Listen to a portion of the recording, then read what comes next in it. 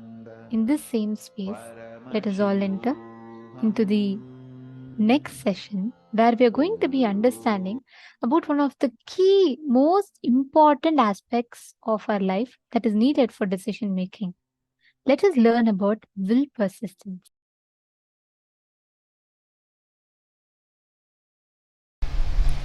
Whether the inner world success or the outer world success, whether Jivan Mukti, living enlightenment, or the outer world success, power, money, whatever you want, happens with one master key: will persistence. Listen.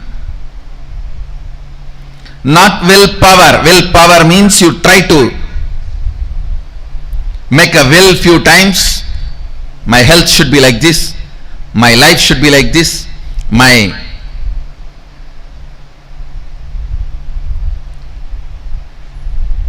business should be like this. You make few will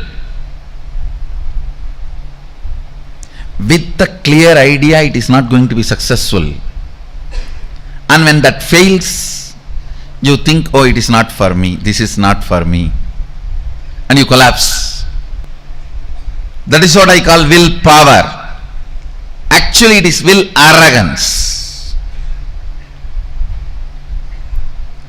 But will persistence means the number of times again and again and again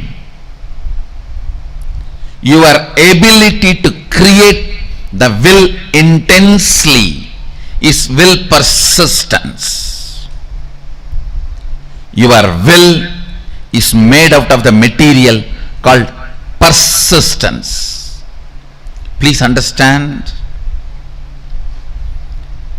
water in the Ganga breaks the Himalayas not because of power but because of persistence.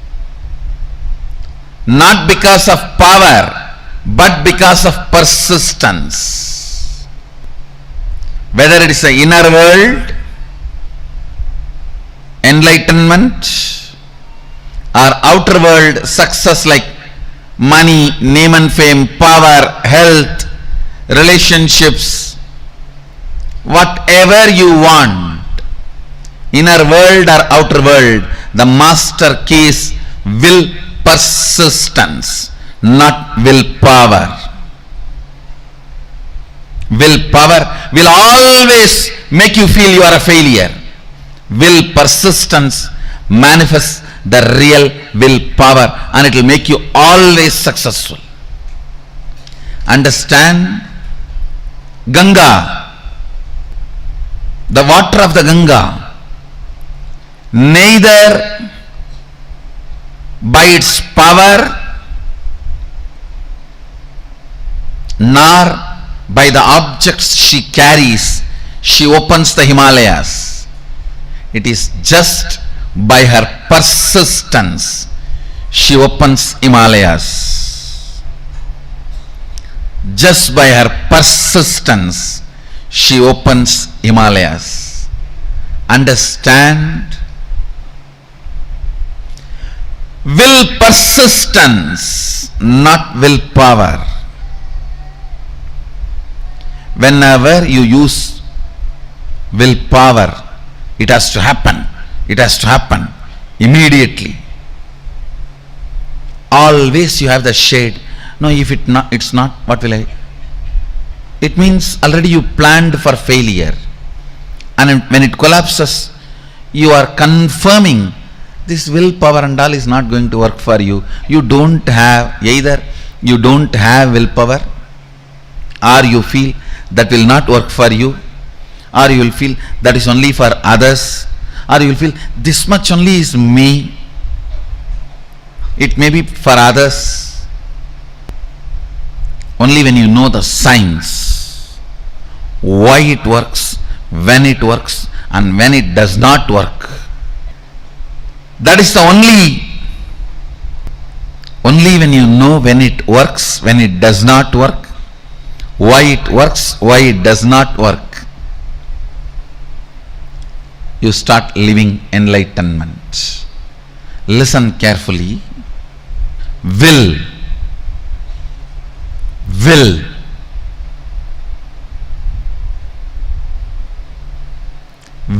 persistence means manifesting enlightenment and powers.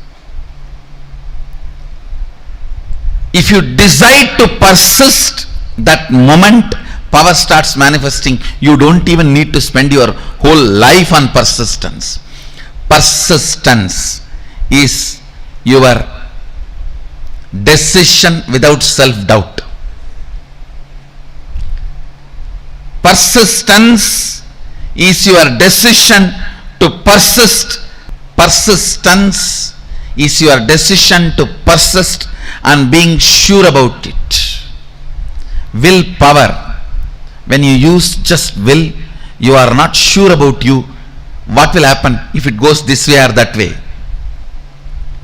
With will persistence, you are sure anyhow how you are going to be.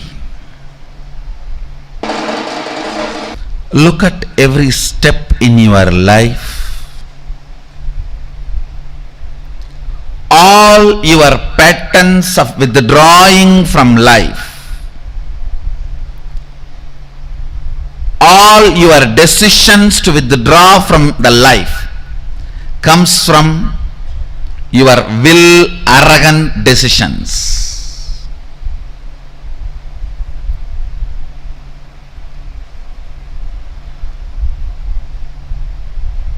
All the life involvement decisions comes from will persistence. I tell you, whether inner world or outer world, life is all about how much you are intensely getting involved. That's all.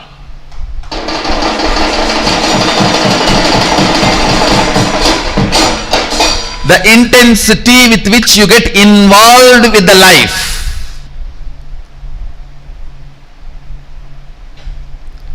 Intensity with which you get involved with the life.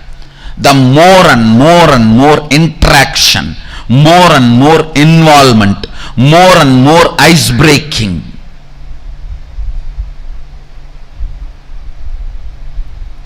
Will persistence is all about life. Life is all about will persistence.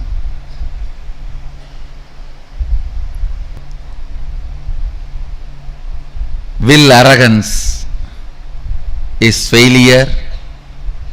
Will arrogance means I'll try to create a will. If it is successful, then I'll believe this philosophy.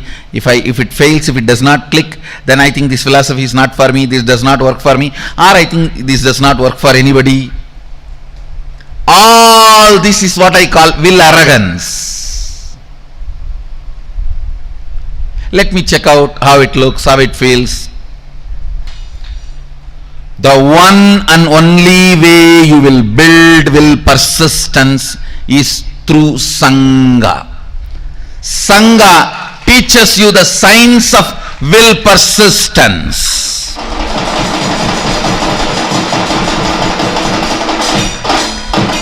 I tell you, stupid are those who say, oh, what is there in building temple outside? God is everywhere. And why do you put all your time, energy, money in all this? I tell you, when you build a temple outside, all the things required for it, creating a Sangha, creating, inspiring people, enriching, causing, everything, teaches you the science of will persistence, and you become enlightened. By the time Sadashiva sits on the temple you built outside, he already is sitting on the temple which you built inside.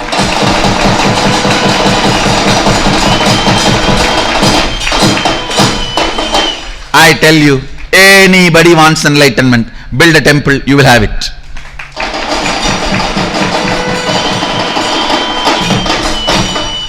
Because building temple is not a joke. You need to work with so many people. So much of involvement with life is required. And I also commit with you guys. Get involved with life. Get involved with Sangha in a very organized, systematic way. I am responsible for your enlightenment and manifesting powers. When I say I'll do it. When I say I'll do it. Will persistence does not take time as you think before practicing will persistence. You always think, oh God, will persistence means I have to persist whole life. Actually, your whole life is nothing but the moment you have in your hand.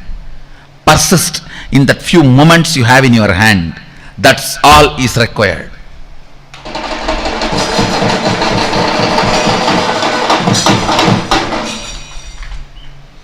The moment you think of the whole life, it's will arrogance, not will persistence.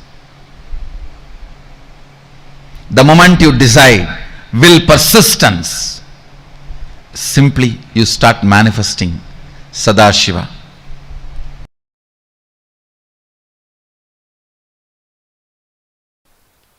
When I say the word will persistence, I do not mean you need to sit for years and years and years. No. It is a simple decision of more persisting. Listen carefully. Listen. This is the essence of the whole session. This is will persistence means decision not to give up on you. Decision not to give up on your intention to be. Listen. There are only two parts in your inner space. One, will persistence. Another one, giving up. Either you give life to the thought current of giving up or to the will persistence. Your decision to give life only to will persistence and not to give life to giving up thought current is all I call will persistence. Listen.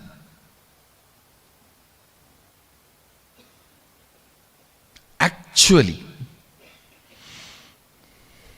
it's too easy. The truth is, it's too easy. Because you are giving life to giving up thought current, then persistence. Giving up thought current, then persistence. That is when it becomes complicated. It is like you create a terrorist group for some purpose, and then you send your army to kill them. You create a terrorist group, and then you send your army to kill them. Then world will never have peace. In your inner space, you do the same political game. For right or wrong reasons. For good or bad.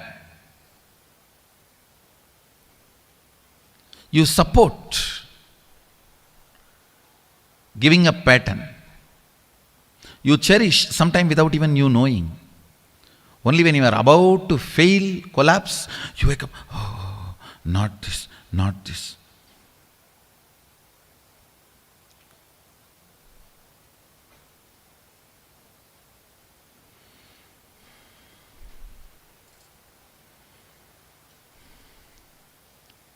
Having an alarm in your life to remind you and hold you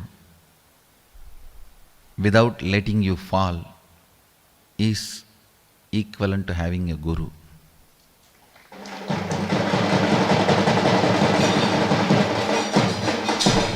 Guru is all about that only. An alarm which rings every day between 8 to 9.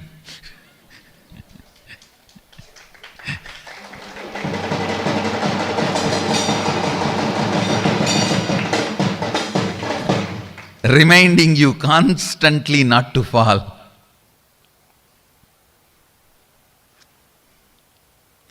An empower, will persistence, that current. You never manifest what you desire, you manifest only what you believe. If you think what you desire you are going to manifest, no, you are fool. You don't know the secret of manifestation. What you believe you are going to manifest. If you believe your willpower is never going to manifest, it is never going to manifest. Your belief, your cognition, your perception, that is only going to become reality. Understand, an important thorn in the flesh need to be removed.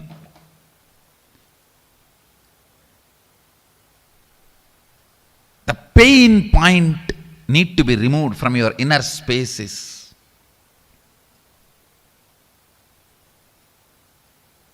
Will, arrogance, failures.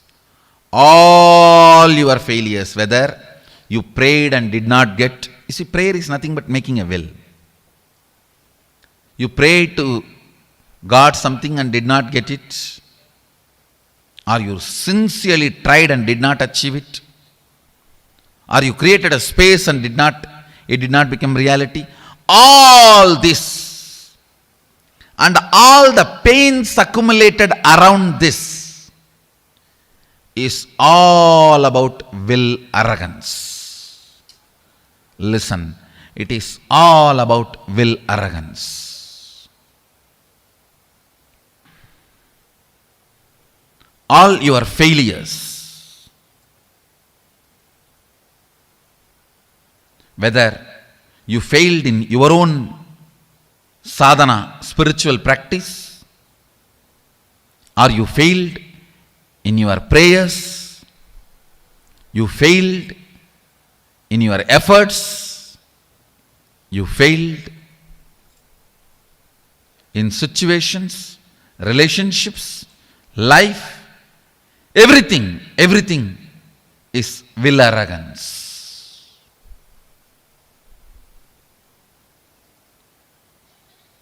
If you understand, by its nature, will arrogance cannot become reality. By its nature, will arrogance cannot become reality.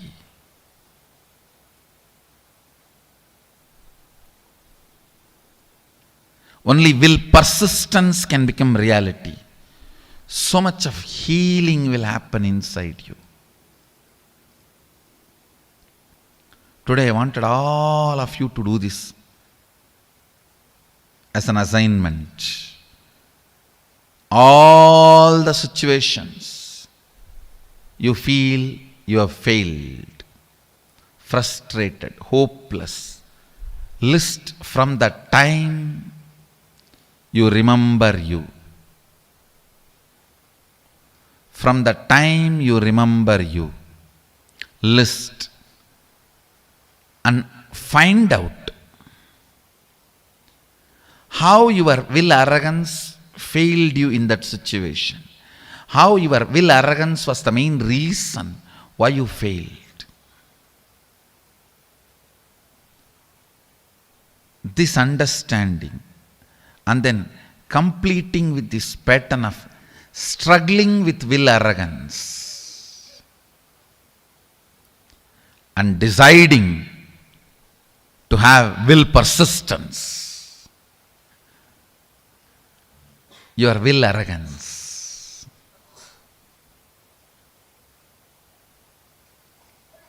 is the source of all the pains.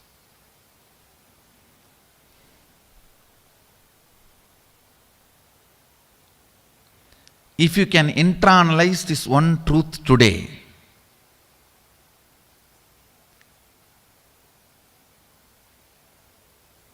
tons of past sufferings will be healed in you. I wanted all of you to do this as an assignment today. From the time you remember, you write down all the failures, frustrations, hopelessness, situations when you collapsed, when you gave up, when you felt you have not achieved what you want, you felt loss, whether it is personal, health, professional, career, life, prayers, spiritual, anywhere. Pen down all the failures and analyze each one. How the will arrogance collapses you, fails you. Will arrogance means trying half-heartedly, failing, and then blaming yourself. You can never achieve it. Trying half-heartedly, failing, and blaming yourself, you can never achieve it. Vicious circle is will arrogance. Virtuous circle is will persistence. Will persistence means deciding whatever happens, I am not going to give up till my intention to become reality. Nothing can stop me. If my intention to be is Shivoham, till that happens, I am not going to give up. I am going to be persisting. The will persistence.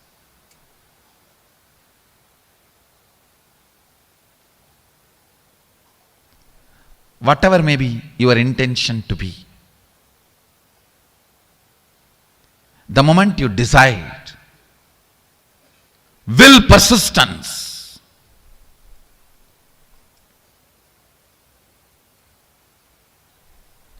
you will see so much of healing, healing, healing, powerfulness, powerfulness, powerfulness.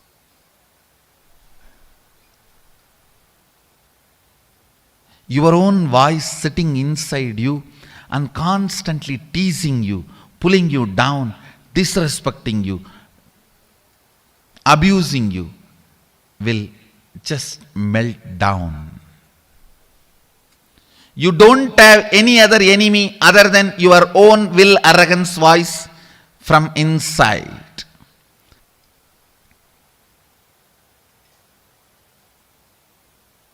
Today do this assignment.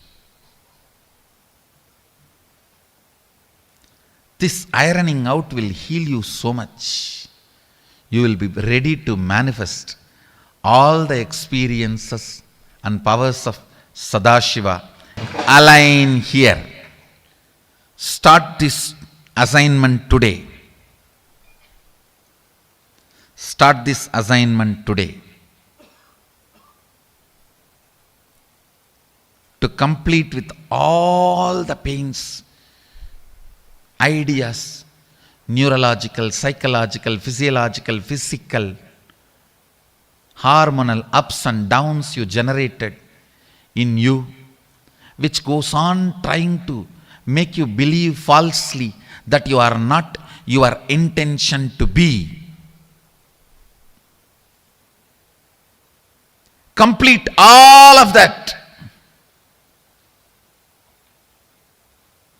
After finishing the assignment, you will simply understand it is just dash dash dumped on you by your will arrogant lifestyle.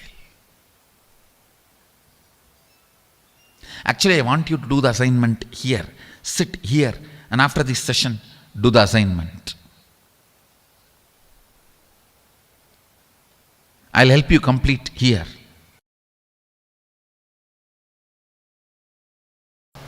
bringing pure questioning back to your life, bringing seeking back to your life is what I call completion.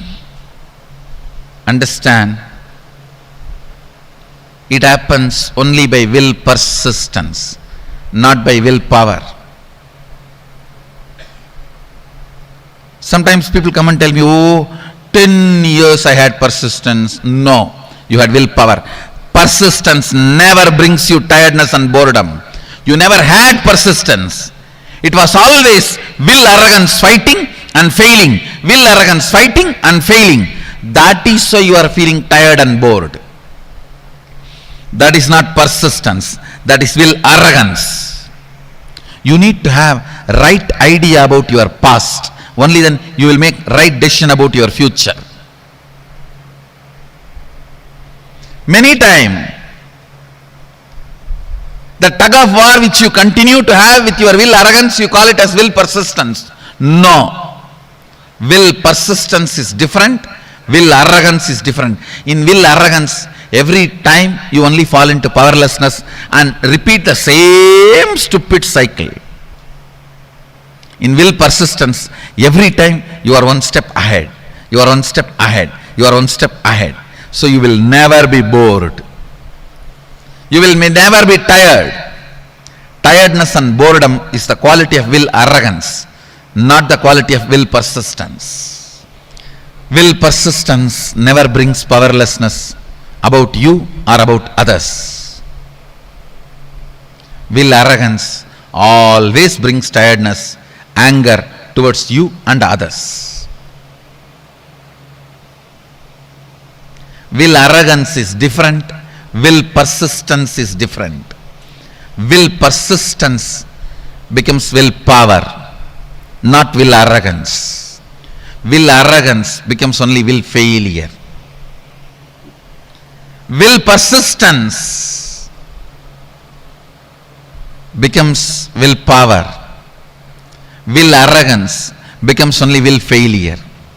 Will persistence suddenly makes you young and you start from the beginning. Come on, start 1, 2, 3.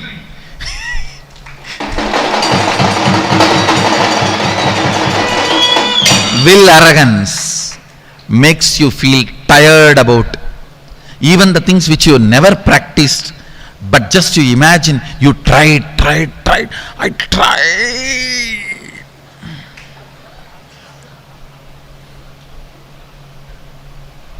It means you just need kadka pudi. I tried, it is not coming. Will arrogance is different. Will persistence is different. Persist, persist, persist. Naham manye suveteti, nona veteti vetacha. Yonastat veda, tatveda nona vedeti vedacha. You may know something, you may not know something.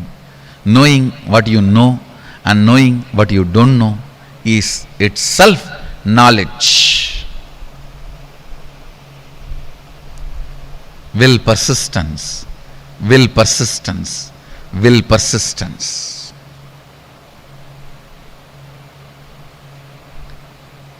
Nothing else need to be done in the world. Just the will persistence will awaken you to you, will raise you to you, will make you realize you to you. Naham manye suvedeti, nona vedeti vedacha. Yonastat vedatat veda, nona vedeti vedacha. More and more things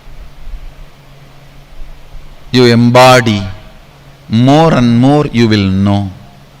More and more will persistence happens. More and more will arrogance gets completed. That's all is the essence of life. That's all is the essence of life.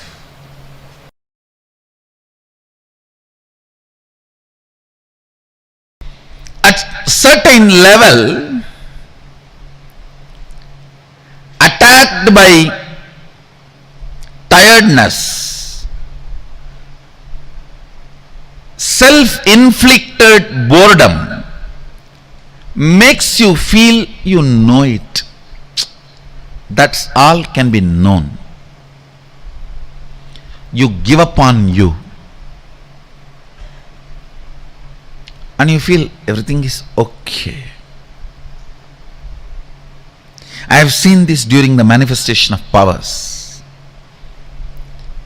People actually fight with the so-called willpower. It is not willpower, will arrogance. If I make it now, it has to happen now. If it is not happening, then it is not for me. Leave it. Willpower. What do you think as willpower? Is nothing but will arrogance. Real willpower comes by will persistence. When you are bit by the snake called will arrogance, and that poison spreads inside you as tiredness and self-inflicted boredom. I've always seen this. When people first start seeing me, they are all excited, go gaga about all over. If they don't convert that excitement into responsibility and assimilate it as part of them, then slowly, that's the difference between fan and devotee. Fan just fans away all the excitement. Devotee makes the excitement into responsibility. Whoever has converted their excitement and devotion into responsibility, they will never be bitten by tiredness and self-inflicted boredom. Understand? I am using two words. Tiredness can sometime can come even externally, but boredom only from internally it can come. That is why I am using the word self-inflicted boredom. When these two attacks you, you come to a decision, that's all for me, leave me. When you say, that's all for me, leave me, your life has ended. Your life has ended. Even I don't tell that. Even still I sit and work. How can the system be more and more stronger, so it can radiate more and more? It can manifest more and more. It can support more and more. It can share more and more.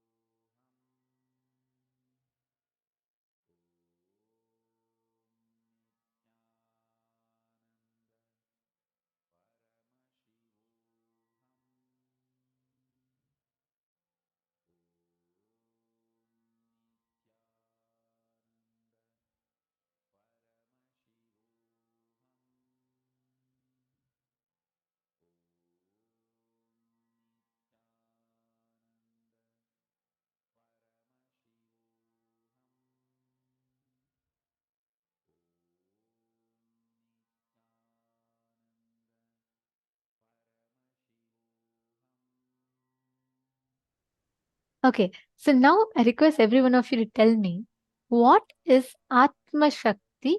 What did you understand as Atma Shakti? Come on, can I request all the participants to post? Whatever you understood as Atma Shakti, can I request every one of you to post?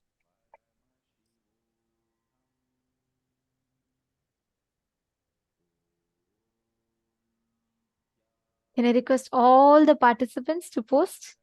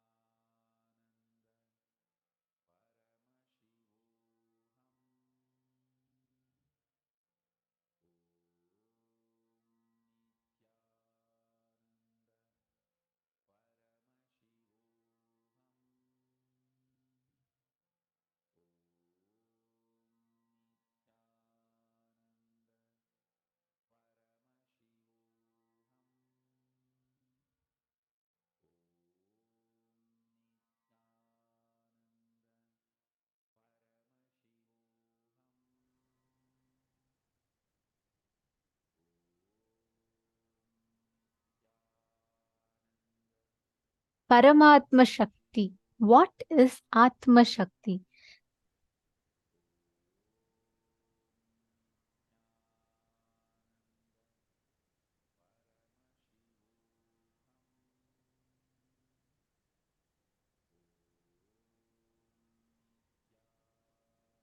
Will persistence will lead to success. Ma Jenny Tran has posted, okay. Ma Diana Caesar has posted, you know how you will have persistence when you are trying again and again with the attitude of little child in play, okay. Ma Leong Kok Teng has posted, Ma Joyce Leong has posted, truly believe that we will achieve the goal. Okay, Ma Dana Caesar, will persistence is not will arrogance, okay. And never give up, all right. And Ma Sonia Rao. Okay, come on, all the others. Ma Sanishan, Ma Chengyu, Ma Sil Oz, Ma Gualin. There are a lot of you. Can I request all of you to please post? Come on. Dear participants, every one of you post. This whole session, right? This whole truth is a very, very important one because this affects many of our decision-making abilities. Okay, Satyojata Shiva has posted Atma Shakti is you persisting, going on again and again on your vision and on how you are to be. Okay, very nice. And Zach Medaya, come on, can I request every one of you to post as well?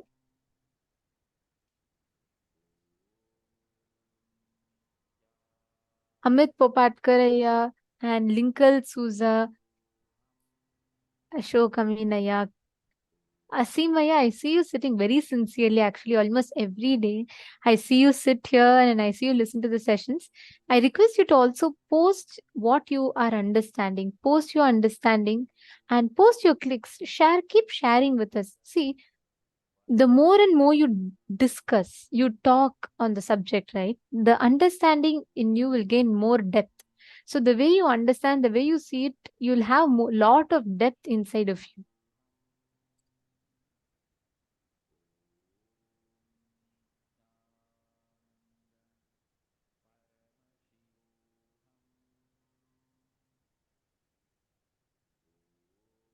Okay. So now let us understand this will persistence. One of the key things Swamiji revealed in this, will persistence versus will arrogance. See, many times by the temporary understanding or ideas that we derive from life, we jump to a certain conclusion. Say, for example, you try to invest your money into something and your money fails. Basically, you don't really get a good returns of what you invested in. And your money fails again. When you understand, when you realize, when you cognize how this constantly, the situations outside are not going to determine your success or failure, your response to every situation is going to determine your success or failure, then you will not push yourself to, okay, let me see what is the next situation like, let me see the results, then let me take the action. You will not wait for that. You will take the responsibility and you will manifest, you will move situations in life without waiting for life to change. See, there are two different things, okay? Typically, every one of us, most of us at least, we all wait for things to happen until we say, oh, okay, if really I'm going to let life show something, let there be some result, then I'll take an action. And life waits. Life says, okay, let you take some action, then I'll give you the result. This battle, right, almost keeps going on. Whoever gives up saying, okay, till whether I do or not, let life someday, suddenly, somewhere, something will happen. That time, let's see. That exact thing is what is will arrogance. But you wait, you say, let things come, let me see when things come and let things manifest. Will persistence is you taking responsibility to create the reality that you want. Only those who take responsibility for them to manifest the reality that they want, they are the winners. Those who don't take responsibility are on the loser's side. Whoever takes responsibility, whoever decides, I will take responsibility for it to happen, they become the winners.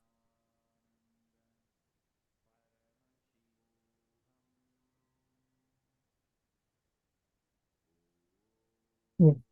Now, let us all decide to take responsibility and to have the quality of will persistence.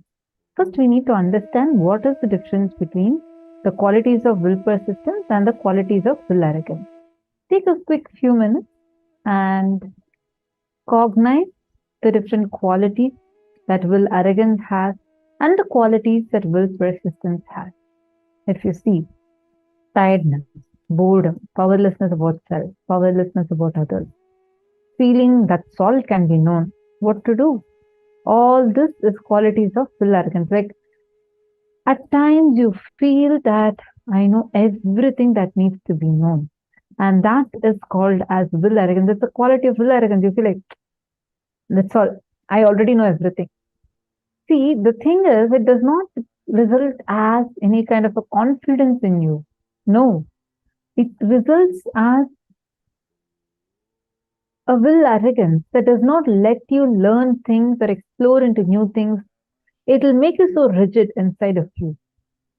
Let's see what are the qualities of will persistence. Young, energetic, energy to start from the beginning, and tremendously powerful. All these are qualities of will persistence. You would actually see all these qualities in Swamiji. Now take a few minutes. Now see where exactly this will persistence from us actually goes is when you start building incompletion from your past failures. For example, when you were a kid, you started falling 100 times before you got up to start walking. Am I right? We all keep falling, and then only you get up and walk. You did not walk at the first try. But at that time, that fall, physical fall itself did not cause pain in you because you didn't consider that as a failure. You didn't have your own long sob story because of why you feel so strongly inside you that you failed and you have that failure pain. That was not there when you were a kid. That's why you're walking today. Am I right? When you started walking, as a kid, when you started walking, hundreds of times you fell down and got up, fell, got up, fell, got up. The only difference is you never gave up. So you are very clear. Until I walk, I'm going to keep trying. That quality is will persistence. Now what happens? By and by, as that small kids started growing bigger, society's influence, you started learning, oh, this is how my mom talks, this is what my dad says. You hear all their complaints about their lives, you see their struggles, and you start believing that failure pain is legit. You start holding on to something that you call as a failure, hold on to the pain of the failure, and hold on to all the incidents. So the next time you want to try something, you don't even have the energy to try it. You're already tired, you're bored, you're frustrated, given up. That's it. That is where the will arrogance starts. How many of you are understanding this? How many of you are able to see this in your life? Where you can very clearly see, yes, this is how I'm struggling with will arrogance. I understand better. Thank you. Glad to know that, Madena. Sorry, I also want to apologize to you. The other day, I read your name. I thought it was someone else, and that's what I had told in the other darshan that day, saying about that, this 2-3 seasons you've been attending, because I know you've been connected to Swamiji for a long time. So I just wanted to correct myself. A few days ago, I read your thing and I had mentioned that. Actually, if you just understand how many times we take one action. Swamiji explains this very beautifully, right? Once one of the Adinavasis had gone to Swamiji and she said about how she feels like, she's a failure and things are not happening. And Swamiji looked at her and in a very ferocious tone, Swamiji said, failure is not cute. Because the moment you label something as failure, right? That means you have decided to stop taking responsibility for the situation in front of you. What's the difference between success and failure? For a person who wants to be successful, for him, even if there are misses, it's an attempt, not a failure. The moment you stop attempting, the moment you stop trying, that is when it becomes a failure. See, let's say as a child, I'll go back to that example. As a child, you tried standing up. Yes, every one of you crawled. Every one of us fell. We kept falling. Is there anyone here as a child who's never fallen? No, right? Every one of us have fallen. And we tried standing up. Finally, somehow we managed to stand up and start walking. Correct? Now, are you going to call the 100 times that you fell as failure? No, nobody tells, oh, I failed to stand up when I was a child. No. You say you attempted, you kept trying. It's an attempt because you didn't label it as failure and you didn't say, fortunately, no child has a concept of failure. After that, what happens is society imposes this concept of failure into us. What do we say? We stand up, we try. That's what we say as a child. Now, even once when you try the second time, if it does not happen, we say, oh my God, I have failed. This concept of failure. For me, I'm very sure this is not going to work out for me. This is not my strength. This is not an area that I have some strength in. These are all the kind of statements we start uttering. Am I right? Ma Libo Sun Libo. Nice to see you here. Are you understanding?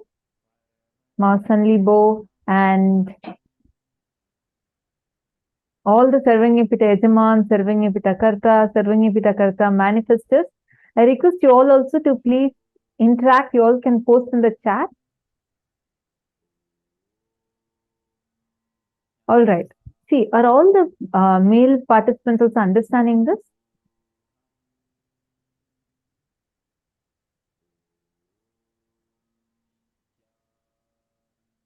See, the will persistence, it starts in you. It is actually there in you. It's your very innate quality, but it stops in you and starts becoming will arrogance from the time you started remembering your past failure as pains, and that those pains are there sitting inside of you. They're suffocating you. You're struggling with those, and they make you feel that it's impossible. Things are not possible for me. Things will not work out for me. Oh, I have tried my business so many times. I tried it 10 times. But when you were a child, you did not see that statement. You never said 10 times I tried walking. This walking does not work for me. It works for everyone else but me. You didn't decide that. You kept trying. You are having will persistence in you. Swamiji told me once, that failure, there is nothing called failure. Failure is nothing but you giving up and declaring it as a failure. You declare it as a failure. There is nothing called failure. All failures are only a path to success. You go on working for excellence, success will simply happen, and all the failures you are crossing during that phase is just you're crossing those failures just in your path, but it is not a state. You decide to give up out of your laziness or arrogance.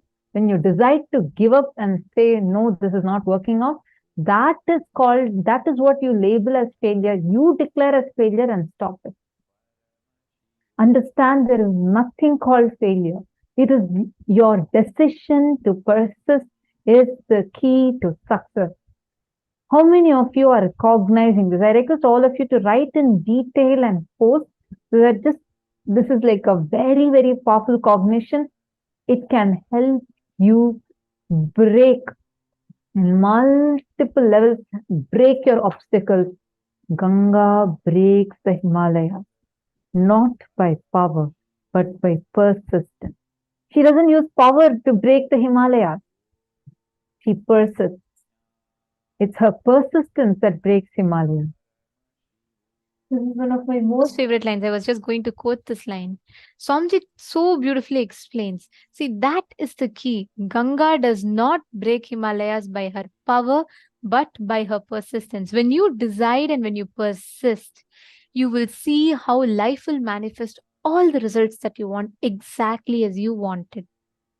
The key here is you experiencing that state, that space of completion inside of your inner space.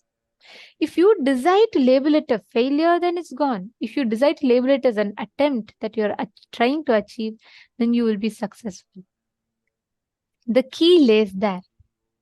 Now, let us all do a very quick exercise. Go back to your life and see what are all the things that you have given up. What are all the different situations where you feel you have failed, frustrated, hopeless, everything. From the time you remember you, list, find out how your will arrogance failed you in multiple situations. For example, if you feel, I tried so many times for my exam, but I failed. Write it down. All the things that you failed in relationship, you failed in job, you failed in this, you failed in that. Write down every single failure you've had ever from the time you remember you.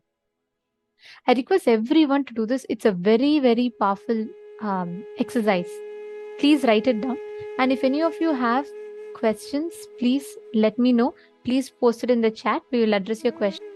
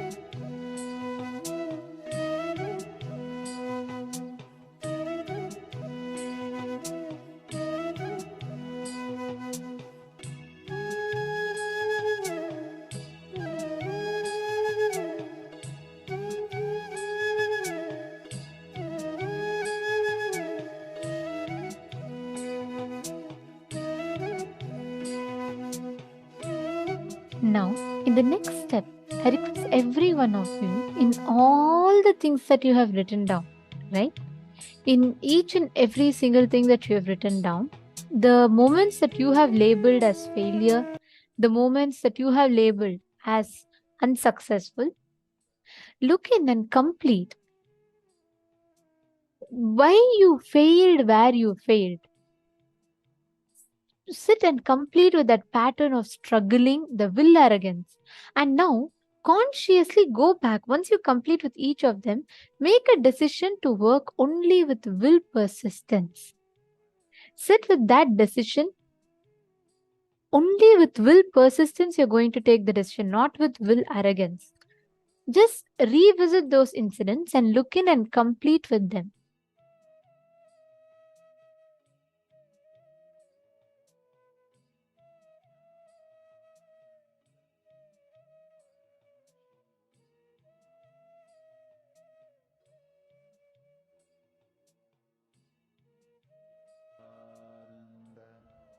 Paramashivoham.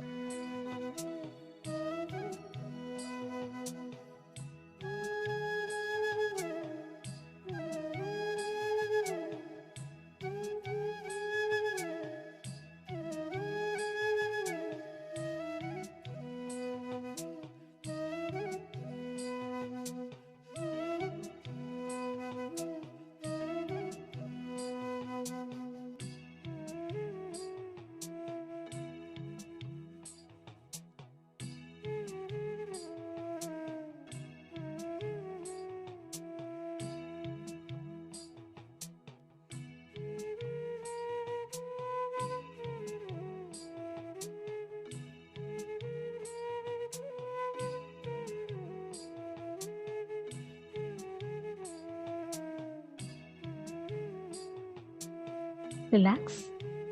Slowly. Please settle down.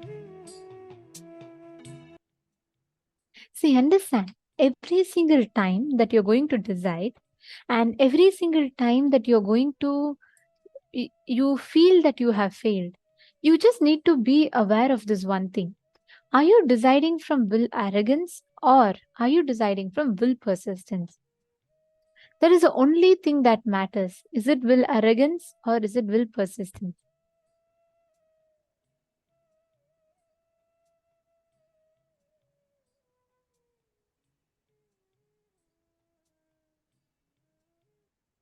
Look back each time.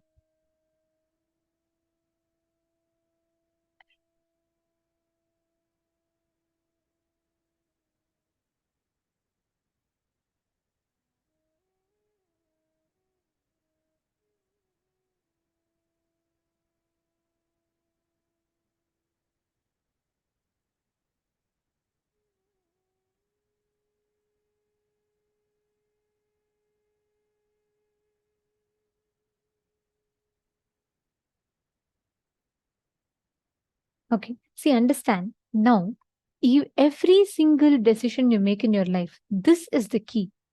Are you deciding from will arrogance? Even let's say, even if you say, I tried, but it's not going to work out for me, that is also will arrogance, because there is no such thing that does not work for you.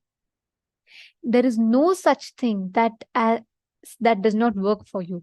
Everything that you want, when you consciously will it, there is a very, very clear way of making it happen. This same law applies even for power manifestation. How many of you are declaring consciously from this moment onwards, you are going to work from will persistence, not will arrogance? How many of you are taking it up as a declaration in you? Can you put yes in the chat, please?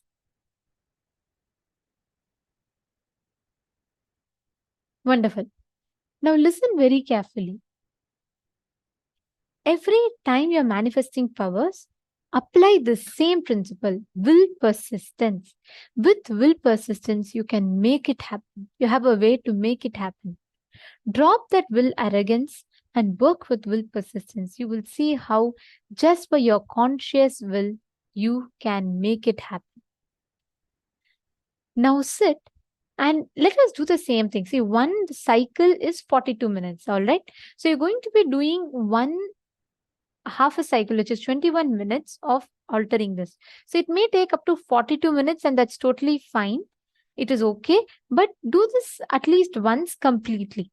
Pick up a place and make sure already that forecast is not predicting sun or rain or whatever you want to bring in there, and alter the temperature, increase it but by at least 2-3 degrees. Please chant the Mahavakya. I request every one of you to do this. Please head to accuweather.com. Nithyananda Paramashivoham. Om Nithyananda Paramashivoham. Om Nithyananda Paramashivoham. Om Nithyananda Paramashivoham. Om Nithyananda Paramashivoham. Om Nithyananda Paramashivoham. Om Nithyananda Paramashivoham. Om Nithyananda Paramashivoham. Om Nithyananda Paramashivoham. Om Nithyananda Paramashivoham.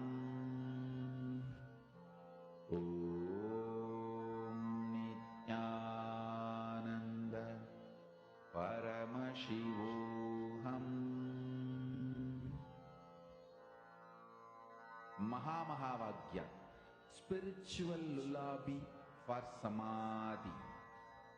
And Suprabhatam, wake up call, wake up song for Paramashiva. This Mahamahavagya is spiritual lullaby for you to fall into samadhi. Suprabhatam, wake up song for Paramashiva to wake up in you. Just remember this one powerful cognition. This Mahamahavagya puts me in samadhi. This is spiritual lullaby for samadhi. And Suprabhatam, wake up song for Paramashiva in me. For Paramashiva to manifest. With this one spiritual powerful cognition, chant this Mahamahavagya.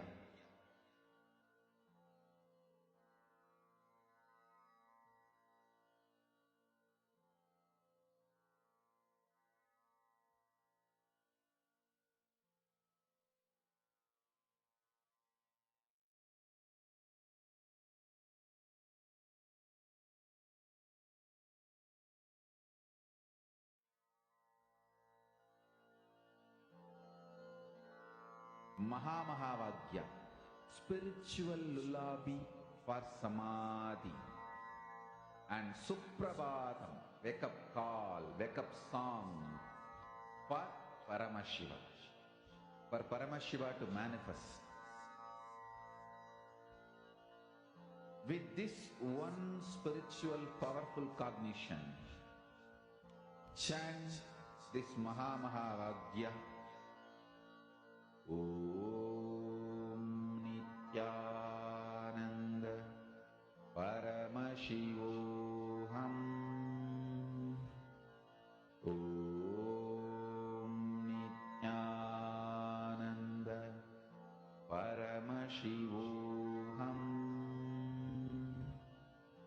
Om Nithyananda Paramashivoham. Om Nithyananda Paramashivoham. Om Nithyananda Paramashivoham. Om Nithyananda Paramashivoham. Om Nithyananda Paramashivoham.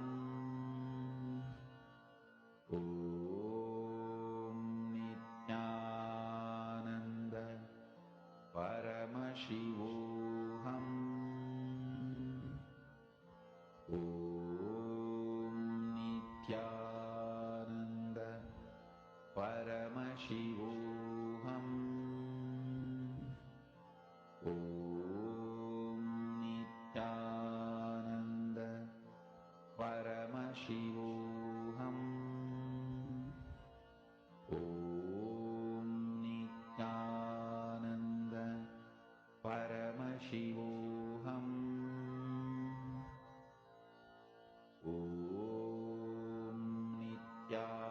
Nithyananda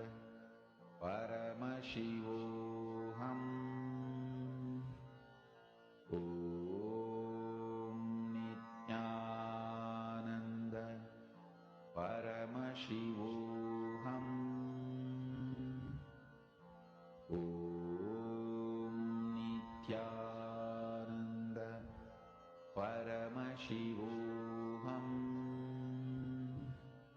Om Nithyananda Paramashivoham. Om Nithyananda Paramashivoham.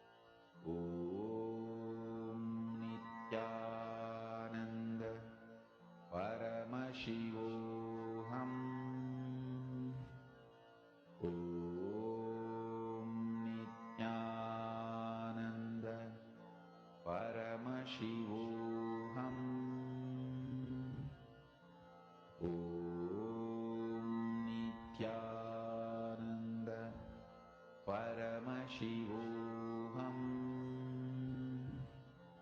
Om Nithyananda Paramashivoham. Om Nithyananda Paramashivoham. Om Nithyananda Paramashivom. Nithyananda Paramashivoham. Om Nithyananda. Om Nithyananda. Om Nithyananda Paramashivoham. Om Nithyananda. Om Nithyananda Paramashivoham. Om Nithyananda Paramashivoham.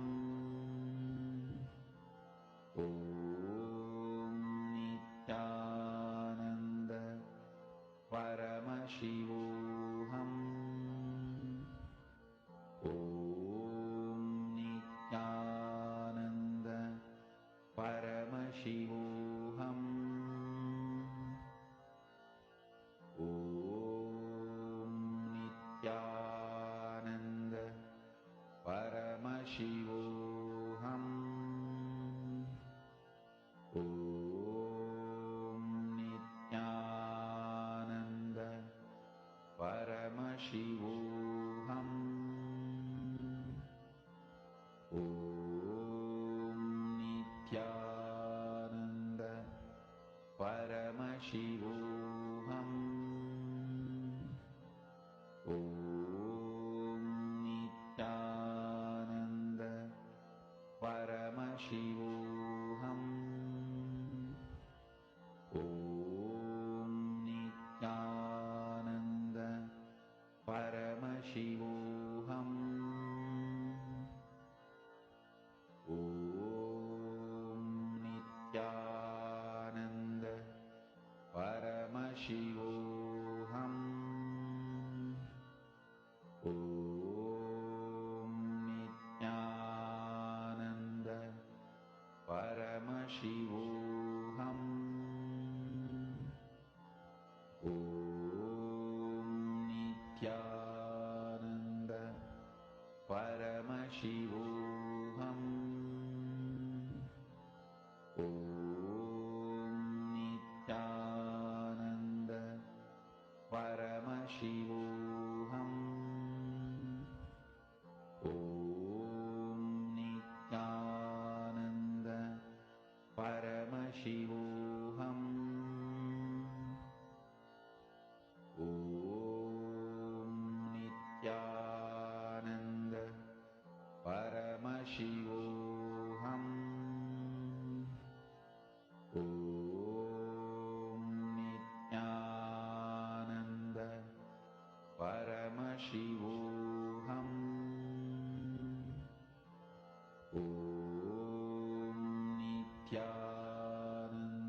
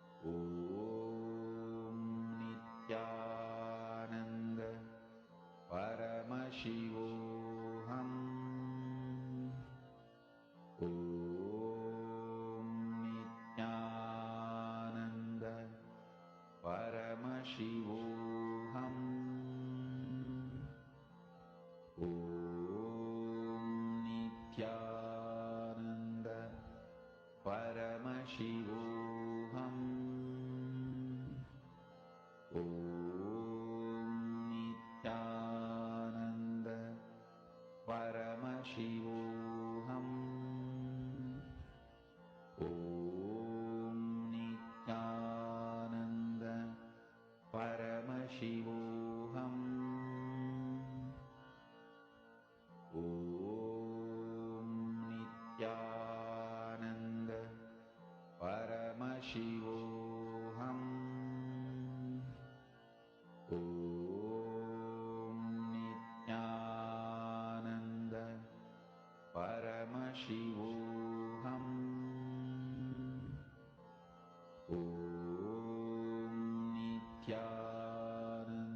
Please relax. Many of you started manifesting. Please check now. Go to the website again and take a moment to check. See, I see some of you who are sitting intensely and doing the manifestation, and some more of you are like not sitting for it. Listen, understand one thing clearly. You sitting and spending this precious time for power manifestation. This is too important, and it will happen with ease because Swamiji has initiated you, and Swamiji will be the one who's going to be manifesting through you. You just sit, but hold on to will persistence. Alright? Now let's enter into the next session. And in this session, Swamiji is going to be revealing to us on Swarupa Ananda. Let's listen to the revelation of Swamiji.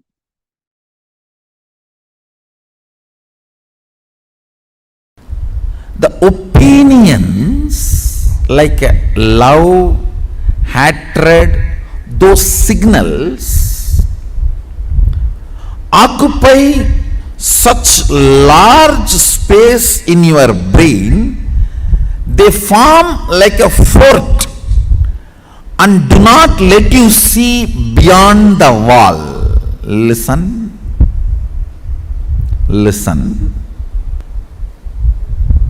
Seeing this world does not make you incapable or incapable of not seeing the other worlds. No. Opinions you form about this world stops you perceiving the other planes. Listen. I'll repeat. See, this world you see. Bur, Bhuva. In the human body, you have access to all the three. Bhur, Bhuva, Swa. In human body, you can experience Swa also.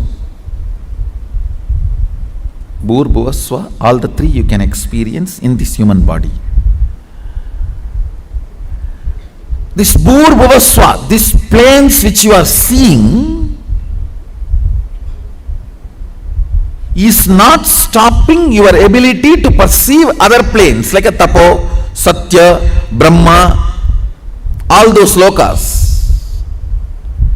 But the opinions you form about these worlds becomes a huge fort inside your brain, Sahasrara Mandala, 1,000 petal flower.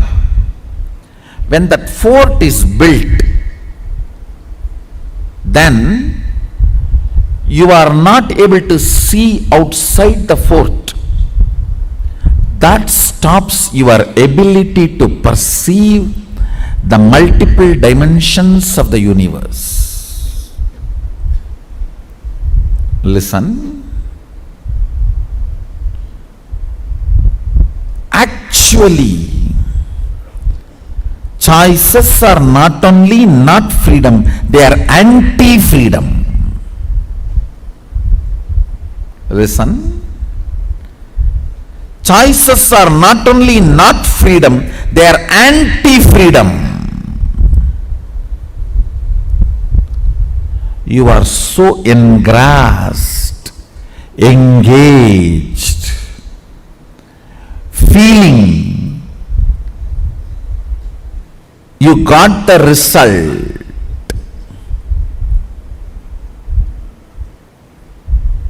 Because you do not know the way to check whether some stone is a diamond or a shining ordinary stone, you go on collecting your whole life something. Only when you are about to die, you discover a machine to check the diamond and you find out, whole thing you collected is just faltu stone. Not even one is diamond.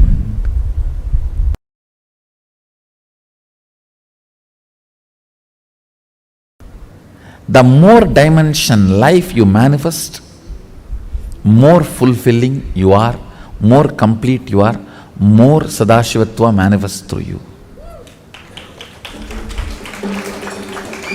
Understand? Understand? Through puja,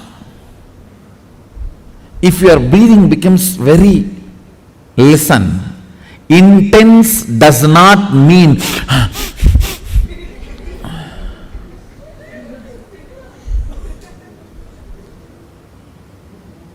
through dance, getting intense will have a different physical expression. That will naturally be like a big hyperventilation kind of a action. But through puja, when your breathing becomes intense, it will not be hyperventilation type, it will be deeper ventilation type. Like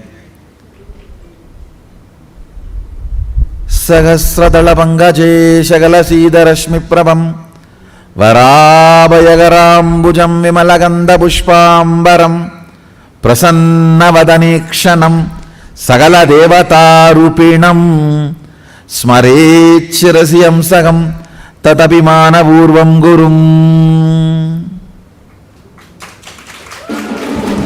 It's actually Dhyana Sloka for Guru. I can see very clearly Arunagiri Yogeshwara.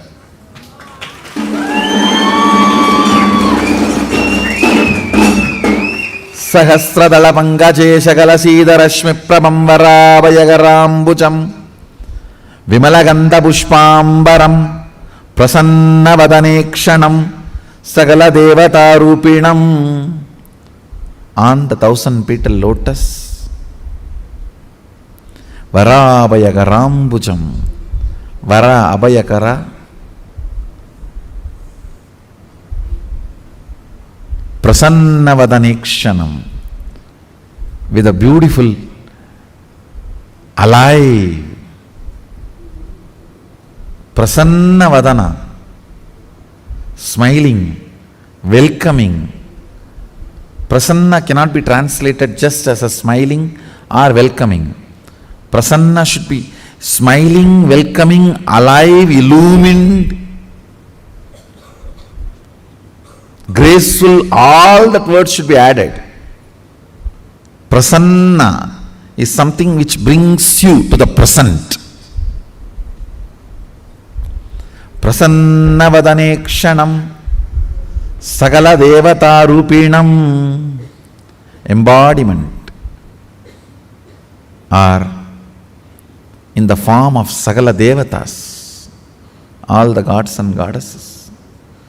Smarechirasi Hamsaham Tatapimana Purvam Gurum means with my breathing flow, Hamsakam. See, Hamsam is the integrity syllable of your breathing. Listen carefully. Integrity means being what you are known for.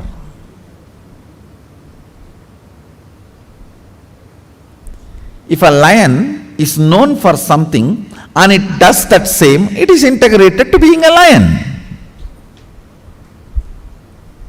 An elephant is known for something and it is doing the same thing, it is integrated to being an elephant. If suddenly elephant starts eating the flesh, what will happen? He is not known for it. If he does for what he is known, he is integrated to it. So, the integrity syllable of your breathing is Hamsam. Hamsam. This Hamsam is the Ajapa Japa mantra, chanted mantra which gets chanted continuously by the integrity of your breathing. When your breathing gets into your system and comes out, the natural sound it makes is called hamsa. Hamsam. Understand? Where this hum sound takes a turn of some sound is Sahasrara. That is where Guru is sitting. That is why it is called hum. Please listen carefully.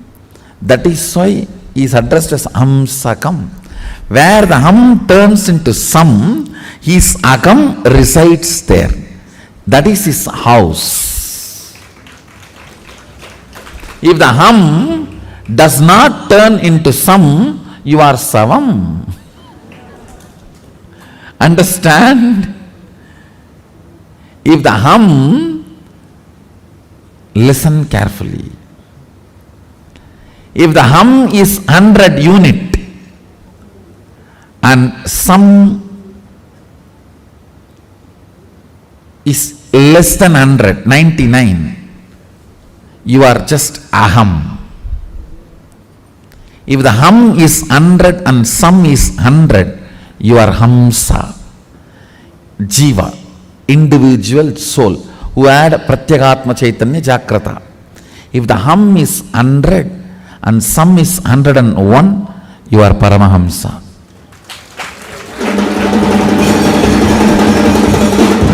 Listen carefully. This hum-sam proportion decides the level of integrity you have in your system.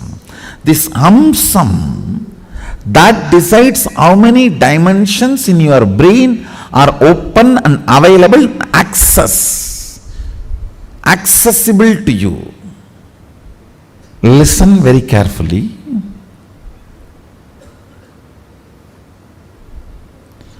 If this hum is 100, sam is less than 100, you are in the plane of agam, human. Bhu.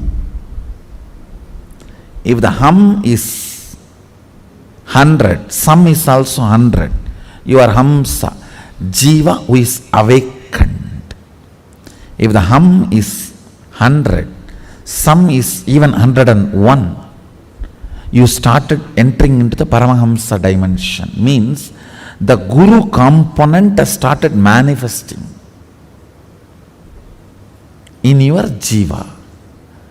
Means he started mixing in your taste of life. What is your desire? Your Guru's desires. What is your taste of life? Your Guru's taste. What is your joy? Your Guru's joy.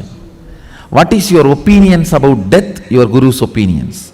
What is your opinion about life? Your Guru's opinions.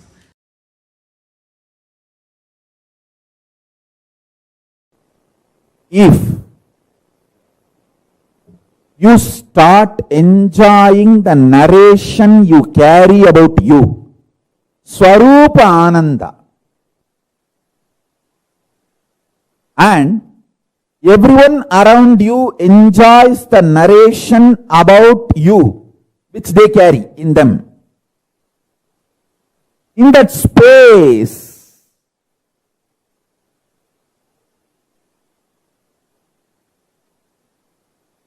you manifest Sarvanyatva. KAILASA is the ecosystem to help you to enjoy the narration you carry about you, and everyone celebrates the narration they carry about you in them. You celebrate them, they celebrate you. In this kind of ecosystem, powers manifest just like that.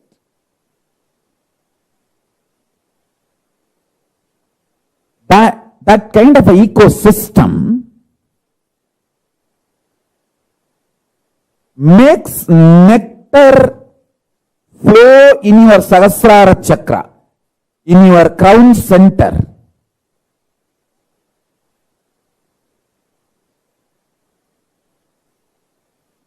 Even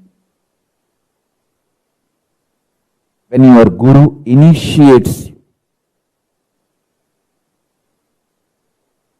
with his consciousness, the first thing happens is your Sahasrara chakra explodes in superconsciousness, that Paramashiva space. The nectar, Amrita, pours in your system. You enjoy the beautiful narrative of you carry inside you, that you are Paramashivatva, and you enjoy the Paramashivatva of the whole universe, everyone around you, and everyone around you enjoys you.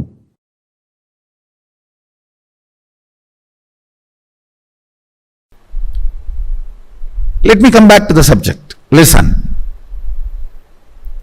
Whenever you are not able to hold the lit up 1,000 lotus petals, that Sahasrara, and come down only with prayer. Prayer will grow roots and push you back to that same higher electrical structure and chemical structure in your brain, to the Sahasrara.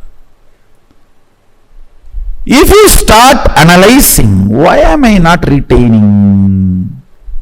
Maybe all the sins I have done.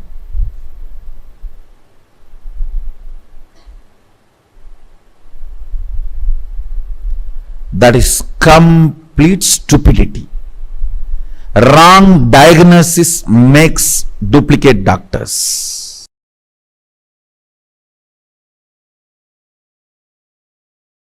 Listen carefully.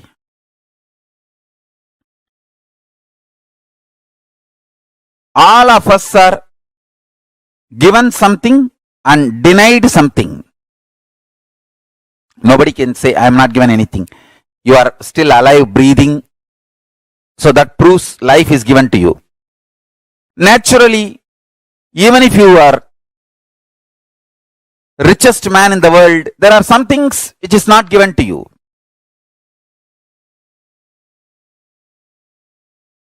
If you cultivate consciously a consciousness,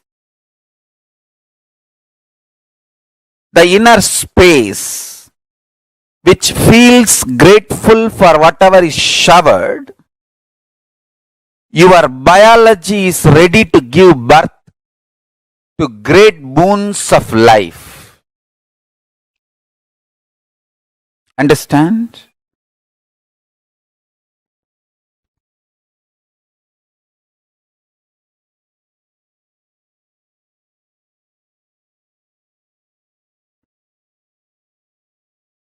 Person who cherishes what is showered in the life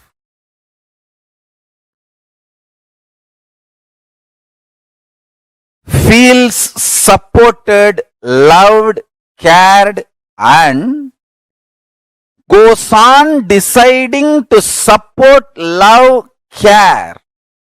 Understand?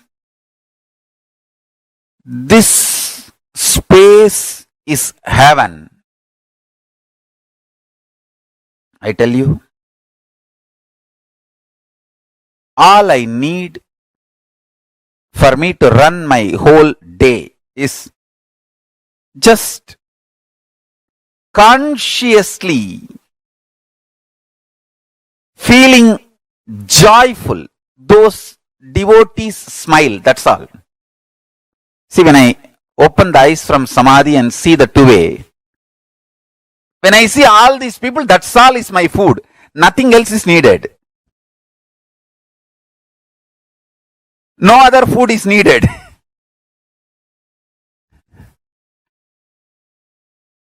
understand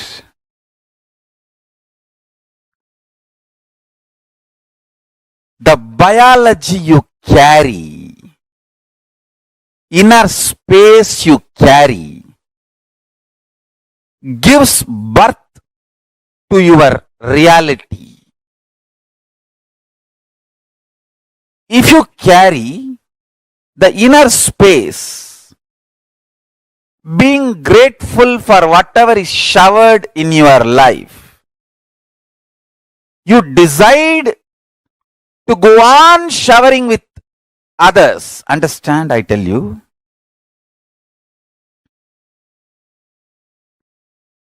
Whoever enjoys by contributing are gods, angels.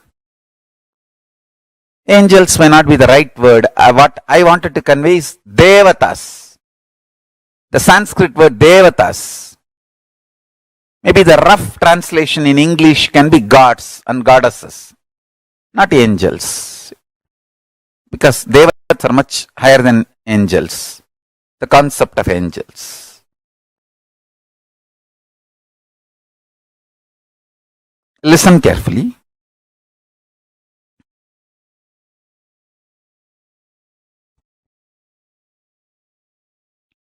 If you feel exploited, frustrated, you will go on vomiting poison, destroying, pulling down.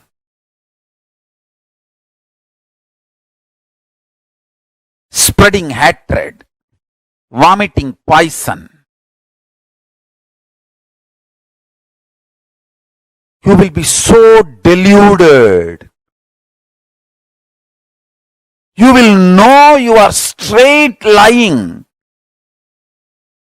And you will believe it is perfectly alright. That is the worst delusion. That's the worst delusion.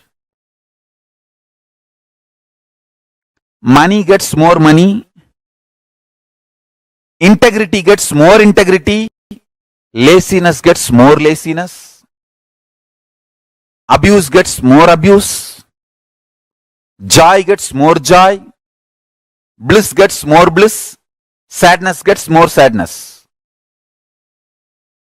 What you work for, you get that. I tell you, listen carefully. I really tell you.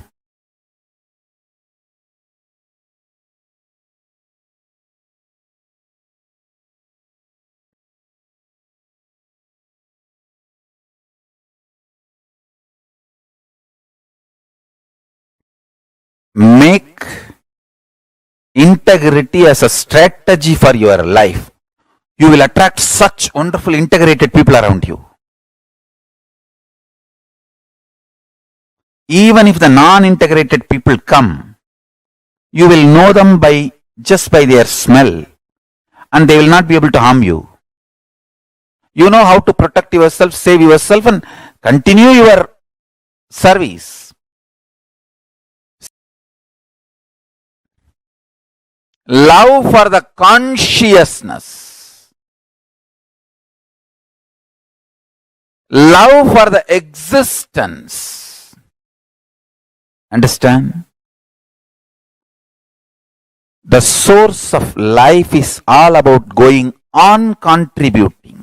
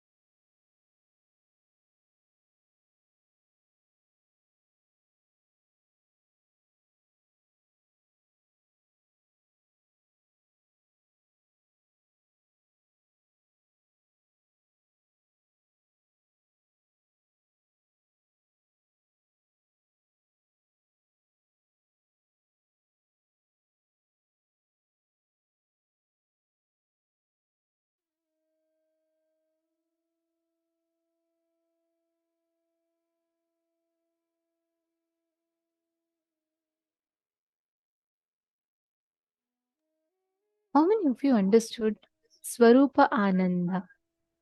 Swamiji so beautifully explained about what integrity is. Integrity is you reverberating with your purpose. The purpose of why you want to do what you want to do. Integrity. Understanding, flowing in life with gratitude makes you manifest Sadashiva, makes you manifest Paramashiva as he is. Just being integrated. When you are, see, all the opinions that you form about everything on the outside, stop you perceiving the other planes. Swamiji was chanting the Dhyana Shloka, right? Of the Guru. And then Swamiji described how prasanna means something that brings you to the present. So integrity is being what you know, what you are known for. If an elephant starts eating meat, it is non-integrity. Because what being integrated, being what you are known for is integrity. All the opinions you form about this world stops you from perceiving what exists in the other planes. Prasanna is something which brings you to the present. It is being what you are known for. And Ganga, like Swamiji beautifully explained, is the nectar that flows from Paramashiva's own Sahasrara.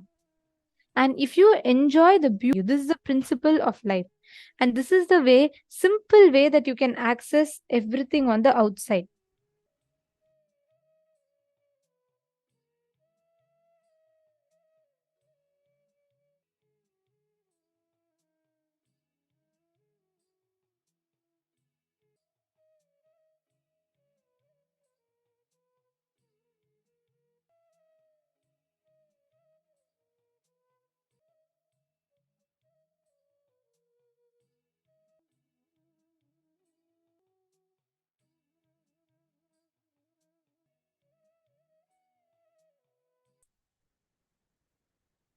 Now, powerful Kriya. So it is sincerely sitting through your night. Yes, Kriya. So I request every one of you to prepare.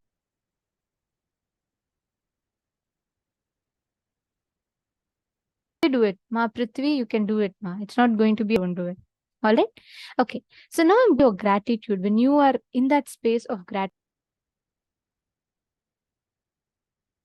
please sit exactly as shown in the camera. Sit comfortably with your head, neck, and spine in a straight line. Do not have your cameras off while doing this Kriya called Bhastrika.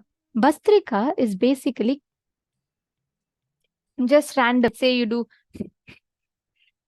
breathing, where your breathing is not rhythmic or it's not slow. It should be breathe in random patterns without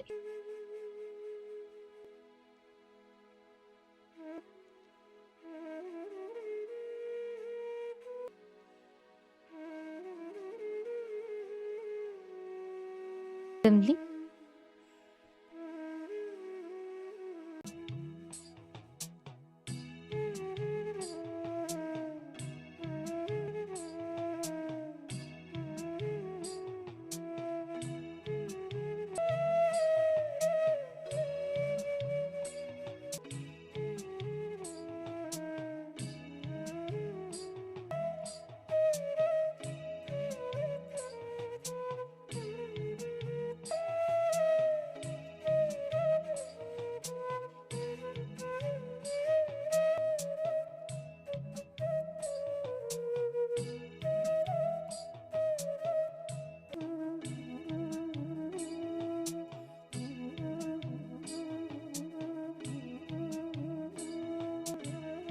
Without any rhythm or pattern in your breath.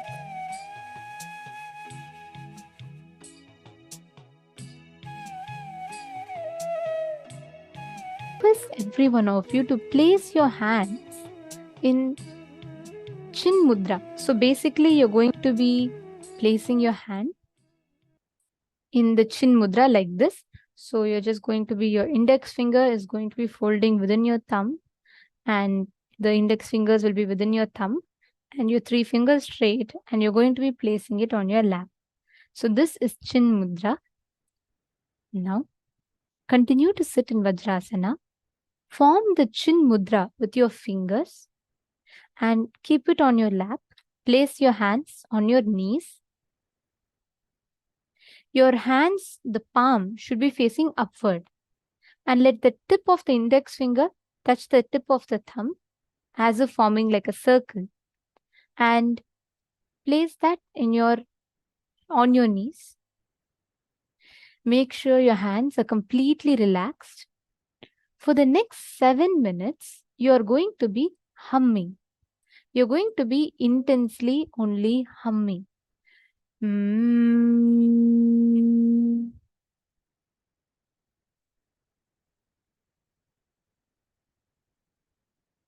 The humming should be done with the lips together.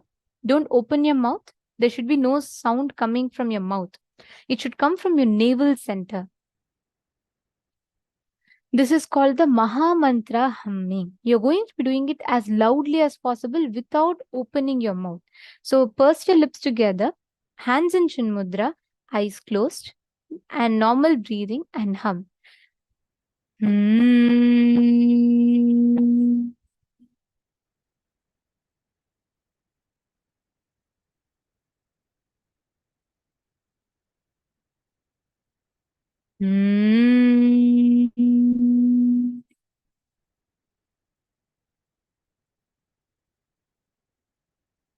I request every one of you to do this step for the next 7 minutes.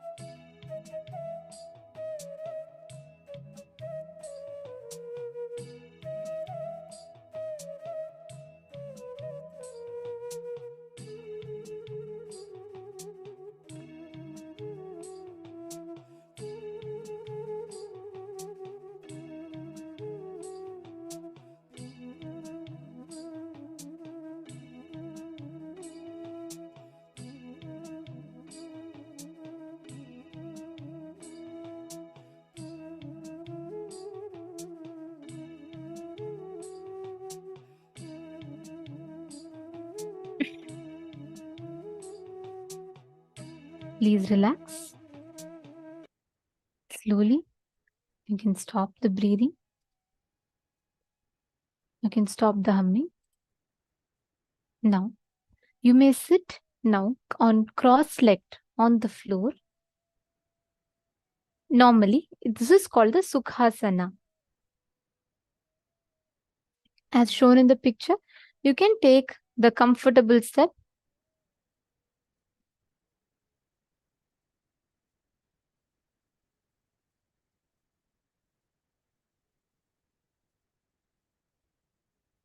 Now, you're going to be bringing your entire awareness on the Mooladhara Chakra.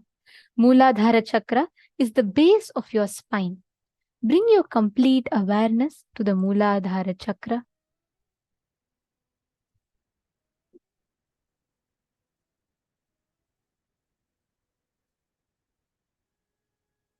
Each of you are going to be bringing your awareness from the Mooladhara Chakra to the Sahasrara Chakra, step by step. First, focus on the Mooladhara Chakra.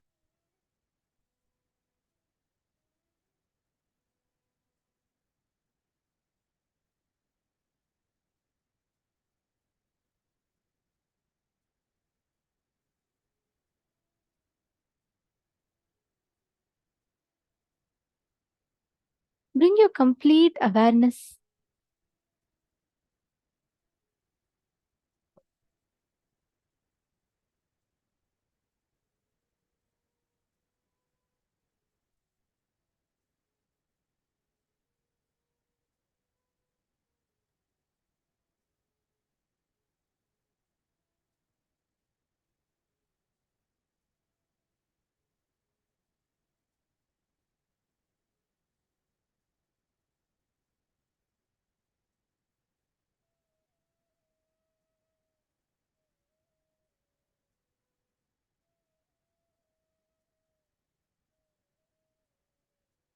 Focus your entire awareness on the Mooladhara Chakra.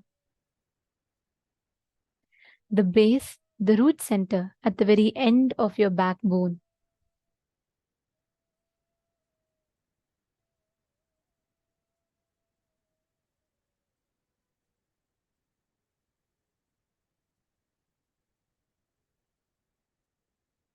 Slowly, move your awareness to the Swadhisthana Chakra, 2 inches above the Mooladhara, which is just right below your navel center. Bring your complete awareness.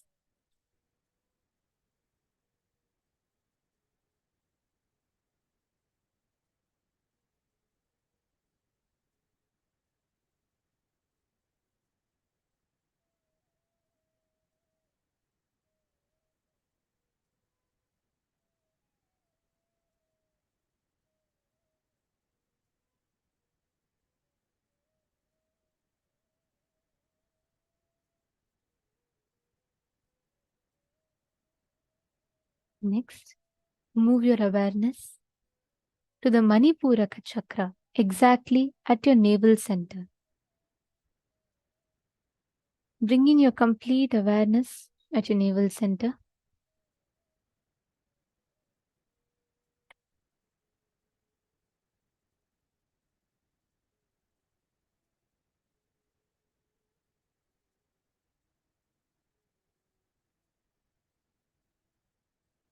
Just place your awareness.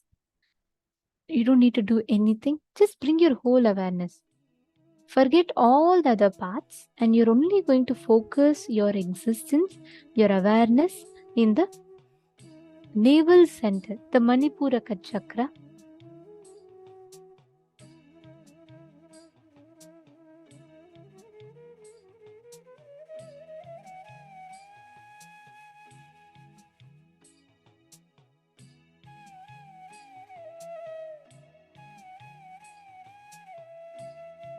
Experience yourself completely in the Manipuraka Chakra.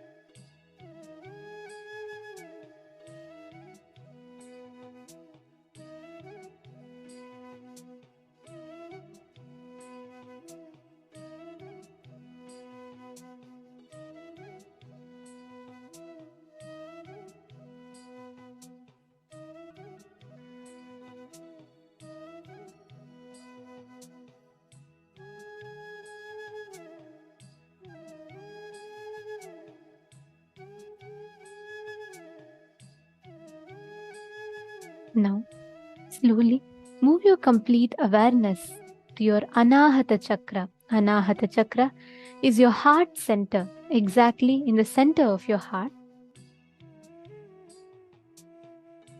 Move your complete awareness to the Anahata Chakra, the heart center.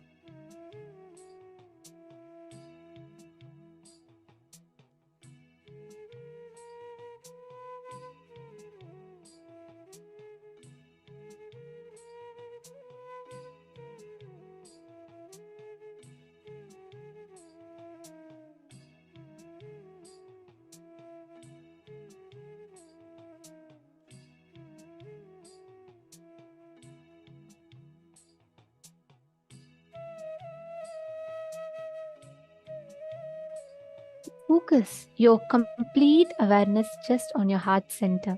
Your existence, bring your complete existence on your heart center.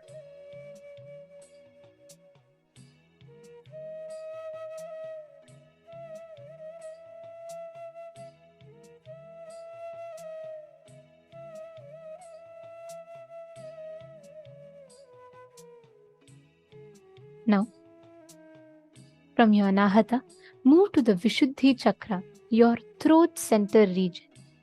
Completely bringing your whole awareness through the throat center and bring your complete awareness there. Focus your complete existence on the throat center, the Vishuddhi Chakra. You can even put your hand in your Vishuddhi Chakra. Bring your complete awareness there. Do not fall asleep. Do this process sincerely.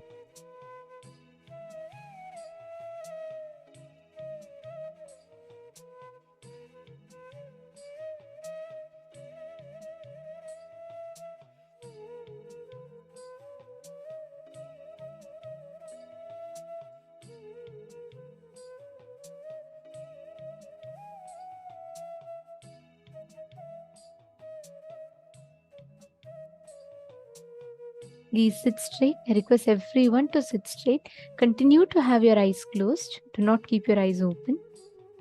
Do this process sincerely.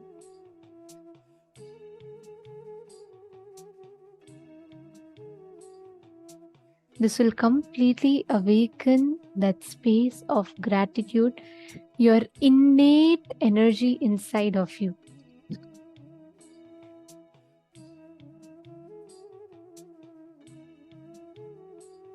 Now, slowly move your entire awareness to your third eye, your brow center, the center of your eyebrows. Focus your complete existence on the Agnya Chakra, your brow center.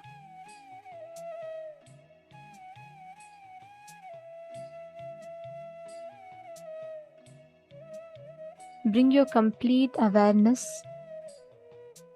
Experience your existence in the brow center.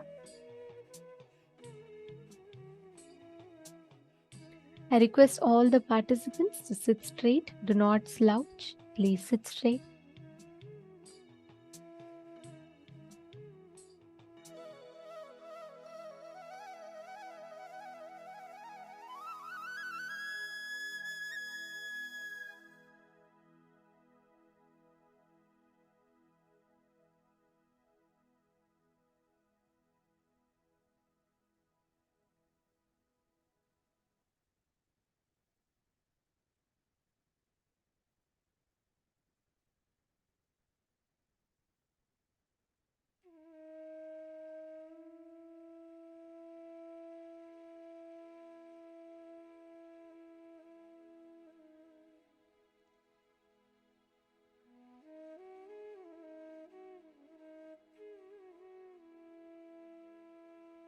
Bring your complete awareness into your Agnya Chakra. Your whole existence, experience your whole existence in the Agnya Chakra, the brow center.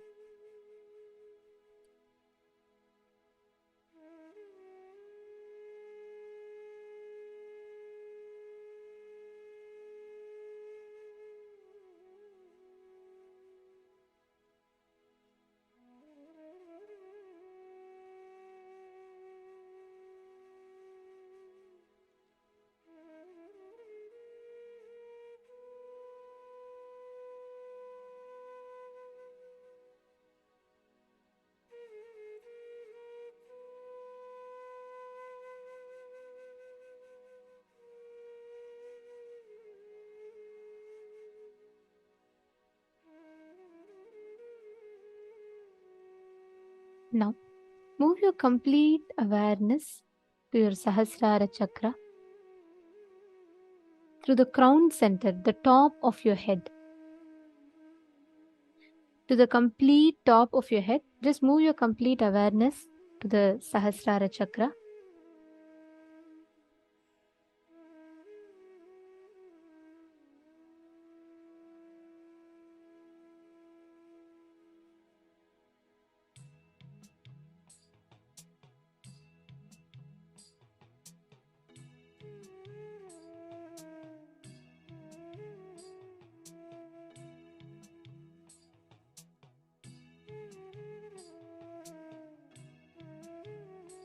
Cognize your complete existence on the top of your head, the Sahasrara chakra.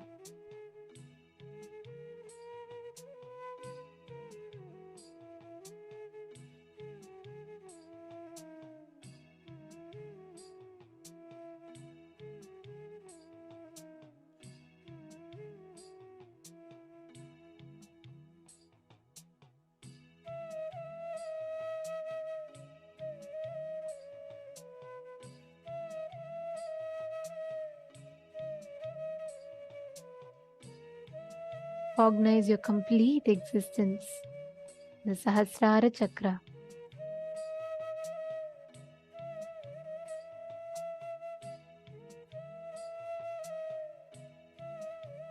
Now, just unclutch.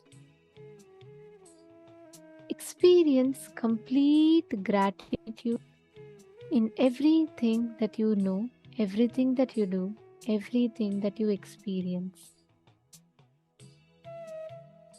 Bring complete gratitude. If it is a negative thought, or a person you don't like, or an unpleasant situation that comes inside you, just bless it. Everything that is happening inside of you, just express gratitude. Just bless it.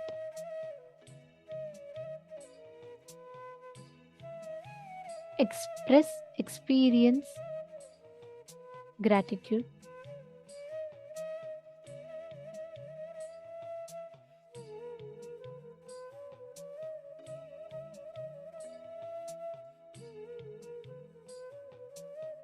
Don't get clutched to any emotion. Don't get clutched to any thought. Just be completely unclutched.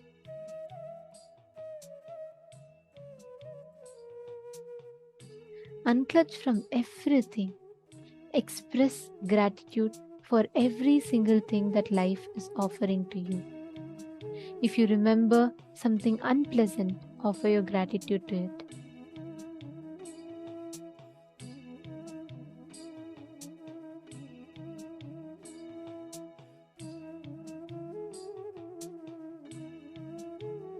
That's right. If you have a few flowers, please hold a few flowers in your hand and you can offer that as gratitude.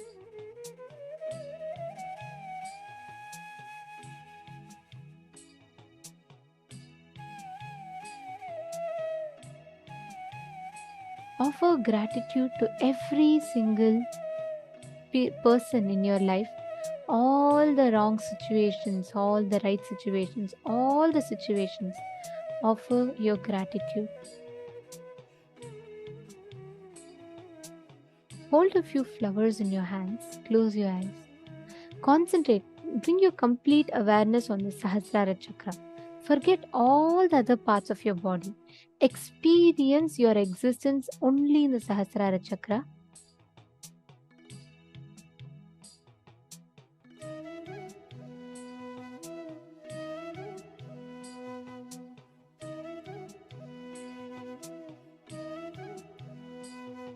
Offer your gratitude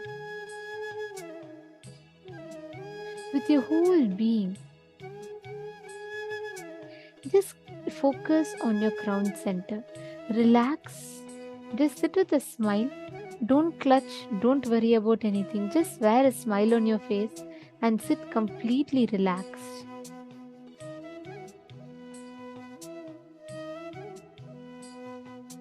Remember your mother. Offer your gratitude to her for giving birth to this body. Give gratitude to her with your whole being, just for the fact that she gave birth to your body.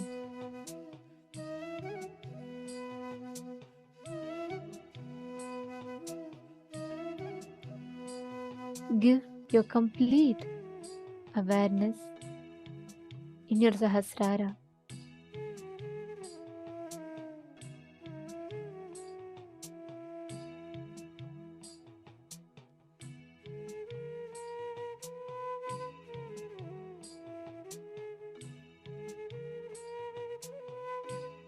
Offer your gratitude to her with your complete being for the very fact that she gave birth to you.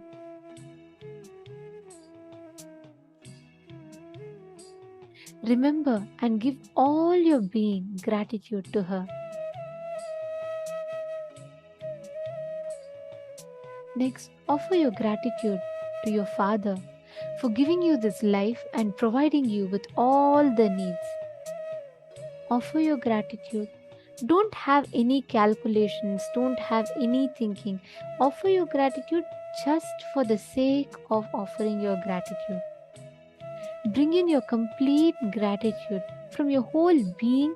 Offer your gratitude to your father.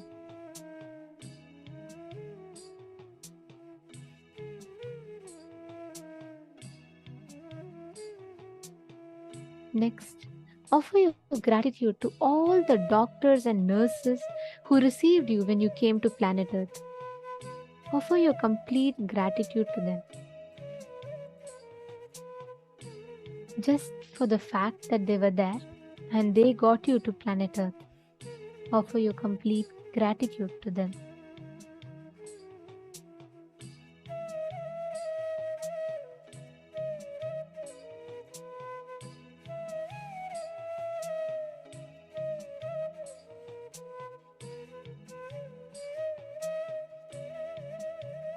Offer your gratitude to all the people who took care of you when you were an infant, to all those beings who stood with you, who fed you, who gave you food, who gave you shelter, who loved you, who protected you. Remember all of those beings and offer your complete gratitude to them. Offer your gratitude to them just because they did. That's all. No other calculation. Don't try to find reasons for for offering gratitude.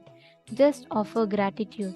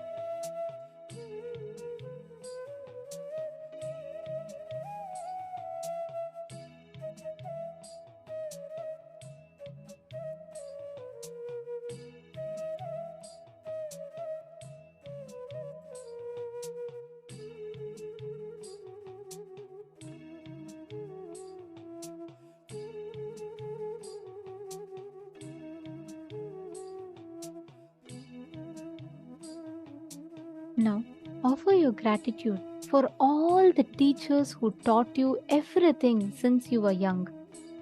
For all the care, the love that they gave you, offer your gratitude to them. Remember all your friends in your young age school. Offer your gratitude to them. All of them made your life blissful, joyful. All those who shared their innocence and joy with you, offer your gratitude to them. Offer your gratitude to your brothers and sisters and other relatives for nurturing you, for caring for you. Seek their forgiveness for any hurt that you may have caused them, intentionally or unintentionally, consciously or unconsciously. Offer your gratitude to all the people who gave you professional education, who helped you stand in your profession, who gave you the courage to stand in your own feet. Whatever phase of the life that you might be in, offer your gratitude to every single person who supported you. Offer your gratitude to all the people who helped you financially whenever you were in need of it. Offer your gratitude to all the doctors and nurses who took care of your health, who gave you the medical assistance whenever you needed it. Offer your gratitude to your wife or husband for giving you love and security in your life. Forgive them for anything that they might have done to you that hurt you. Seek their forgiveness you have done to them which have hurt them.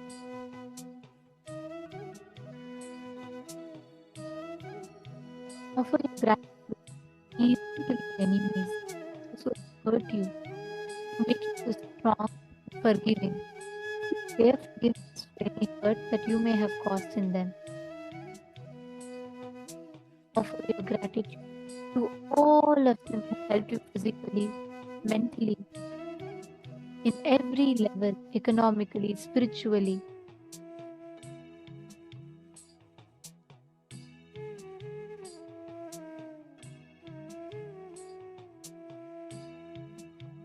Offer your gratitude to your whole body, to your mind, to your being. Offer the gratitude to the divine for the very fact that you happened on planet Earth. Just sit in that space of gratitude. Just experience gratitude to every single happening in your life. All the best things for giving you joy. All the worst things for making you even stronger. Just offer your gratitude. Celebrate the fact that life happened and gave you different situations. Just offer your gratitude.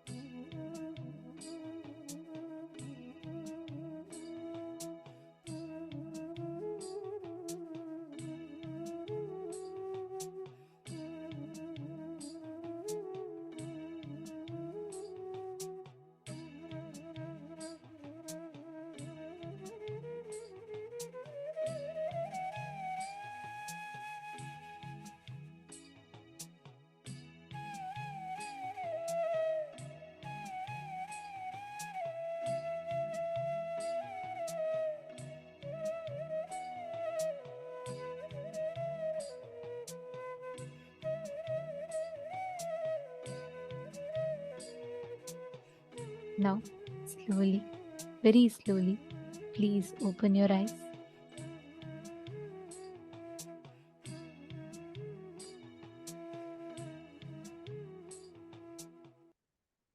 How do each of you feel now after doing this powerful meditation? How is the experience for each and every one of you that are here? See so much of this smile. These are really enjoying it even through the meditation. It's so nice to see so many of you feeling blissful. Wow. It's really, really nice to see so many of you sitting with so much of gratitude overflowing through you. Understand this gratitude. Swamiji says, gratitude is the greatest attitude to have in your life.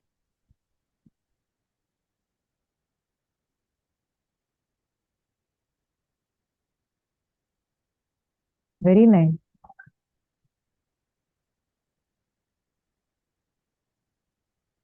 Beautiful meditation. I just enjoy all my life. Beautiful. Lovely.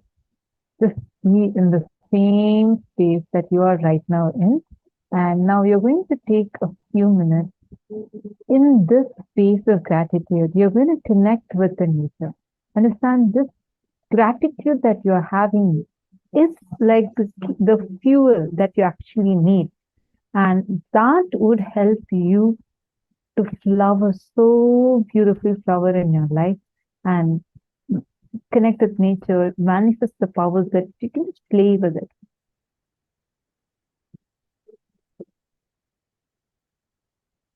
Shall we all enter into power manifestation? Okay, who all were already able to alter weather temperature? From morning, you've been able to manifest this power. If you have been able to, or if you have not, both categories also, you're going to manifest again now with this space of gratitude.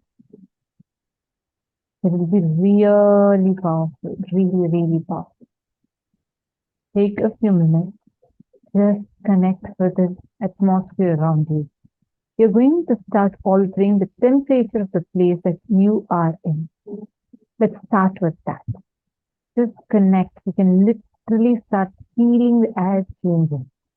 First, take a few minutes, measure the temperature. Go to any website like AccuWeather.com is one of the websites that we know. Any website, there are so many websites that give you the exact temperature. Go to anything. Your temperature should not change because of some AC or something. Make sure you measure the temperature rightly. And now let's start the power manifestation. Please chant the Mahavakya. Continue to be in the space of gratitude. Paramashivoham. Om Nithyananda Paramashivoham. Om Nithyananda Paramashivoham. Om Nithyananda Paramashivoham. Om Nithyananda Paramashivoham. Om Nithyananda Paramashivoham. Om Nithyananda Paramashivoham. Om Nithyananda Paramashivoham. Om Nithyananda Paramashivoham.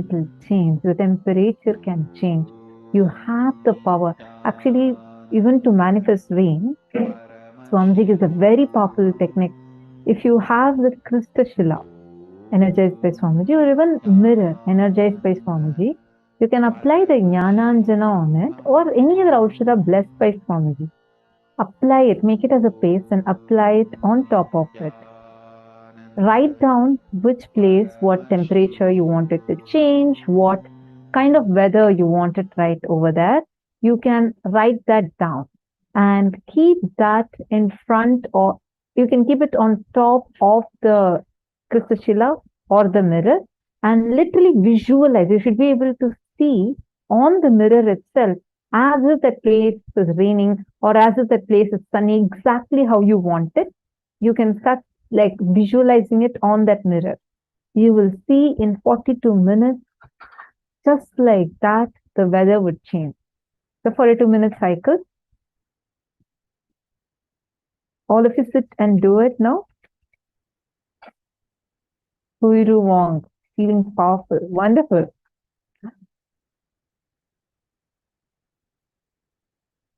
The cycle is for 42 minutes. Mavirupaksha, it's 42 minutes. No, I see your reaction. You're like, oh, what? No, you don't need to sit for the full 42 minutes. You're just going to start and we're going to do one more round again. So the 42 minutes, 21 minutes now, the next session, and then after that, 21 minutes of power manifestation. You're going to do it in the same place. It takes 42 minutes for the effect to happen. Hold the visualization. Have that visualization in you. That's how you manifest it. Come on.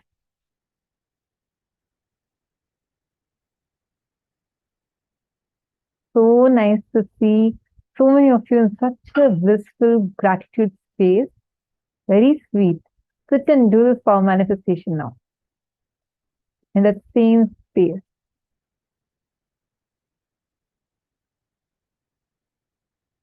We're going to be continuing to play the Mahavakya. Sincerely sit and do this. Nithyananda Paramashivoham. Om Nithyananda Paramashivoham. Om Nithyananda Paramashivoham.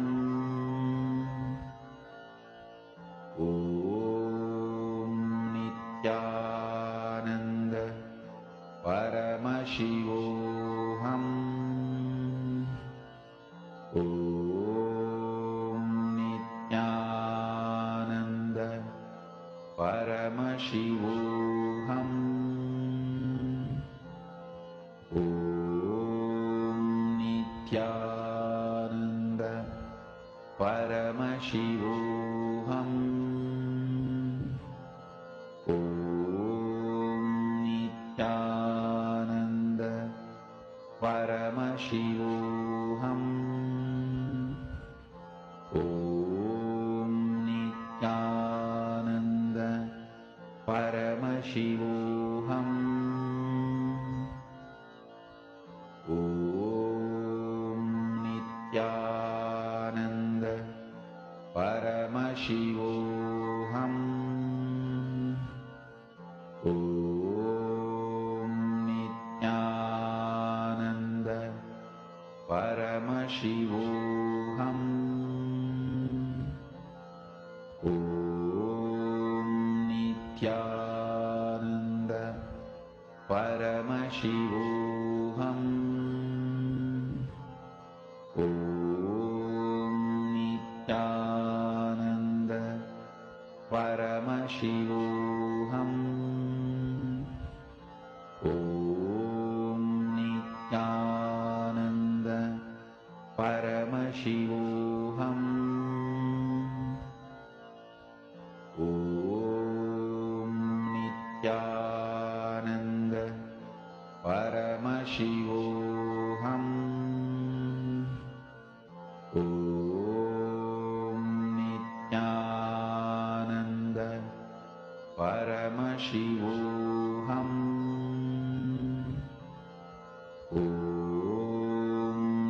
Nithyananda Paramashivoham.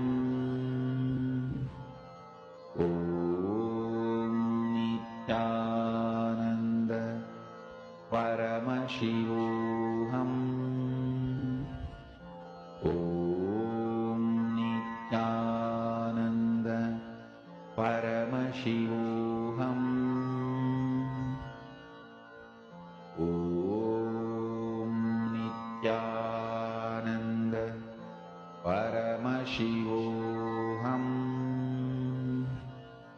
Om Nithyananda Paramashivoham. Om Nithyananda Paramashivoham. Om Nithyananda Paramashivoham. Om Nithyananda Paramashivoham.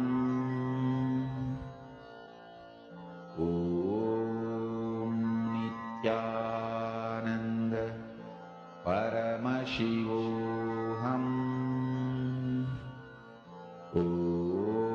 Om Nithyananda Paramashivoham.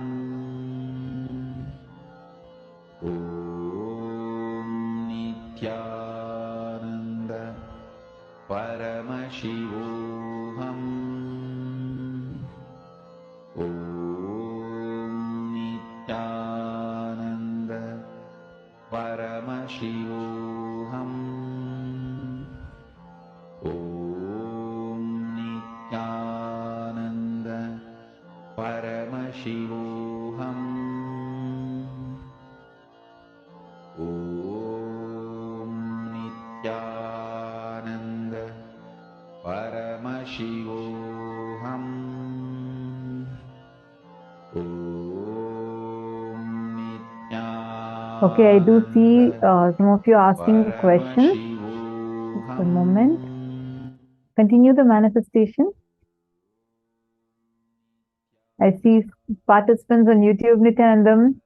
So wonderful to have all of you also. We are actually being live streamed on various social media platforms. Like right now, this program is made completely available for various social media platforms. So it's wonderful to see so many of you logged in. Nithyanandam, Shane, and Samuel Hagerman. Wonderful to have you all here. Samuel Hagerman is asking, what does Krista Shila look like? It's actually a granite slab, but this is specifically blessed by Swamiji and energized by Swamiji and given to us. It's a granite, it's a thick granite slab. And this was energized and given in earlier programs. Swamiji himself has energized and given. And the stone has a power to hold a lot of energy. Actually, when you start doing advanced level power manifestation, the mirror, when you start using the mirror is too thin, right? And you'll see that without it falling down, without doing anything, it will start having cracks on it and it'll start breaking. Krista Shila is the next advanced level power manifestation, where just in the granite slab, I mean, the power you will need is the same. Now you can see on that.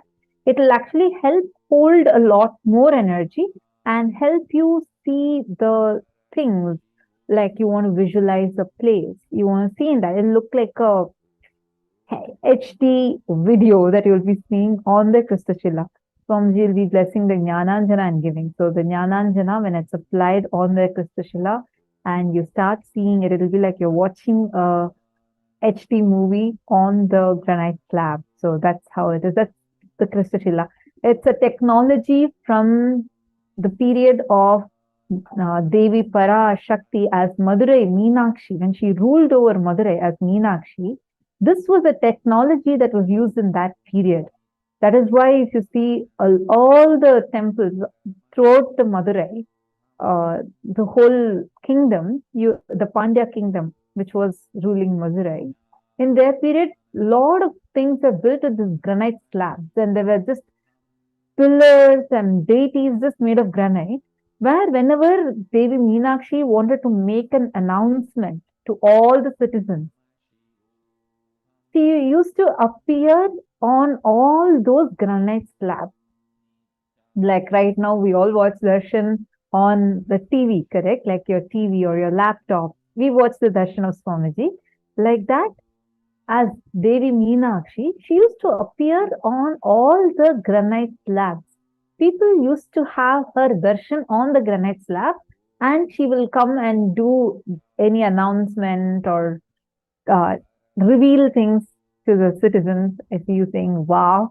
Yes, and actually a lot of evidences for this have been discovered recently, where a lot of these granite slabs and the excavations that are being done in Kiradi. Kiradi is an excavation site, and where they started finding the remains of the kingdom of Madurai from Devi Meenakshi's period. And a lot of things are matching exactly to this, but this revelation was revealed by Swamiji for all of us. I know it's like absolutely amazing.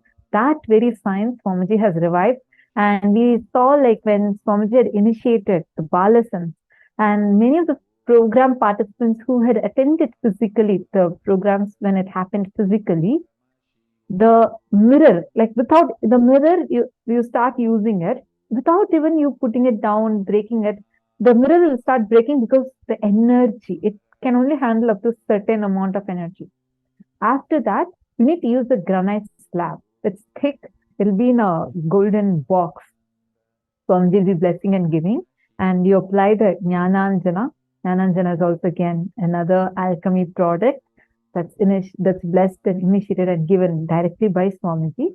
So it's almost like an eyeliner, enlightenment eyeliner, something like that. And you apply on it, and you literally start seeing things like how you watch, like you're watching us right now on your screen. You will watch it much clearer. It look with a lot more depth, like how you see things in real life. It'll look like that, as if the whole thing is appearing on it. So, just to answer your question. And also, see,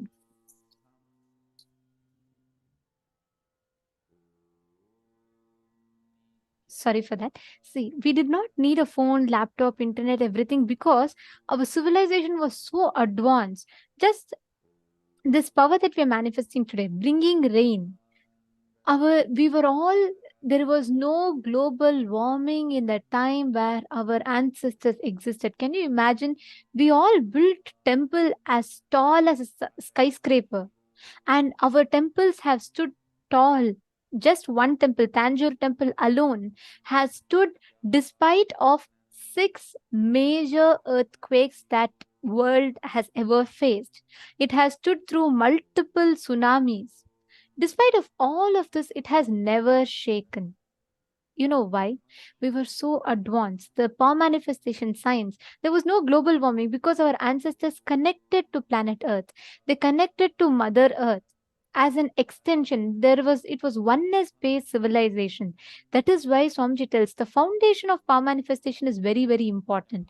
It is not to exert your power over something, it is to experience oneness with something that we manifest powers. Now, with that cognition, when you all sit and manifest, you will see how immediately the sky will respond to you.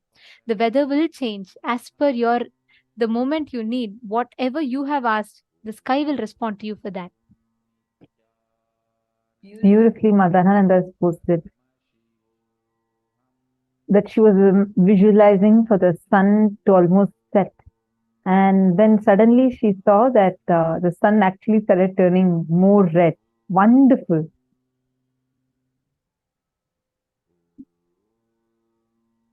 Wow, Mameda Satya has posted during Paramashivoham too. Meenakshi Devi gave me darshan in green, and she was holding a crystal shell on one of her hands.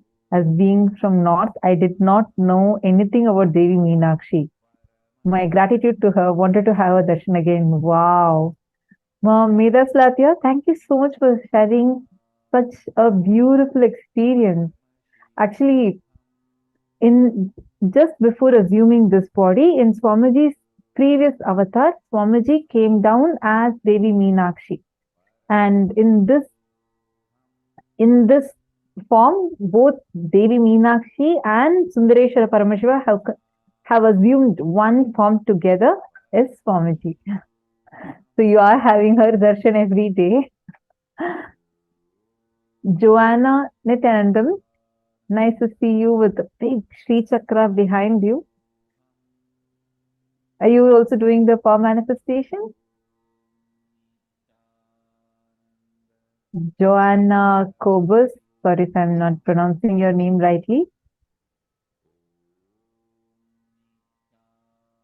Nithyanandam, is this the first time you're here? Just asking to know, because I'm seeing you now.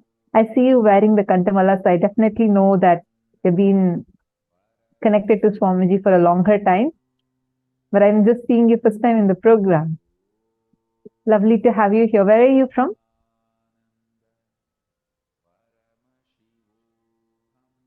See, there's many of you who are turning off your cameras. Can I request all of you to please come on camera and be on camera as much as possible?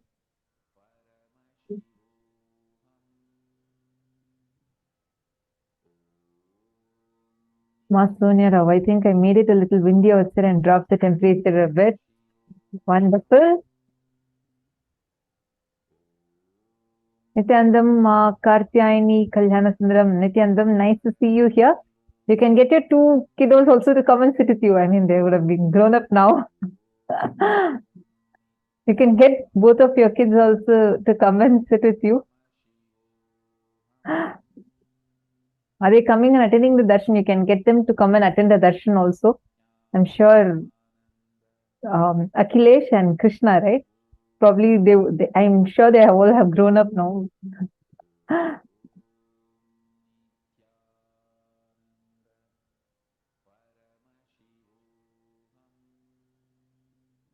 Wonderful to see all of you sincerely sitting and doing the power manifestation. Continue. And now, before we enter into the next session, I just wanted to share with all of you, I'm sure you all would have already seen. For those of you who have not yet seen, we have a great news that we want to share with all of you. That is, the next report from KAILASA has been published in the United Nations. Our support desk team is actually going to be posting the link to this post for all of you. United Nations publishes the 11th report of KAILASA, Call for Contribution, the Right to Education, Advances and Challenges.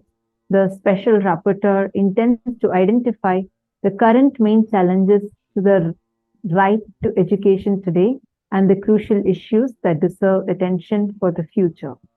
The right to free education is fundamental to the ancient Vedic civilization, which has faced the persecution and educational and cultural genocide during the colonial rule. It is actually only Swamiji, the Supreme Pontiff of Hinduism, who is taking this to the world, taking this to the international audience and decision makers, thinkers, taking the persecution that we as Hindus have faced.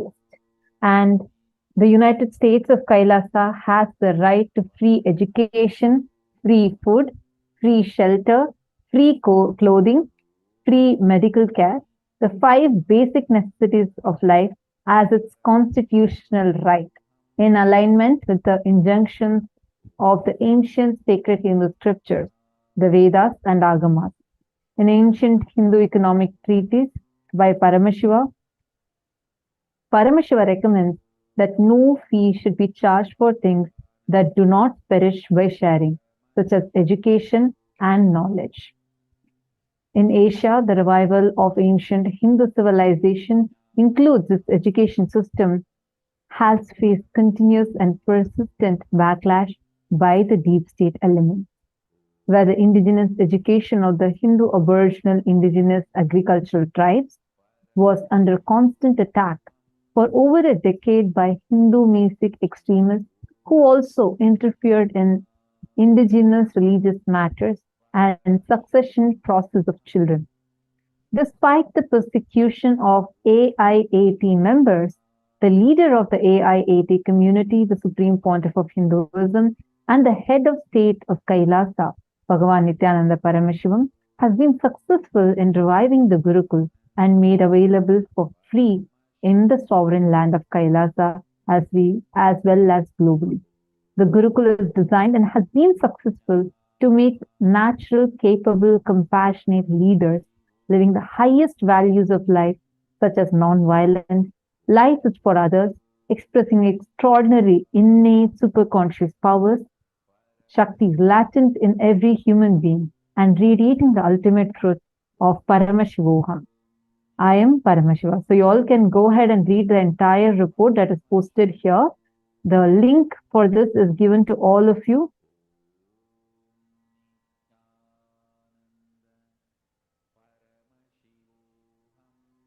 It's going to be posted on all the chats. The support desk team is going to be posting the link.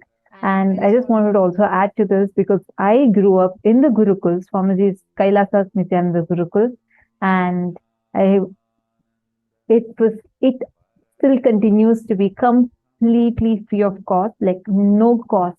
Whether I was given the best education, like the Gurukul, we have the best education, international GCC syllabus, as well as you get to learn everything about life. You get to learn all these extraordinary, powerful cognitions, literally living with Swamiji, where he transmits his knowledge, his experience, his cognition, powerfulness, powers everything to us, and simultaneously empowers us externally also, like Swamiji used to say before, becoming Buddha inside and Bill Gates outside. That's literally how the education system is, and the best thing about it is completely free. Whether it's for the books or the exam, we all know the amount, the cost, just for exam purpose, the cost that is there, right? Like how much students struggle. But I'm indeed really blessed to have Swamiji in my life, where all of these are completely taken care of and continues to be made available for everyone. So I just wanted to share that. Take a few minutes and share this post with all your friends, family members. Just click the share button. It's just one fingertip away. Share this great news in your Facebook timeline, and it'll also give options of all other social media platforms. Take a few minutes to share. And Samuel, and also make sure that each of you are letting people know, along with, don't just share the link, let people know why it matters, because this is a huge milestone, another achievement for every one of us Hindus, in us getting a Hindu nation, a Hindu Rashtra set up for us. So Swamiji is continuously working, and it makes a huge difference for all of us. So don't just share the link with the information to people so they understand.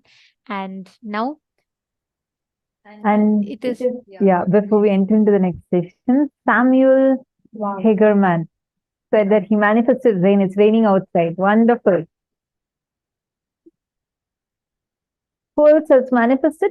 Can I request all the participants, whoever has manifested, to take a few minutes and post, and go and check the post. The post for this UN report is shared with all of you.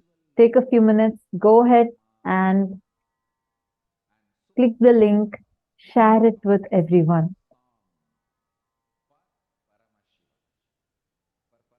Now we all are going to be entering into the next session, the session on super-determinism. Now, this session addresses a very important aspect of our life. Many times when there are failures, so-called failures, when things don't go our way, we say, oh, It's all predetermined. I can't do anything. It's destiny. This is what it is meant to be. It's just fate. I can't do anything. Even if I try, I knew I was going to fail. So, at those moments, most of us feel life is predetermined. Sometimes, when we succeed, we think, oh my God, I know something that I did really click, it worked. Some formula has worked this time. At those points, we think life is free will. But this question always, almost always lingers in us. Is life free will or is life predetermined? But there's something in between. It is neither free will nor predetermined, but there's something for us to understand whether life is life predetermined or is it free will. Swamiji is going to be revealing that in this session to all of us now. So let's now intensely listen and take a note of all the powerful cognitions that Swamiji reveals here.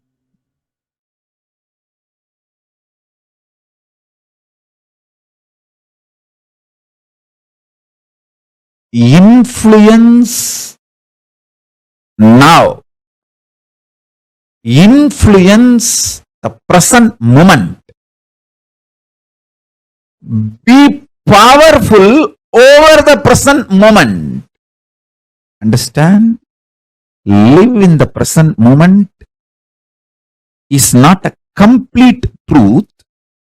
Have power over the present moment is the complete truth.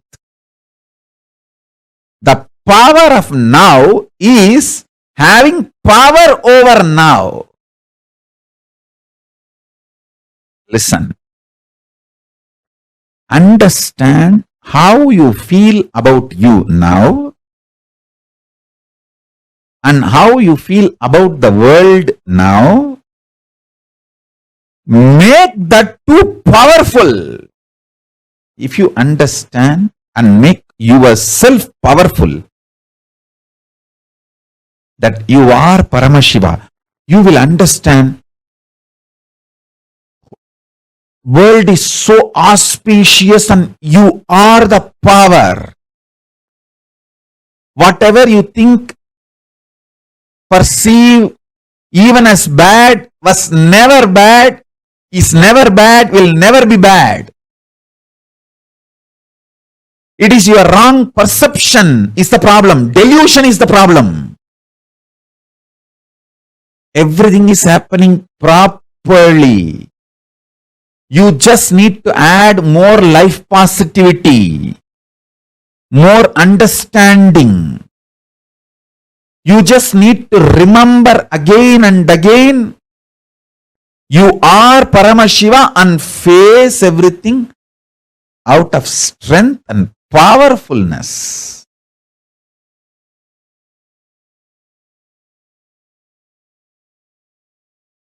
Now, the next truth. Listen.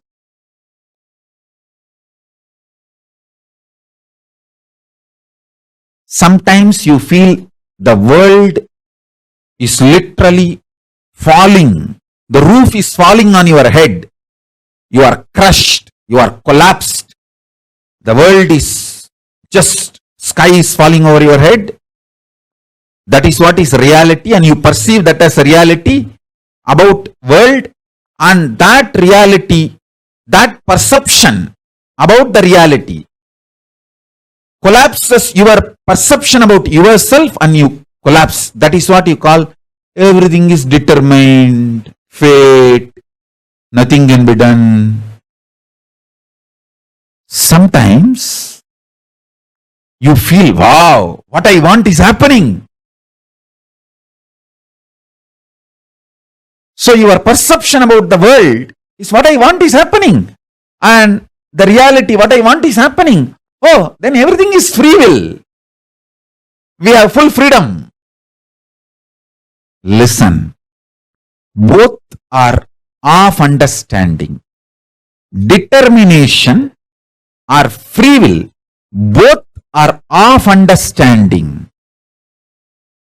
Sometimes when things happen as you want, you feel, oh, life is free will.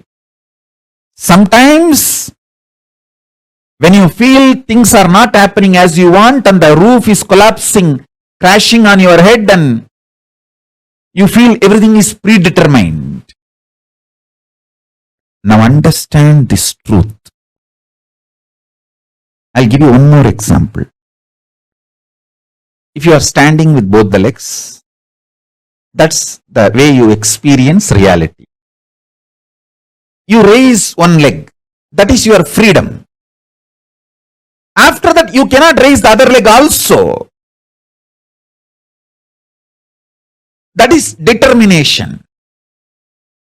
So understand, the choices you already made are binding your future freedom possibilities. The choices you already made are binding your future possibilities. This is when you feel whether life is free will or predetermined.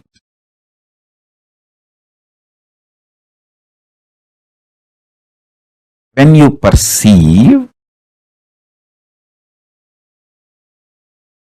the happenings of your life is against your will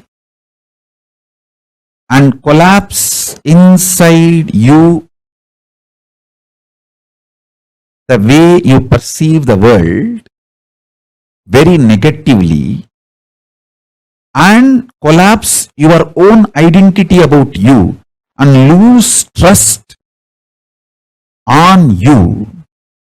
When this happens, whether you made earlier some choices or not, you will feel bound. You will feel life is predetermined. There is no free will. Life is unfair, injustice, adharma.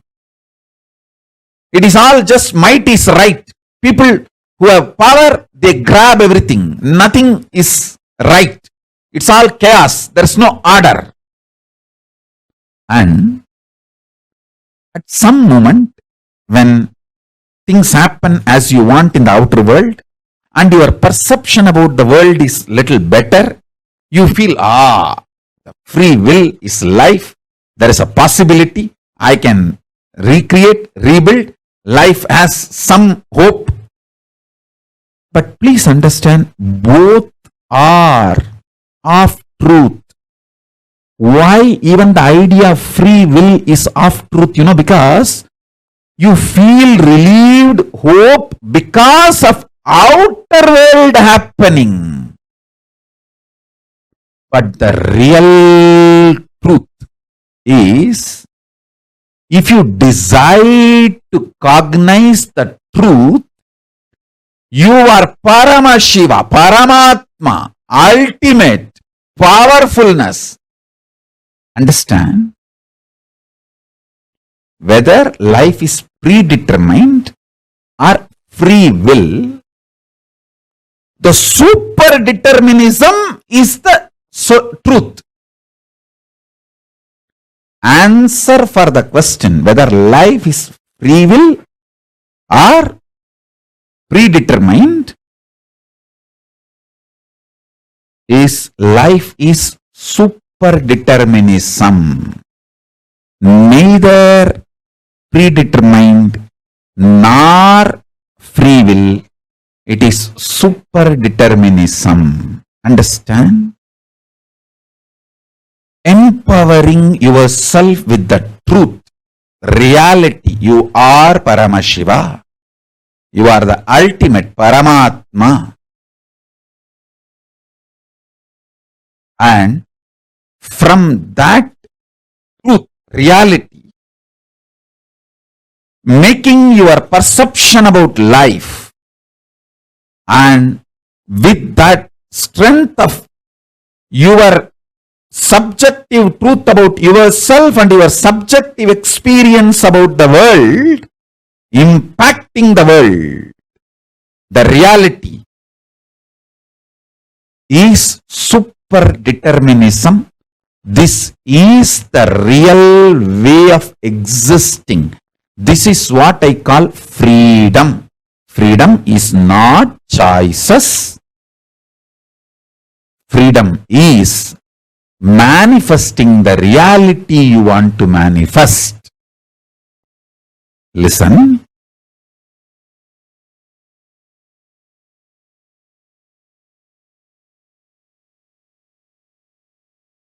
When you subjectively decide to cognize the truth you are Paramashiva, you will see that super power of coincidence plays in your life,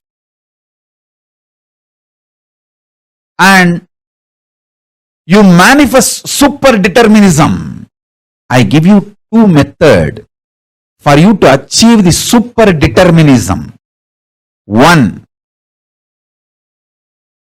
deciding to cognize you are Paramashiva because that is the truth. That's the truth.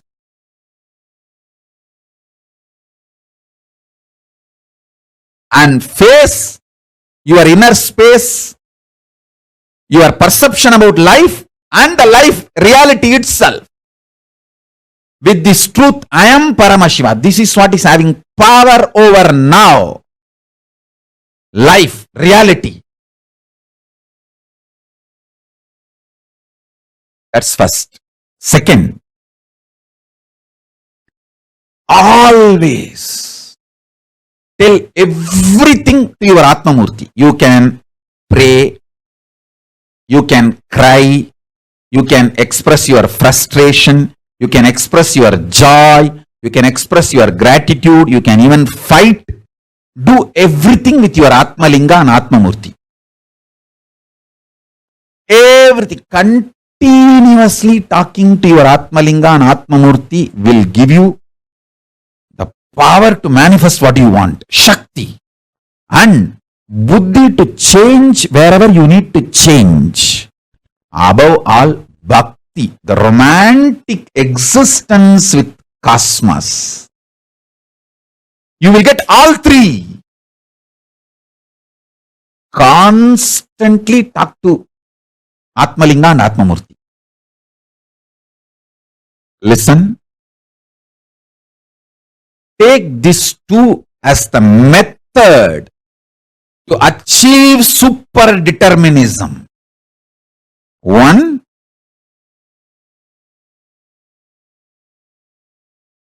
decide to come to the powerful conclusion you are Paramashiva because that is the truth.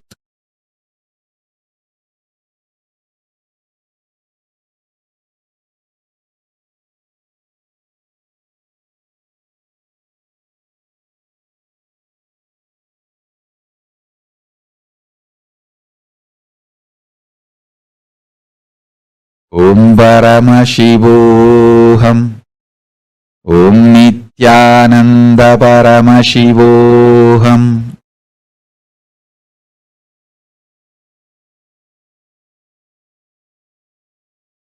Second, continuously talk to Atmalinga or Atmamurti. You can offer your prayers, you can talk even casual things, you can express your love, gratitude, even anger, you can fight, you can express your frustration, you can do anything you want.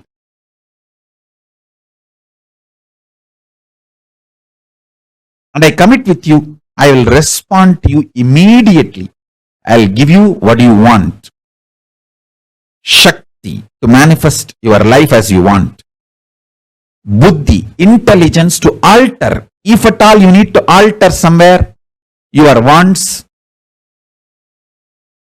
for your greater, better, complete life.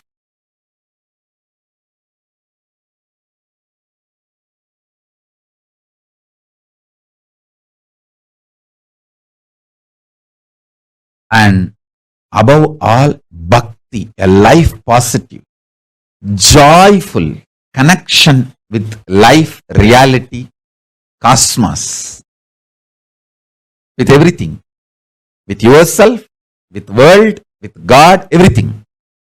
And yukti, method to live enlightenment. and mukti, enlightenment itself.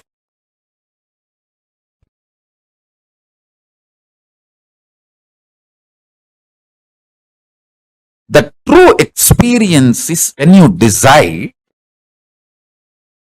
you are Paramashiva, you get power over the now, present. The power over the present gives you the liberation from all these four different theories, theologies, philosophies, rational arguments, ideas, concepts. You experience tremendous powerfulness subjectively. Because of that powerfulness subjectively, the state of Paramashiva, that's what I call state of Paramashiva. Your subjective experience about the object also powerfulness, Parameshwara. Understand? I want to express these three words. Your subjective experience of your subject, your subjective experience of the object, and the object, reality as it is. Understand this three words. Your subjective experience of your subject, yourself, your subjective experience of the object, world, and the world, the object itself. In these three, if you empower the subjective experience of your subject with truth, that truth makes your subjective experience of the object also powerful. When these two components of you becomes powerful, it impacts the object and makes what you want to manifest as life. This is the experiential reality of super-determinism. Everything else is a delusion, false. You cheating yourself, you deluding yourself with any kind of argument. No, what Swamiji says is the ultimate truth, but not for me now. Even that. Whether you are ready to understand or not, sun is going to shine and wind is going to blow. Everything is going to happen as it is. This truth which I described now,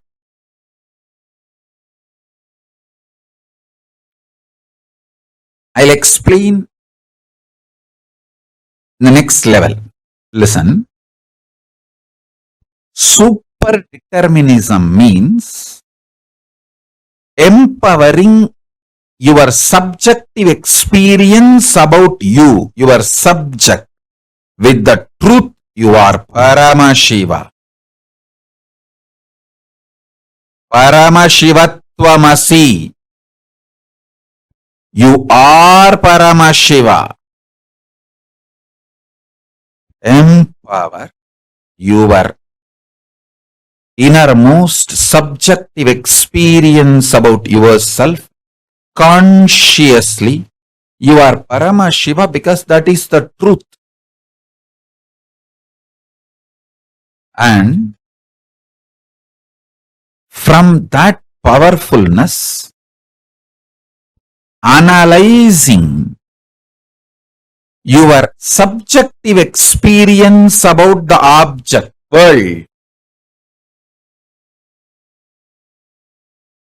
understanding everything happened in your life is just to trigger this enlightenment in you, trigger this awakening in you. Even the grahas, there is no graha, bad graha. There's no time, bad time. Only to remind you about your great truth, the grahas act. When you don't want to be reminded to live the higher reality, then no other way, the grahas has to make you understand. All grahas focus on awakening you. They are all working sincerely for your inner awakening. Understand?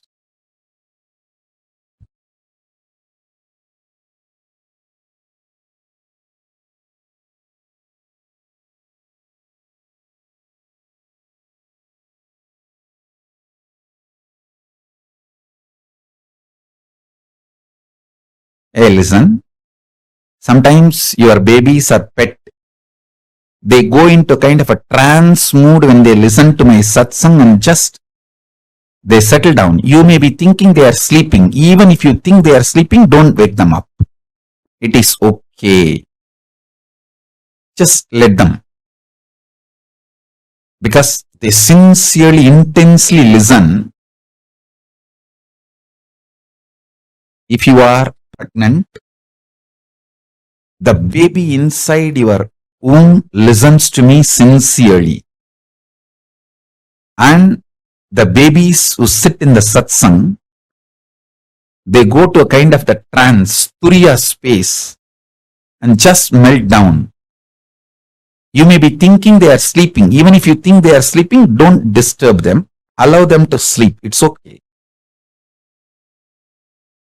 I tell you, even the pets, when they come and sit for satsang and they just fall asleep, don't think they are falling asleep.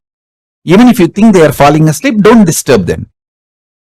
They are in a trance. I can see very clearly in how many places that initiation is happening.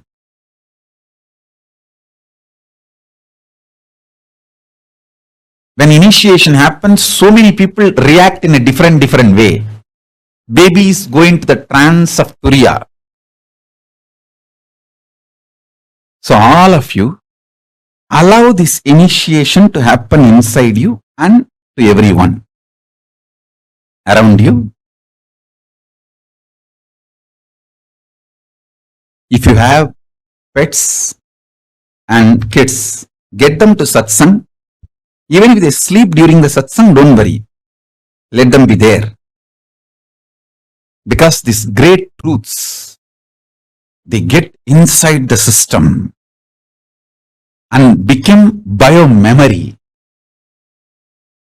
It becomes just bio-memory. Listen. Now listen to the next truth. See, whenever the objective reality impacts your subjective experience about the object and damages your subjective experience about the object, that damage, when it gets overloaded, impacts your subjective experience about the subject itself.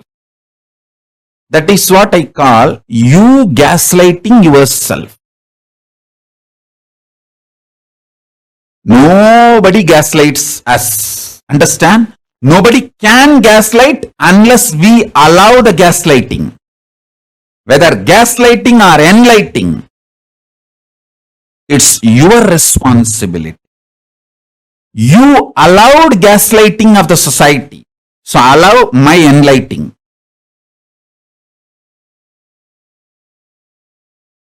Stop allowing the society's gaslighting.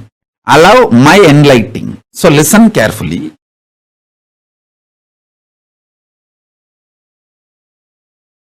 Subjective experience of the object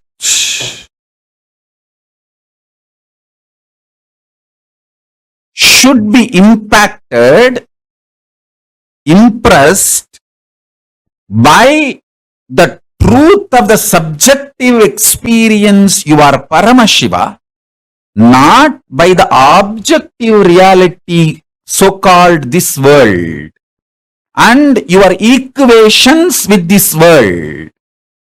You always have wrong equation with this world. Always you feel injustice is done to you. Somehow that becomes default cognition.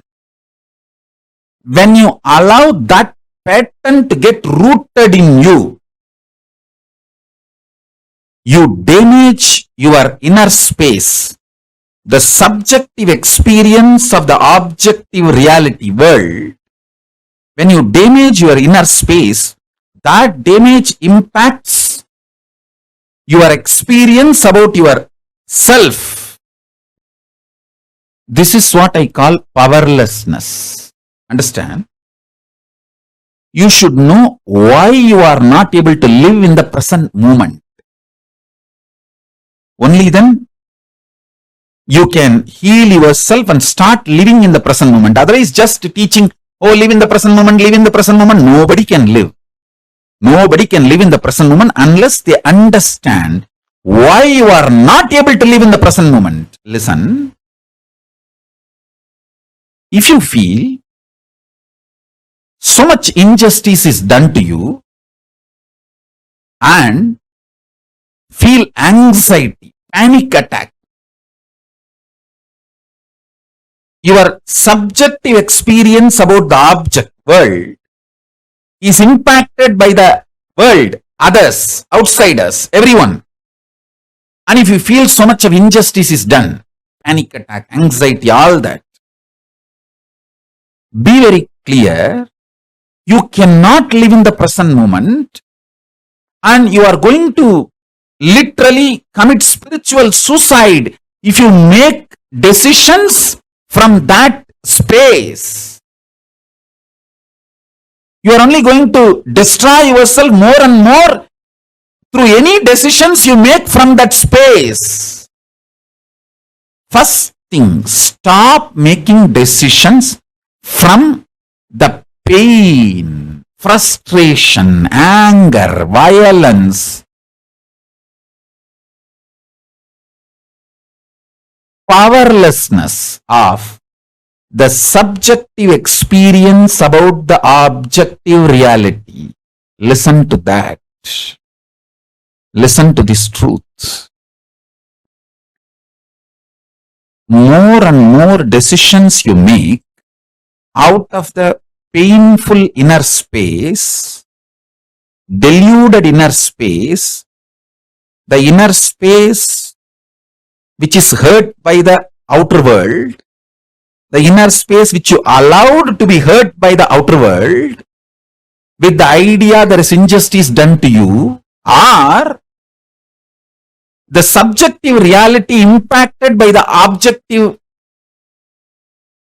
reality, the objective world, due to sometimes you blame an individual person, or sometimes you blame a situation, sometimes you blame the ecosystem, sometimes you blame the whole world. Whoever you may find, blame or not blame, sometimes you will even blame yourself. Even that is wrong. Blaming yourself is not something cute. No.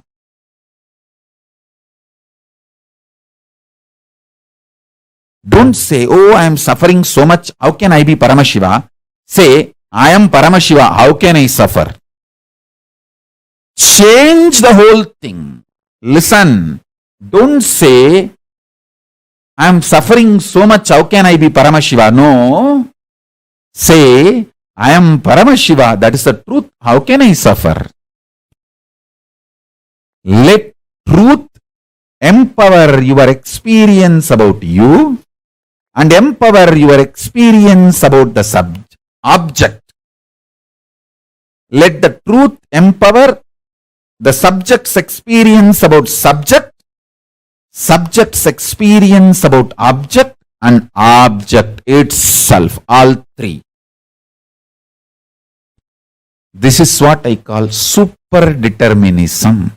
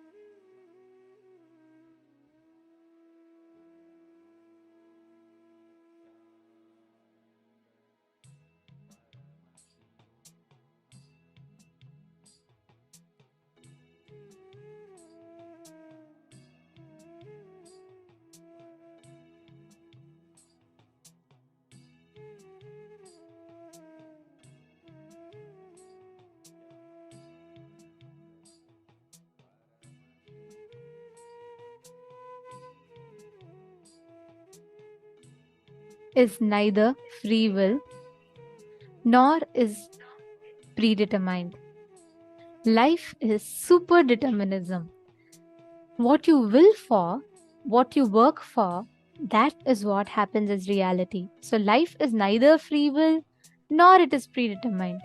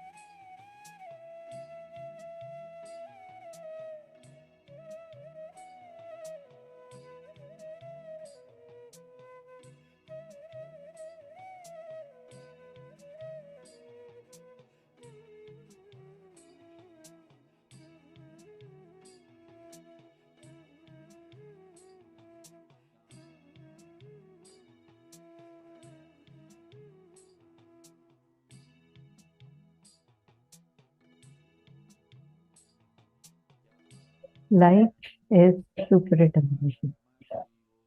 Such a powerful revelation Swamiji had given to us. Swamiji explained to us about why life is neither evil nor predestined. Because, see, empowering yourself with the truth, reality that you are Paramashiva, you are ultimate, Paramatma. And from that truth, reality, making your perception about life, and with that strength of your subjective truth about yourself and your subjective experience about the world, impacting the world, the reality is superdeterminism. It's such a powerful line that Swamiji just gave us. It's such a powerful one. Take a few minutes to contemplate on this.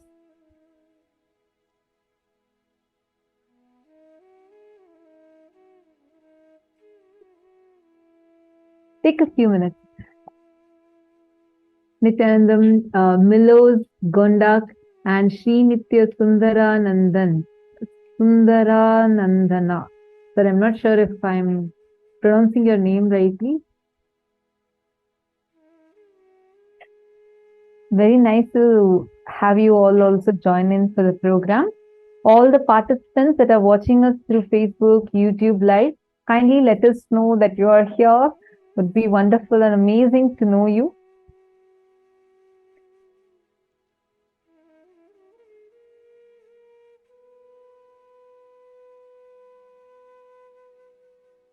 Understand, I just wanted to share an experience related to this. So this happened in 2015. Actually, this one cognition, Swamiji says, right? If you are Paramashiva, cognizing that you are Paramashiva, and from that, from using that cognition, you impacting the reality. I think I keep sharing this in every Paramashivoham. It's one of my favorite experiences. We all had received this Atmalinga as a gift from Swamiji in 2014, December Shivoham program that happened in Cambodia. And that was the very first batch of people that received the Atmalinga. So it was really, really special. The Atmalinga, like I know most of us are having, if you are someone new here, this particular linga is what is called as the Atmalinga, and it has a Sri Yantra carved on top. Swamiji himself personally blesses and gives this to you, connecting it directly with your consciousness. That's why everyone has one Atma, so one Atmalinga. So this Atmalinga Swamiji had given to us in Cambodia in 2014 December. Just for the participants who had attended the Cambodian Awakening. And it was about, I think almost 1,000 people had attended that program. And all of us had received the Atmalinga. And right after that, we all came back. It was a December program. And next in January, we had Swamiji's Jayanti celebrations that was happening. So a lot of people had come. There were like thousands and thousands. The whole Adinam was filled with so much of crowd. And only a small group of us within that had this Atmalinga. And one of them was me. And I had my Atmalinga with me. We had this procession, like during festivals, the Adinam is just so grand. Like everywhere you see, there's like people from all kinds of places and backgrounds and everyone together celebrating Swamiji's Jayanti. And it's a lot of celebration that happens. So for the celebrations, we first, in the evening time, around 4 o'clock, 4:30, we had Rudrabhishekam. We have a huge 21 feet tall Shivalinga made up of 9 Navapashana, it is called as. 9 poisons, when it's mixed together, it becomes a very miraculously healing power, out of which that whole Shivalinga is made. So whenever we pour milk on it, like the milk never goes waste for almost a week or week and a half, like that. There are many miraculous healing powers for that linga. And around that, there are 10,008 smaller Shivalingas kept. So it's such a beautiful place. That place is called as Vaidya Sarovar in Adi KAILASA. So Swamiji had gotten this whole thing, Swamiji had constructed this whole beautiful place called as the healing pond.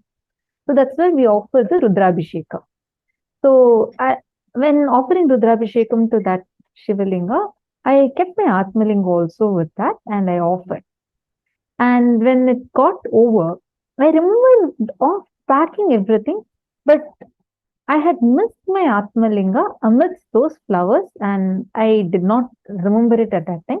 I took everything else and I put it in the puja bag and left. And as I mentioned, whole place was fully crowded. A lot of people were there. And the whole place was fully crowded. And I came out of the Vaidya Sarovar and next, right after that was a grand procession. So Swamiji was coming in the chariot and like the deities are there and all the people are lined up and dancing and jumping and it's this great celebration that has happened. So the procession had started. Middle of the procession, one of the Balasans, she asked me, hey, can you show me your Atmalinga? I just want to see it. And when I opened my Atmalinga box, I saw that my Atmalinga was not there in it. And I was first thinking she was playing with me. Then we both realized that my Atmalinga is actually missing. We were looking for it. We couldn't find it. Then I remembered that probably I had left it in the Vaidya Sarovar. But by then, there was a volunteers team that had completely cleaned up that place. So my Atmalinga was missing. Just that morning, Swamiji had told in the satsang that whether you believe or you don't believe, you don't even need to cognize or have some trust or nothing needed. Mechanically declare, if I am Paramashiva, let this happen. Paramashiva will rush to make it happen. So this cognition clicked with me so strongly. And I declared saying that if I am Paramashiva, if everyone around me are Paramashiva, by tomorrow morning, 8 a.m., right before the satsang starts, I want my Atmalinga in my Atmalinga box and I should be able to see it. I made this declaration in front of few of my friends that are there. Time was passing, evening became late night, evening, then night. Every few minutes, since I kept going and checking, I thought, what if suddenly, people say it might materialize, maybe it would materialize, nothing was there. Next morning, 4 a.m., like yoga time, I open and see again, nothing is there. Then puja started, 6 a.m., I open and see my Atmalinga, still nothing is there. 7:30, nothing was there. I was really starting to panic because at that point, it was like, there's like only 20 minutes left. I had declared that by 8 a.m. it has to come in. And if Swamiji has told, definitely it will happen. Why am I not still having my Atmalinga? 7:58, 7:59. Till the last minute, like I'm still not having my Atmalinga with me. And earlier we used to have this bell that rings. There's like a slight, like a bell that goes on, giving like, I think last 10 seconds or 30 seconds count it gives. And which is right before like a countdown for the satsang to start. So the bell started. And I was like, all the friends who were there in front of who I had declared, and all of them were there. They're also asking, did something happen? Did your Atmalinga come? And I was like, no, nothing has come. I was like, just praying to Swamiji, holding my mala and praying to Swamiji and like, where is my Atmalinga? All of a sudden, someone came and tapped my shoulder. I turned and saw there's a lady and she came and she held an Atmalinga and told, Ma, is this your Atmalinga? I was shocked. I didn't know who she was. She doesn't know me. And there's like so much of crowd. I took the Atmalinga, I checked, it was mine, the same sandalwood paste that I had applied, everything was there. I asked her, how are you coming and giving this to me? Who told you that this is my Atmalinga? She said that she found it in the Vaidya Sarovar, and she thought that it, because she heard that many people in Cambodia had gotten it. So she was praying to Swamiji that she also wants to receive an Atmalinga. And she thought this was a gift from Swamiji. And she took that and she was keeping it with her. And that morning, she said Swamiji actually came to her dream and told her to come and give the Atmalinga to me. I was like, wow. Understand? That gave me that whole cognition, how Swamiji said, right? Even whether you don't even need to believe in it, you can just mechanically declare. It was so powerful. I got my Atmalinga back, but it was not just my Atmalinga back. It was like such, even that day itself, if I had just declared and immediately found it, it would have been a nice thing for that moment, because life with Swamiji is continuously miracles after miracles after miracles. But like every few minutes, sometimes keep on like opening and checking. That last minute, 7:59, exactly a minute before the declared time, Swamiji manifested it for me and made it such a special moment. It was like a powerful cognition I had. When I declared, knowing that because Swamiji told, now I'm making this declaration, Swamiji just immediately manifested it for me. And that is precisely what Swamiji explains as super-determinism.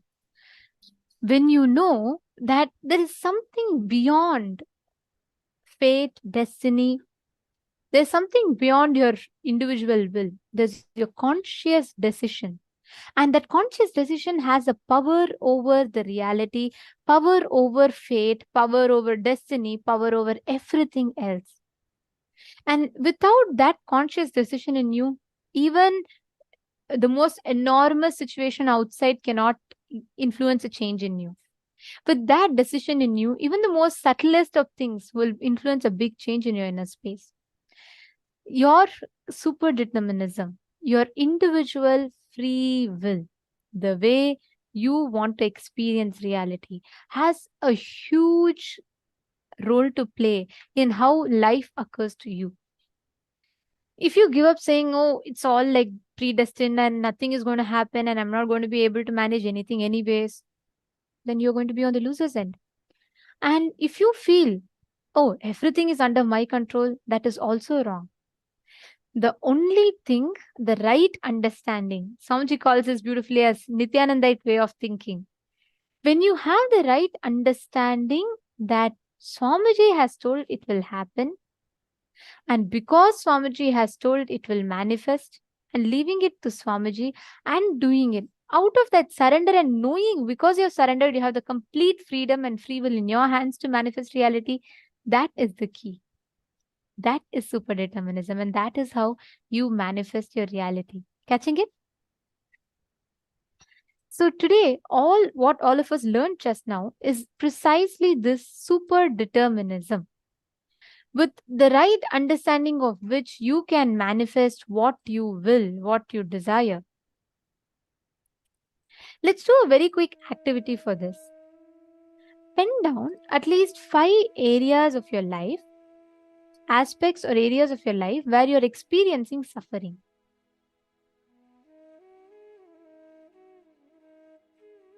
Where you feel like you're really experiencing suffering, you don't know, you feel like everything is predestined and you don't know the solution out of it. Write down at least 5 such areas. Take a few minutes.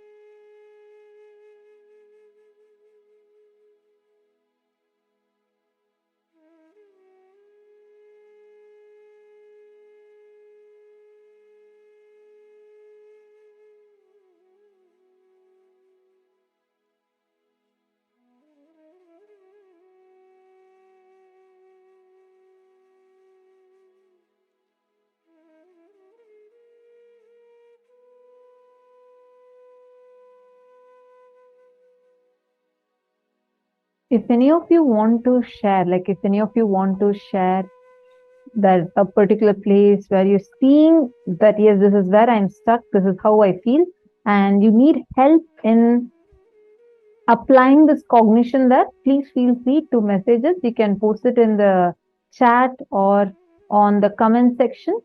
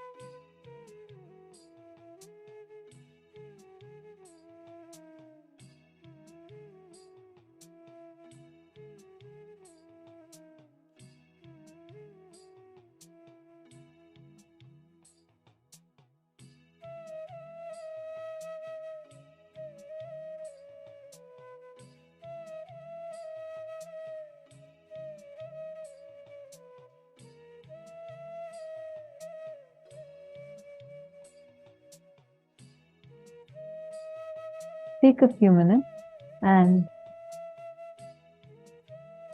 look in from this new cognition. Look back at what you've written down. See each aspect one by one and see what is the real cause of the suffering.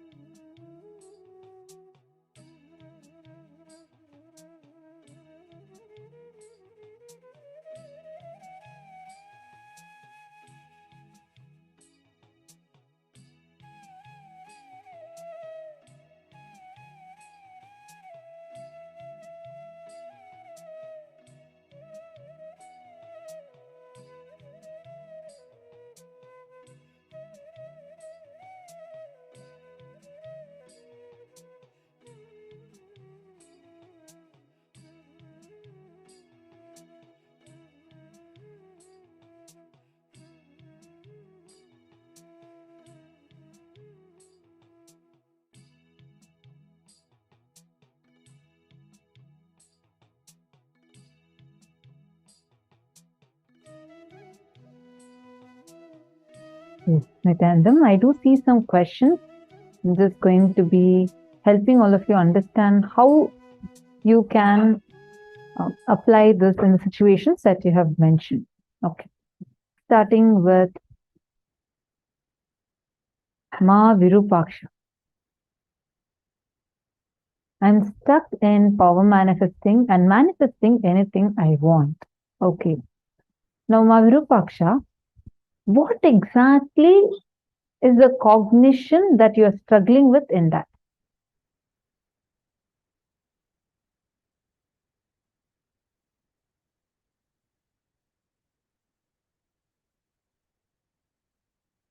Samuel Hagerman, I'm seeing your messages also. Can I request you to give me an example? Can you please post an example situation of what you're saying? Like, give any example, the guns like what you're mentioning.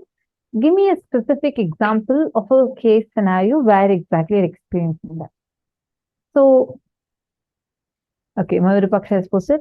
I guess it's because I don't believe that I can do it. See, super-determinism is not about your belief over here. It is about the cognition, the subjective reality that you experience inside of you, who you cognize you are, and from that cognition, how you cognize about life and your subjective reality of life and impacting the reality externally is super-determinism. From the cognition that you are Paramashiva, anything that you make as a declaration, decide and manifest it. Simple things it can be, even as simple as, okay, I want a traffic signal light to change, and you declare and have it changed to something really powerful, something really huge. So first and foremost, Ma Virupaksha, take any situation where you felt like you really wanted to do it, but you couldn't do it. Take a scenario of that, like what you mentioned, something that you really wanted to manifest. See, don't start with power manifestation, because power manifestation needs you to start with that will persistence. So first start with something where you are seeing like you really created a space for something. It did not work out. It did not go the way you wanted. Let's start with that so that you can take that example and you can directly apply it to power manifestation. You're understanding now, Ma Virupaksha? Now, first step. Listen carefully. First step. You're going to take that situation. Let us say that you really wanted to build a house. Give me an example. And you tried getting. You're saying, no, I never want to build a house. You put an example. I'm just giving you an example. Okay, manifesting money right away. You're given an example. I'll give you an example of that. She's telling me, no, don't give me any other example. I want only this. Okay, sure. So now, manifesting money that right away you want. What's the obstacle that you're facing with manifesting money? Give me an example, like a situation that, look, this is what I wanted and I couldn't manifest here. I tried this, but I couldn't manifest. Can you put like that? So let's see more and more details in your put. You yourself will be able to identify the thought current from which this is happening. Go ahead and put it.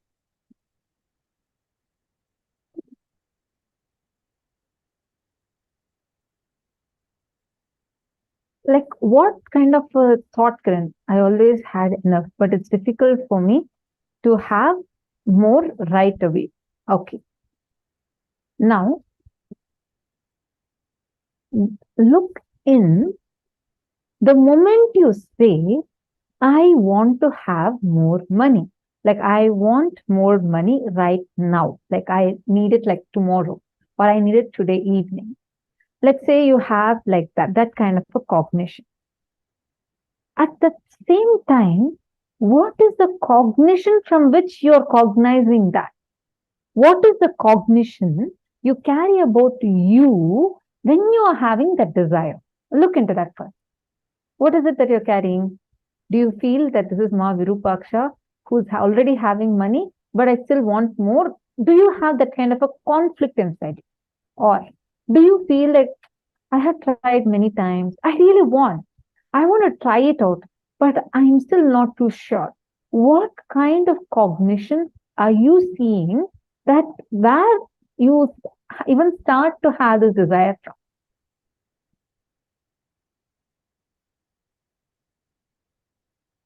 Because you have posted, I always had enough, but it's difficult for me to have more right away. Okay, I never thought I was rich. I only wanted to have enough, but no more. Okay. Now, do you see there's a conflict between this sentence and the previous sentence that you have posted? The first sentence says, I always had enough, but it's difficult for me to have more right away, more money right away. Right, below that you're saying, I never thought I was rich. I only wanted to have enough, but no more. Now, there is a conflict within these two desires, but let's come to this also later. What is the cognition that Ma Virupaksha had for when this desire is starting? What is the cognition you carry about you and the cognition that you carry about life when you're carrying this desire? I'll give you an example. Let's say you're feeling that, okay, I really need this money right now. Money is a struggle. I need to work for it. I don't have enough resources, but I really want to have more money.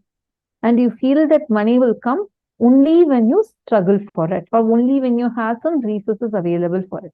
Some kind of a cognition that you're carrying. Look into that. Take a moment and look into the cognition that you're carrying. Write that down. Look into the cognition and pen that down. See, And understand What is superdeterminism? You, inside of you, sit as Paramashiva. Cognize that you are Paramashiva, and because you are Paramashiva, and everything around you is also different manifestations of Paramashiva. From the powerful cognition that you are Paramashiva, cognize your life, the cognition about money, the cognition about life. Change it to what you will be having when you cognize yourself as Paramashiva. And from that cognition, declare, I am Paramashiva and let me have money by this time, by this much amount, by this time. Declare it, you will have it. See, I see you showing two big thumbs up. There is just one last thing I want to tell you. When you are creating the space, if again you're getting self-doubt, self-hatred, some past pain creeping and coming into you, two ways. One, you can sit, do the completion for it, or declare. Swamiji has told, no question for me to even encourage this. I am going to sit as Paramashiva because much more than me, my Guru knows me. My Guru has declared that I am Paramashiva. With that strength, with that powerfulness, with that powerful cognition, I am sitting and I am declaring that I am Paramashiva. This is the way I experience the world. This is the way I experience reality. I am declaring as Paramashiva, let this happen. By 6 p.m., let my bank have $1 million. You will have. Understand, that is the power of superdeterminism. Actually, this is what is the thing. Even my Diana's pillar, even you have posted a question, right? Based on your past experience. See, there's a very beautiful example Swamiji gives. It is the frame from which you see life. Your cognitions matter. Right now, it is like Ma Virupaksha or Ma Diana or any of us for that matter. We all carry a different frame. It's like if I'm going to pick up a glass that is purple tinted, and I'm going to put that glass on me, whether I see a white wall or whether I see a red rose or a pink curtain, I am going to see everything with a shade of purple on that. Am I right? I'm not going to see white as plain white. I'm going to see white with a shade of purple on it. Correct? Same way, Ma Virupaksha or Ma Diana, when you both are making that statement about your past attempts and not succeeding, every time you utter that, you already have a certain incompletion notion attached to that incident. So what happens? Naturally, when you are making a decision, if I am wearing a purple color glass, whether I see you or whether I see Ma Katyayani or whether I see Ma Virupaksha, anyone, all of you are going to look purple for me. I cannot say, oh, I'm seeing 3 different people, everyone is looking purple. It is not the problem with the people. It is not problem with the outside. It's the problem with the incompletion based on which you operate. There's a very funny joke that Swamiji will say. Swamiji says that one man goes to a doctor, okay, ortho, and what happens is, he says, doctor, I have been suffering. My full body is fractured and, I'm in severe pain and I don't know what to do. I'm a very complicated case. He goes on telling. So doctor tells, relax, what happens? So the man says, see, I put my finger here. Ouch, it hurts. I put my finger here. Ouch, it hurts. So he puts every part and he says, it's hurting, it's hurting, it's hurting. So he says, look, my whole body is paining. Then finally the doctor sees, writes a prescription and gives him, says that your finger is fractured. Naturally, with a fractured finger, every part he touches, it is going to pain. It is his finger that is paining. Same way, with the cognition inside of you, any hangover of the past inside you that you carry is going to keep impacting every situation you see. Whether I'm seeing Ma Dana Caesar with a purple glass, or I'm seeing Ma Prithvi Prasad with a purple glass, or whether I'm seeing Ma Dana with a purple glass, every one of you are going to appear purple for me because the glass is purple. But what Ma Virupaksha or Ma Diana's pillar, you both are trying to change outside. It is not about the manifestation not happening. It is about the glass with which you are seeing. You need to remove the glass. Beating up yourself is not the solution, or trying to change outside is not the solution. How many ever times you paint a rose red and say it is not still red is because of the glass, not because of the rose, right? So you need to remove that glass of incompletion that you are carrying.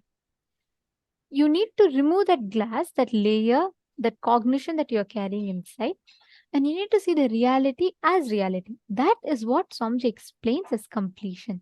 Swamiji told in this session a very important statement. Swamiji said, neither free will, it is neither that life is completely under your control. You should not think, even if you think life is completely my manifestation, it is wrong. Nor it is predetermined. Even if you think, oh, life is completely with Paramashiva, I cannot do anything, it is completely gone, whatever is happening, both are wrong. Having the right cognition that Paramashiva is manifesting through you to create life as per your individual will is superdeterminism. Life is happening because of Paramashiva's grace. His grace is your will. And that will is what is manifesting as reality is superdeterminism. With that, you cannot entertain incompletion.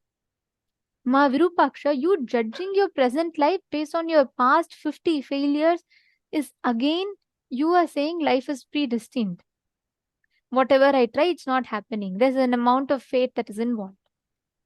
So the solution here is not to change the reality, not to change you. It is to change the cognitions. Drop the incompletion and upgrade your cognitions.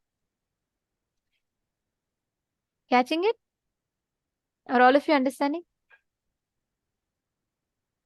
And I just also wanted to add, Samuel Hagerman has posted. Okay, you posted saying that how Swamiji has granted you many boons, and you feel like sometimes when it is not manifesting yet for you, you're afraid that is it will arrogance, is it Guru Droha? I don't want to commit Guru Droha. First thing, relax. No, it is not.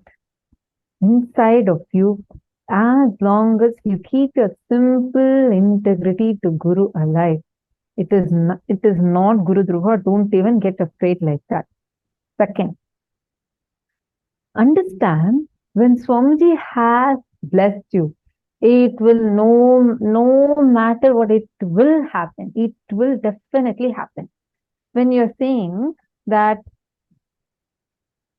how Swamiji has burnt all that negativity inside of you, and after that, if you're having any struggle, you're now going back to doubting that. No, that's exactly what Swamiji explained in the satsang. What did Swamiji say? Don't go back and say, oh God, look, all suffering is there, then how can I be Paramashiva? No. Instead say, I am Paramashiva. When I am Paramashiva, how can Paramashiva suffer? Let me not have any suffering. Carry that as your cognition. Same way, when Swamiji has already blessed you, saying that he has burnt your SDHT, any other doubt even raised, tell it clearly. You have no place in me. My Guru has blessed me. Paramashiva himself has blessed me. This SDHT cannot have a place in me. And I declare that with all my intensity and integrity. Just say that. You don't know just the power of that one thought, that one declaration. Suddenly you will see it will just lose its power over you. Actually, one incident happened. There was this one lady who had severe back problem, and every day she kept coming and receiving healing from Swamiji, and it will get healed. The back pain will completely get healed. Again, by that evening, night, she starts having back problem, and she comes back in the morning and asks for healing blood. So this kept repeating for almost 3-4 days straight. Then Swamiji just looked in and like into her. Like, so she came and asked, why am I having like this, Swamiji? Swamiji told her, Swamiji asked her, what is that life negative pattern, life negative cognition that she goes on cherishing inside? Swamiji said, every time that Swamiji's blessing, actually the whole thing, her very biomemory listens, and the whole spine is getting aligned back, and the back gets completely healed. But because of some self-destructive thoughts she again newly generates, the disease comes back to her because she's newly creating it. Are you understanding? Here you have an option. You can use Swamiji has blessed me. That's the boon I have. With that, I powerfully declare, let this cannot have power over me. It will really drop. That is your power of superdeterminism. Are you understanding? You will see how Swamiji has blessed you. But you also have a freedom to say no. That is why we have any of the incompletions or struggles that we face. Because after Swamiji said that Tathastu, now let you have this. If you have a cognition saying that, oh God, I may not be able to manifest this, I'm not able to manifest that.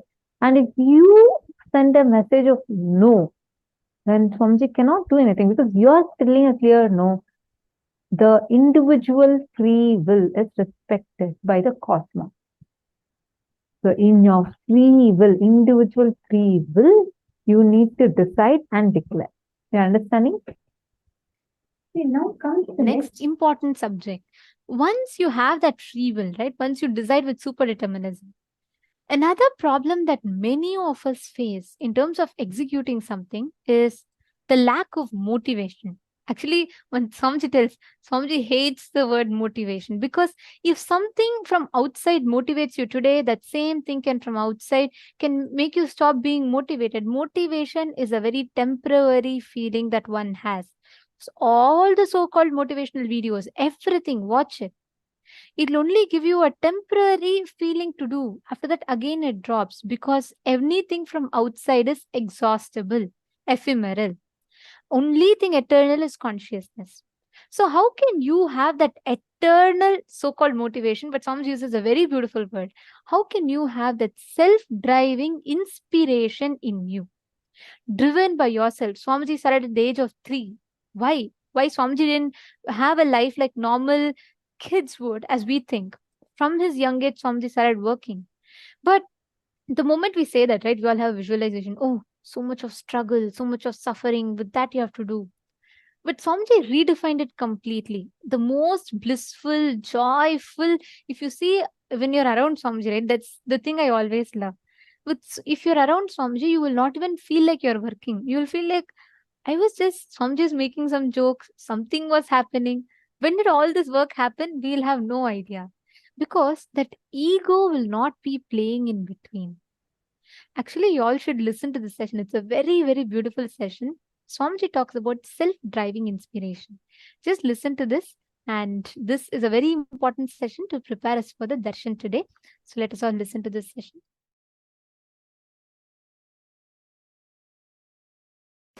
Today I wanted to expand on this one truth. Hridaya guhya tahara vidya. In all of us, please listen, in all of us, there is a strong cognition which is spontaneous for us, which forms the core of our heart, core of our being. Hridaya guhya, which is cherished in the cave of the heart. For some people, I am this body is the Hridaya Guhya Tahara Vidya. They function, think, do everything with that understanding. I am this body from morning till night. Painting and cleaning externally and internally takes the whole day. Internal washing, cleaning, filling. External washing, cleaning, painting. Takes whole day. Even the little remaining time they have, they will be working to get all this. Understand? All of us have Hridaya Guhya Tahara Vidya. In our heart cave, a natural understanding, a spontaneous flow of knowledge Some people think mind, name and fame, the reward, joy. Joy which comes when others praise you. That is you. If that becomes your hridaya guhya tahara vidya, the spontaneous knowledge about life, then whole life you run behind that stupid Nobel Prize. And finally you get rejected and dejected, and you go on teaching how to live to people.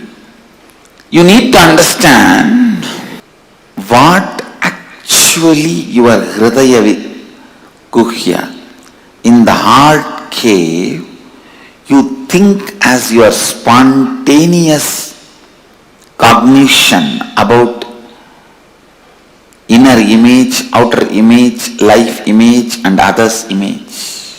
Spontaneously what do you think? Understand? Spontaneously what you understand. Spontaneously what you carry. I wanted every one of you to know, spontaneously what you carry is what you brought from the past birth. That is what you brought from the past birth. My hridaya vidya, hridaya guhya tahara vidya, the spontaneous cognition, knowledge I brought in my heart cave is completely aligned to all these four images. Completely aligned to all these four images. Aligned to all these four images. Listen. Completely aligned to all these four images. I may want to repeat this again and again till you listen. Listen. That was my spontaneous flow of life. What you feel inside you as you, what you declare outside you as you, what you want others to experience you as you, what you feel about others and the world. Aligning all these four to best and constantly, please listen, the life happening in you, every moment you feeling I exist is like energy. To whatever you want, you can infuse that life into it. If you constantly think, I have so much of SDHD, I can never be successful, more and more you associate yourself with that, that becomes alive. Understand? In the beginning you may not be able to change what happens outside, but you will be able to always change what happens inside. So decide, even for a few minutes, you will not empower, energize the concept that you are a failure, you are struggling, you are. Few days before, one of my Swami was telling, I complete and get out, again I fall back, and complete and get out, again I fall back. You want to enjoy this personality. You are enjoying this space. You want to empower this idea of I rise and fall, because you must be enjoying the effort, hard effort you are putting.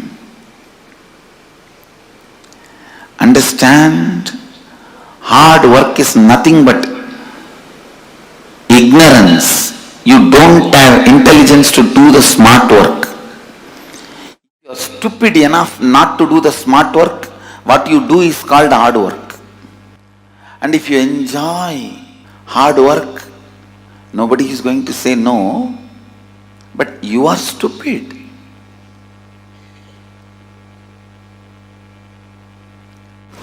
Why will you complete yourself and then come out again, fall into the same ditch and complete yourself and come out? Because you empower that cognition. I am struggling, sincere, seeker.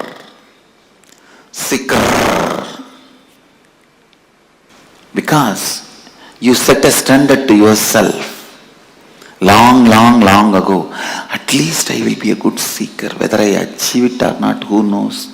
I don't think I can achieve. That and all is not possible for me. But I'll be a good seeker.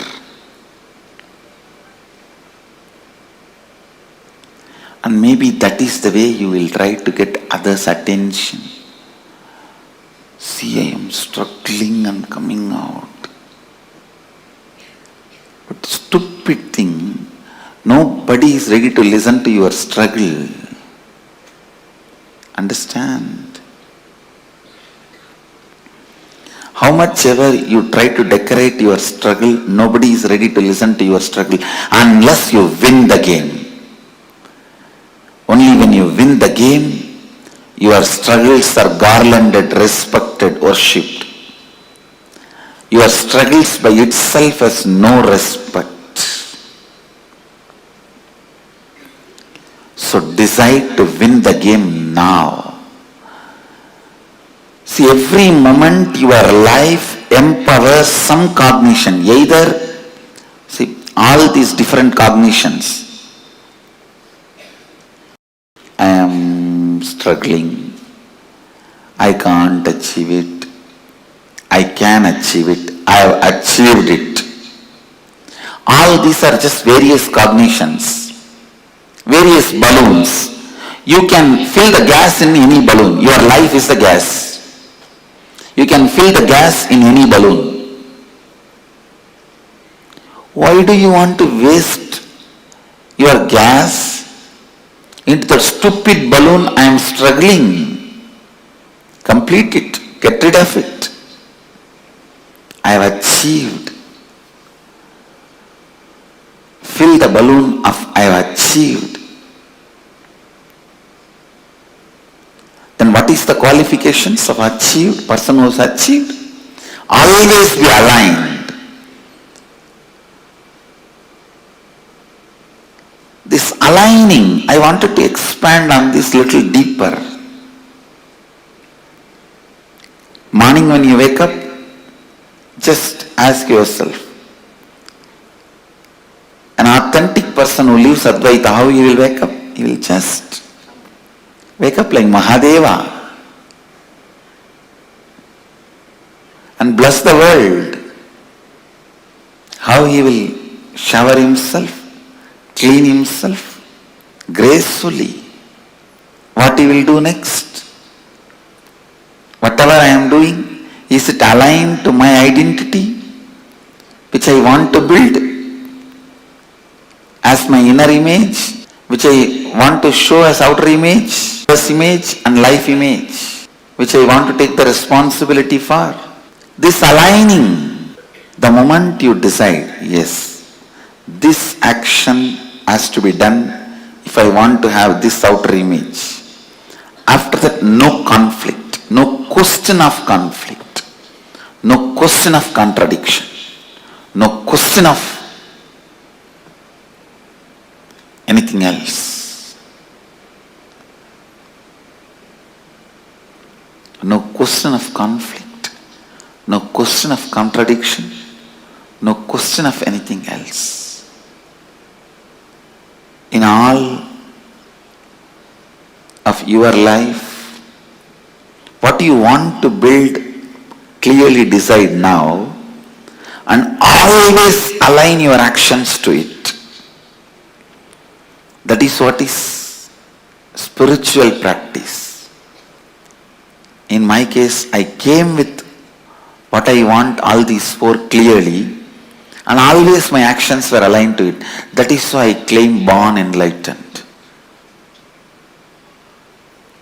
understand? The Hridaya Guhya Tahara Vidya was very clear.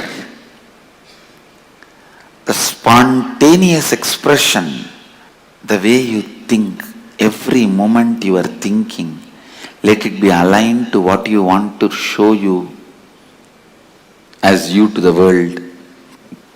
What do you want to feel you as you to you? What do you want others to feel you as you?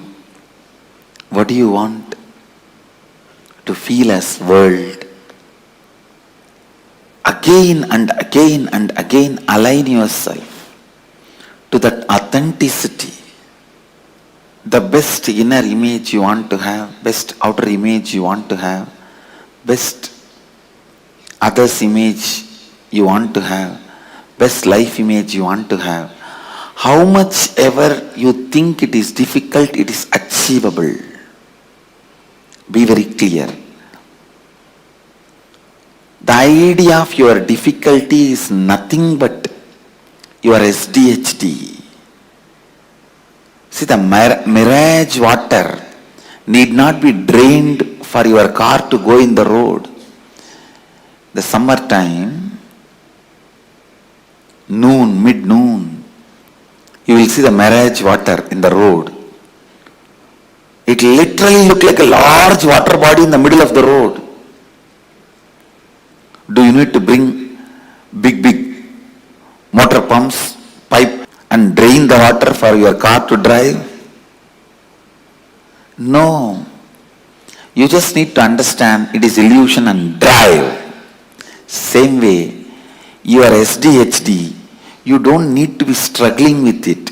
You just need to know it is your SDHD and drive. I tell you, anything can be given up in the life. Anything can be lost. Not one thing. That is self-driving motivation. Just if that is maintained, everything is done. The high self-drive, in anything you take it up. The high self-drive is life. Not having the high self-drive is death. That's all. That's all is life. Whenever in your life you lived with high self-drive, you are alive. Whenever it was lost, you are dead. Whenever you had high self-drive in your life, you were alive. Don't remember the moments of money as important moments in your life. Don't remember moments you have been rewarded, awarded as the important moments of your life. Don't keep those stupid photographs of your graduation, your lottery winning, in your house as your important moments of the life. No. When that stupid cap was put and that certificate was given in your hand, you became intelligent. Don't keep that as a memorable moments of your life in your house.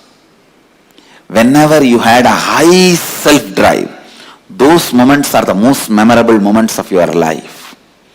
Keep them as the memorable moments of your life in your house. I tell you, high self-drive. Don't keep that stupid marriage photograph, your graduation photograph, all that as the memorable moments of your life. Your first baby, you bought a new house, first house. All these as the memorable moments of your life. No, all this happens as an accident. The high self-inspired drive moments you had in your life, those moments, memories of those moments, achievements of those moments, it might have been as simple as you took the lawn mower and mowed your whole house, whole lawn. Or you took the vacuum cleaner and cleaned your whole house. It can be as simple as those moments. Or you decided to hike the mountain and went on a hike. Or you decided to swim and swam for 2-3 hours. Or you decided to go for a long perpetual completion session and sat for 3-4 hours in the space of completion. It can be as simple as any one of these. High self-drive moments should be respected, celebrated, worshipped, remembered as the memorable moments of your life. All this, the first house you bought, the graduation certificate, your marriage, your first kid, all these can be social accidents. You say that social accident moments of my life. Keep them all in archives in your house. Social accident moments of my life. But only when you were living in the high drive.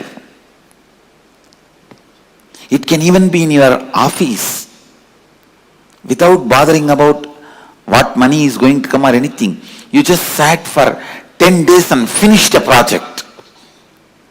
Those moments, high self-drive moments, get them as the memorable moments of your life. Get them as memorable moments of your life. And they are only memorable moments of your life. They are only memorable moments of your life. They only need to be repeated. Understand?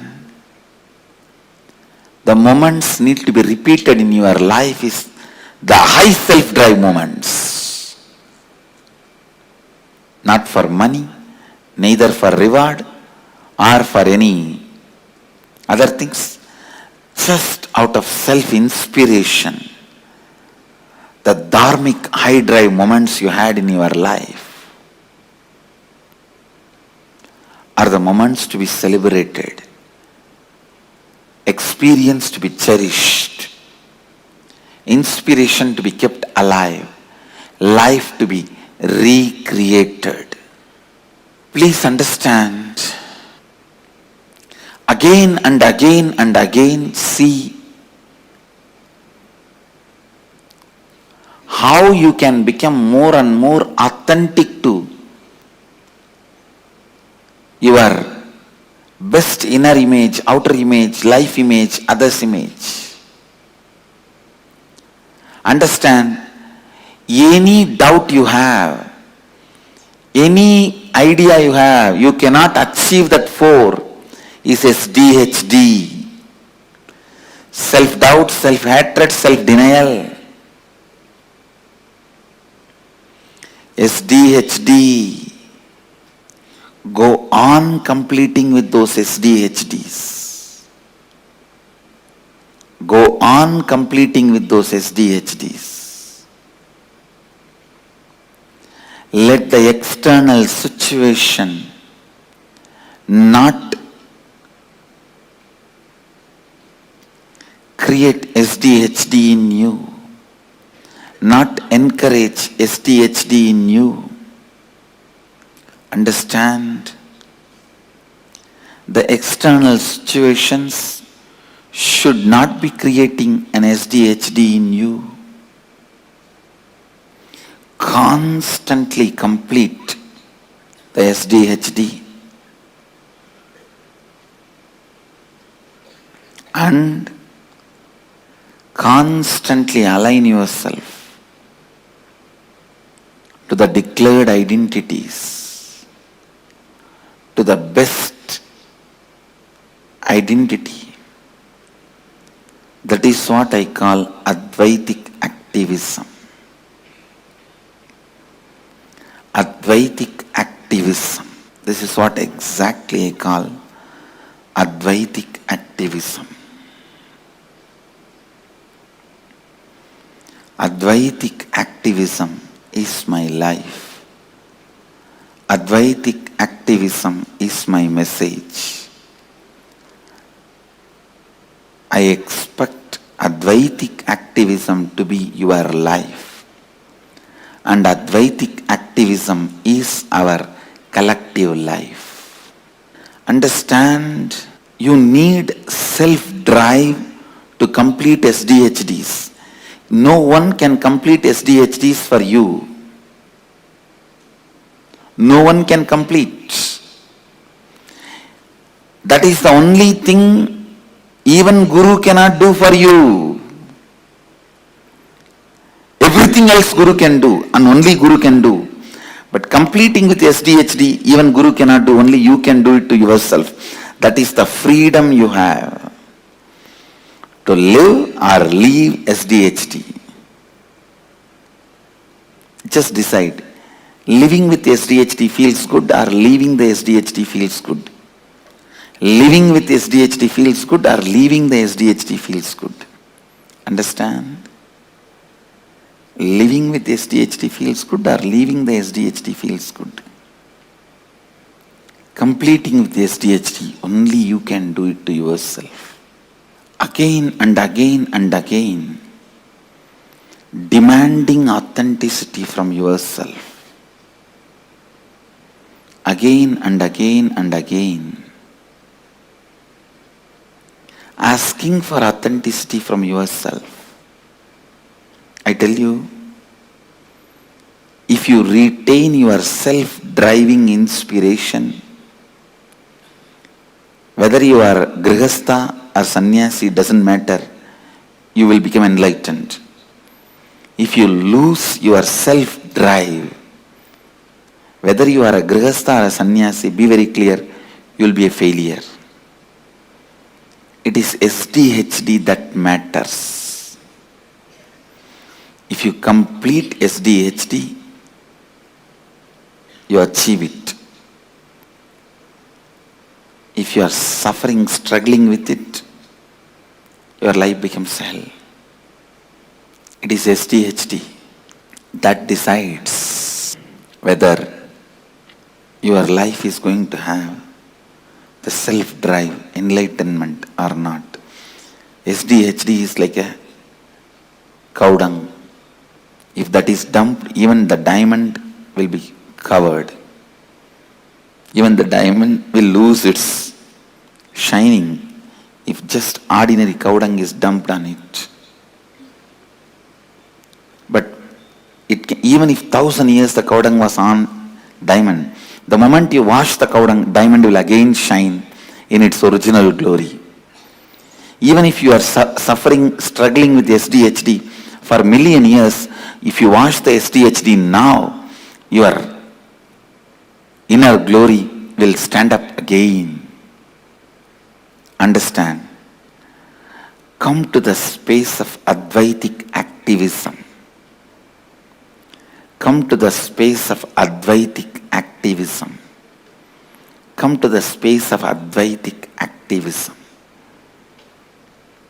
The more and more you align yourself,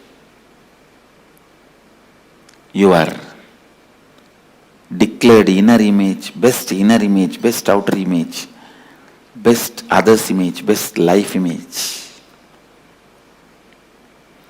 the more and more you tune yourself to that, more and more you become authentic. The more and more you become authentic, the more and more you live enlightenment.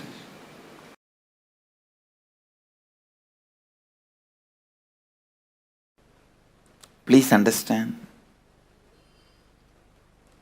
self-drive is the source of the knowledge a human being has. Means that is Saraswati.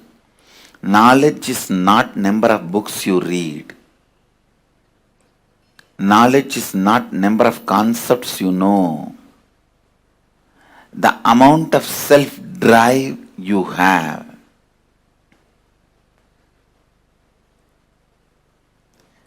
understand, giving a right context to the self-drive is only the job of Saraswati, knowledge.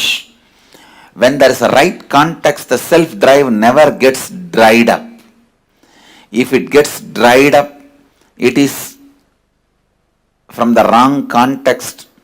It is the lower level pleasures. It is not self-drive.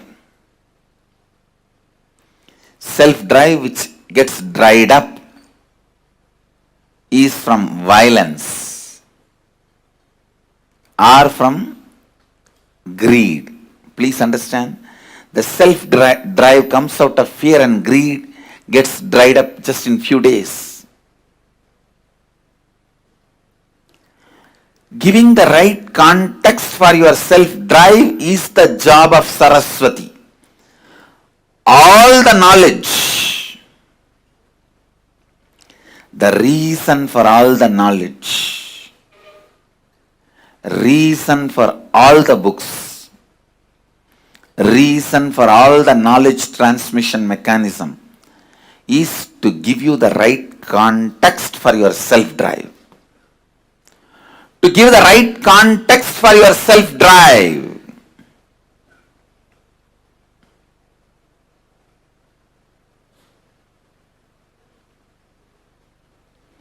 Giving the right context for your self-drive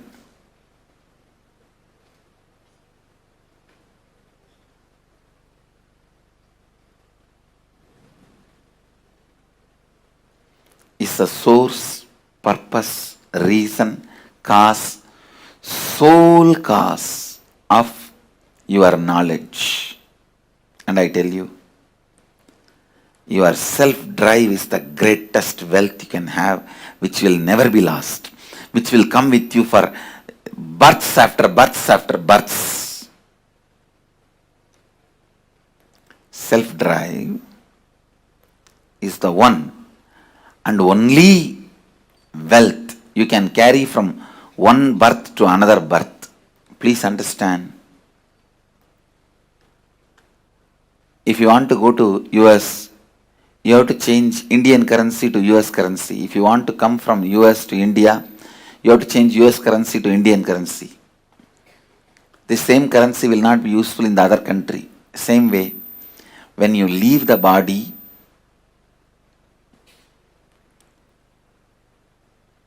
whatever you accumulated in this birth, wealth, life, relationships, properties, nothing will be useful in the next birth. But the self-drive you accumulated will be there with you in your biomemory as your asset. I tell you, self-drive is the Lakshmi. Self-drive is the ultimate wealth, ultimate asset.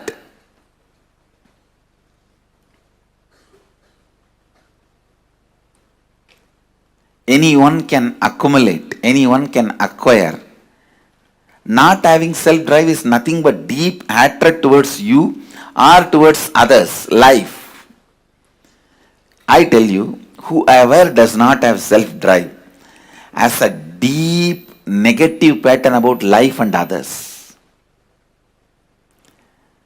They are constantly abusing life and others, criticizing life and others, deep incompletion with others and life.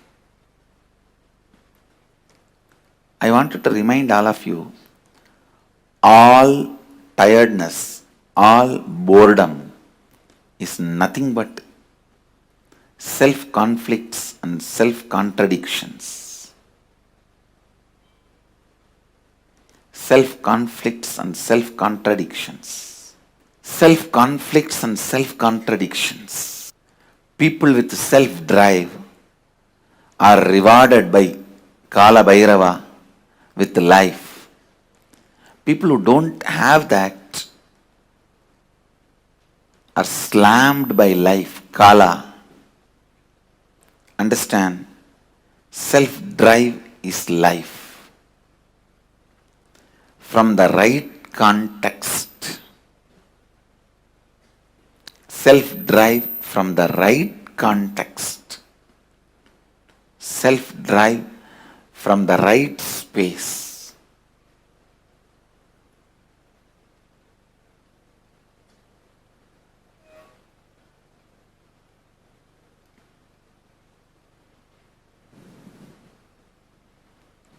Self-drive is the only energy, Durga, you can have. Nothing else is energy. Not your muscle power or your thinking power. All that are not the top energy. Self-drive is the energy of life. Understand? Self-drive is Saraswati. Self-drive is Lakshmi. Self-drive is Durga. Driving yourself constantly, I tell you. Anything stops your self-drive from the right context is incompletion. Immediately complete with it and get rid of it. The verse in Bhagavad Gita, the words of Sri Krishna, Uttared Atmanatmanam Atmanam Avasadayet. This is the exact interpretation I will give.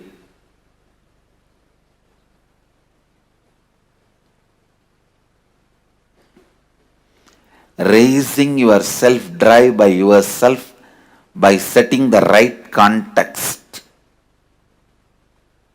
You will be a great friend for yourself. If you can't raise your self-drive by yourself by setting the right context, you are the greatest enemy for you. It is the self-drive that makes you king or beggar. It is the self-drive that gives you self-respect or not. It's a self-drive that gives you the ability to exist. That is a self-drive that gives you the strength to live. Self-drive is the love for life. Self-drive is the devotion for life.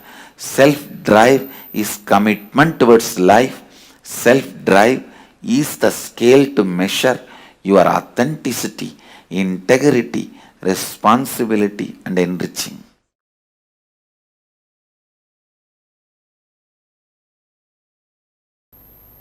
I tell you,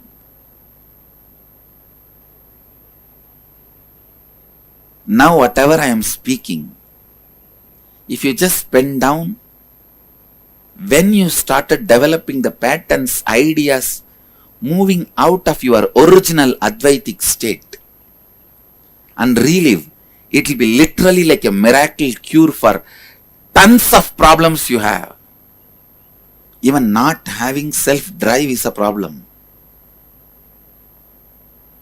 If you find out when you lost the Advaita, that is the time you would have lost your self-drive for life.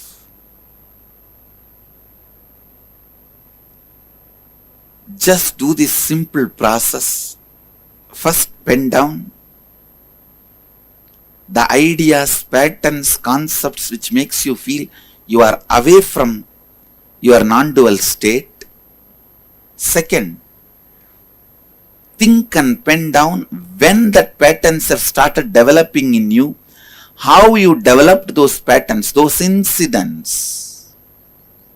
Third, relive all those incidents. Fourth, relive and complete them. Fifth, start living Advaita, non-dual state of consciousness. That's all.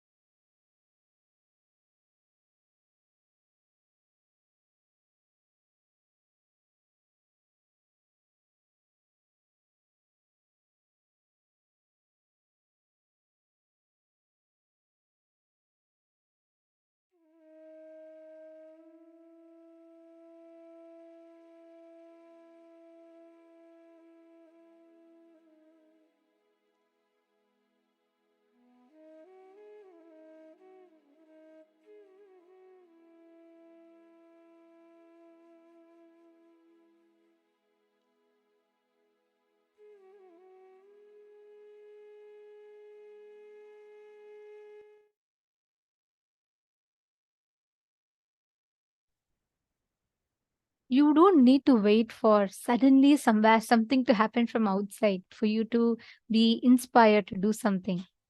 Self-drive, where the source of your inspiration is not something ephemeral, not something from outside, but something eternal, something from inside, which drives you. The cognition, the right powerful cognitions drive you to achieve your goal, achieve what you want to achieve in life. Today, Gangadhara Murti and Ganga Visarjana Murti represent this exact principle of Paramashiva, will persistence. The will power, the will persistence, not the will arrogance. I'd like to start with the same exact words that Swamiji had told, which we had started with from the morning. Ganga breaks Himalayas not because of her power, but by her persistence.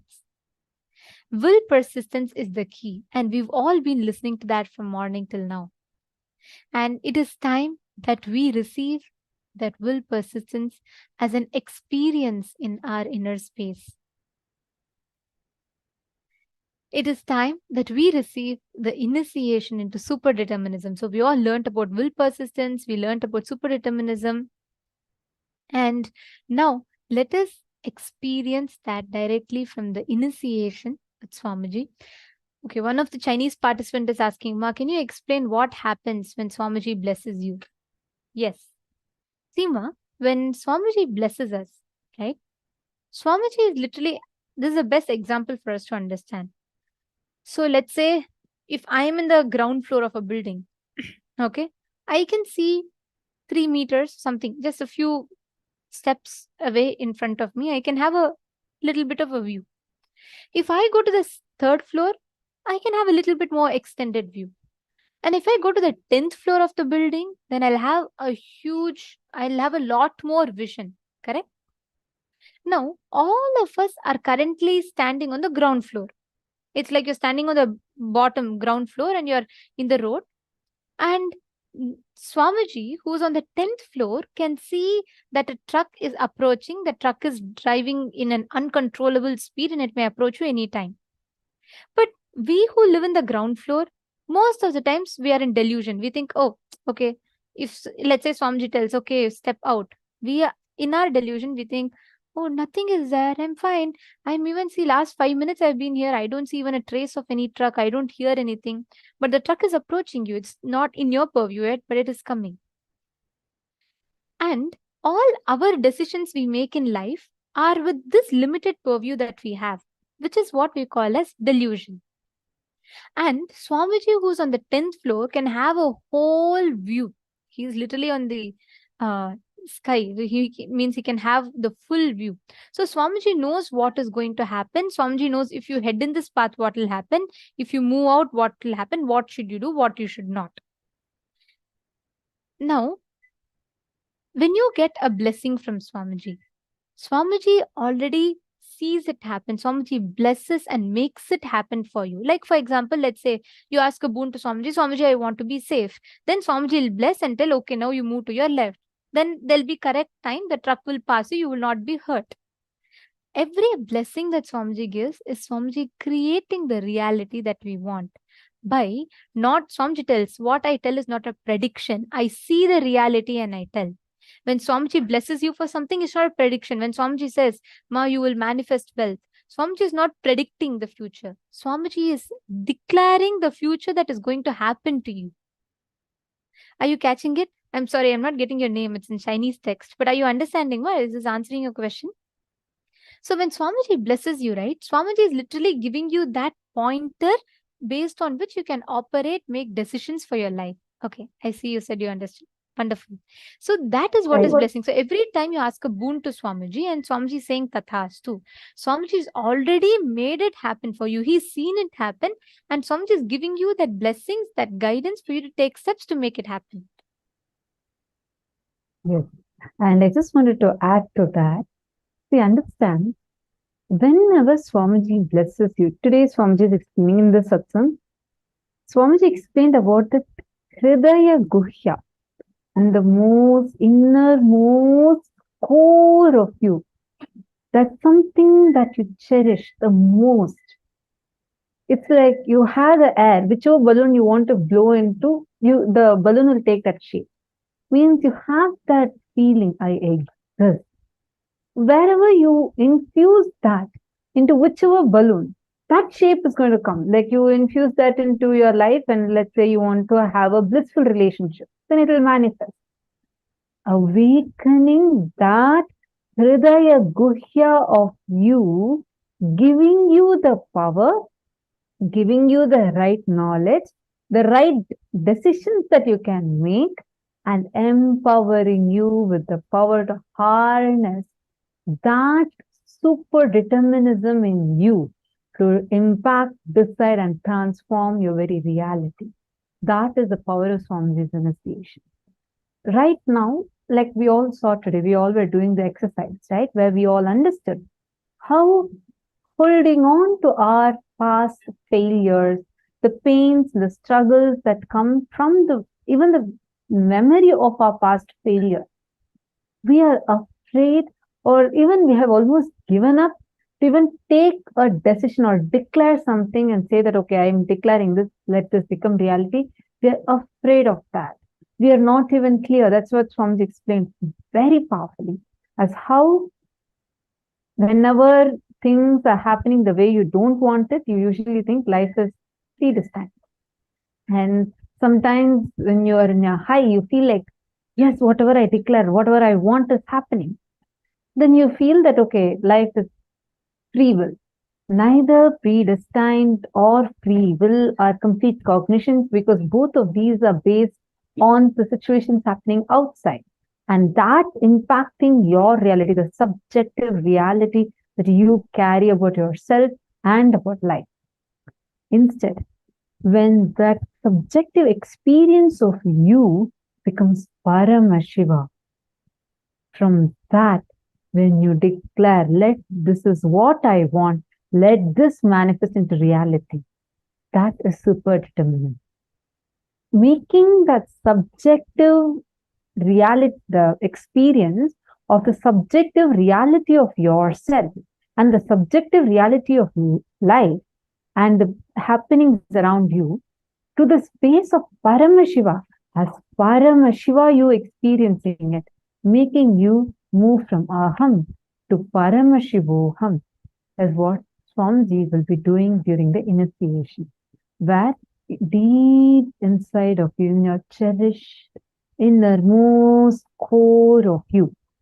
For example, you're alone, you're probably in the shower, or whenever you're sitting with yourself, when you're being with yourself, how you feel about you in that innermost core of you, making you feel that you are Paramashiva, empowering you with that ultimate powerfulness, is what Swamiji's initiation does for them.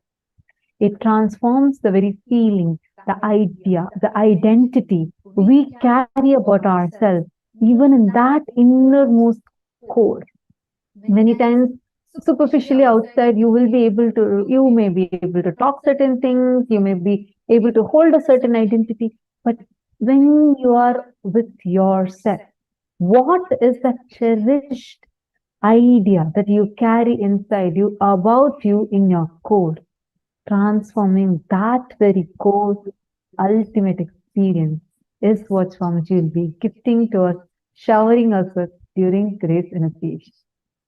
And today we are going to be receiving the darshan of Ganga Dharamurti and Ganga Visarjanamurti forms of Paramashiva. Like we all listen to Swamiji himself narrating the story of how Devi Ganga happens to planet Earth, right? How she comes from the Satya Loka to Bhuloka. The form of Paramashiva which gets Ganga into his head into his jatas, is Ganga Dharamurti. The form of Paramashiva through which he releases the Ganga to planet Earth is Ganga Visarjanamurti. These two are the forms of Paramashiva that we are going to be having the darshan of today. We will now be chanting the Dhyana Shloka of this form of Paramashiva. So, Dhyana Shlokas are the sacred chants that describe that particular attribute of Sadashiva, like however Paramashiva assumes, like each form of Paramashiva It describes in elaborate detail, and each of these mantras are taken from the Vedas and Agamas, which describe those respective forms of Paramashiva. So we will now be chanting the Dhyana Shloka of Ganga Dharamurti and Ganga Visarjanamurti form of Paramashiva.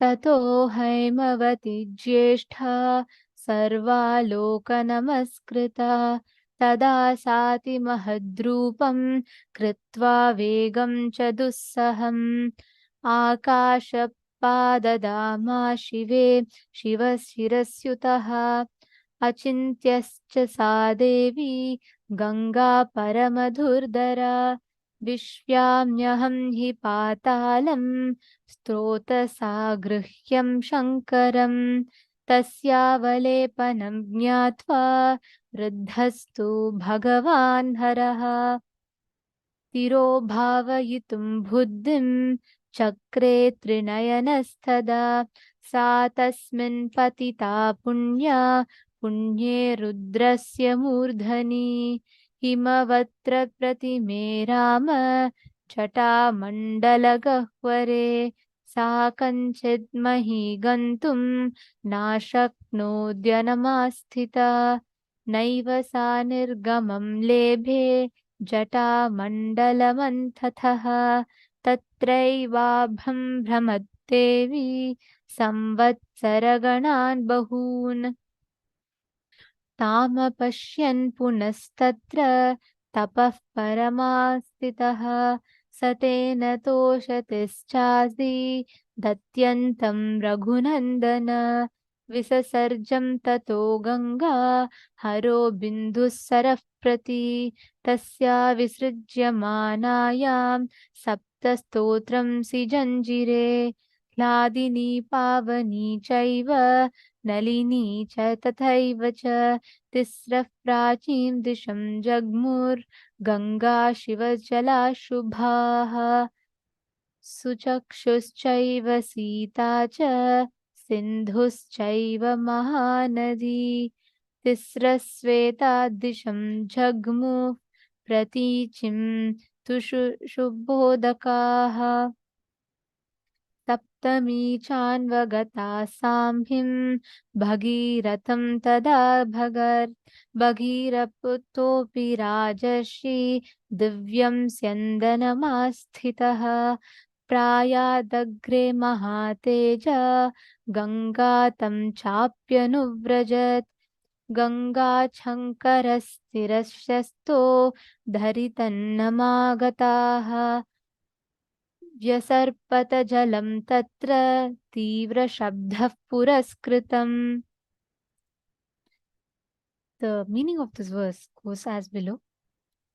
Afterwards, she, who is reverenced by all the worlds, who is the elder daughter of Himavanta, that Ganga, assuming an unendurable form of insupportable rapidity, they say, then plunged from the sky onto the auspicious head of Paramashiva.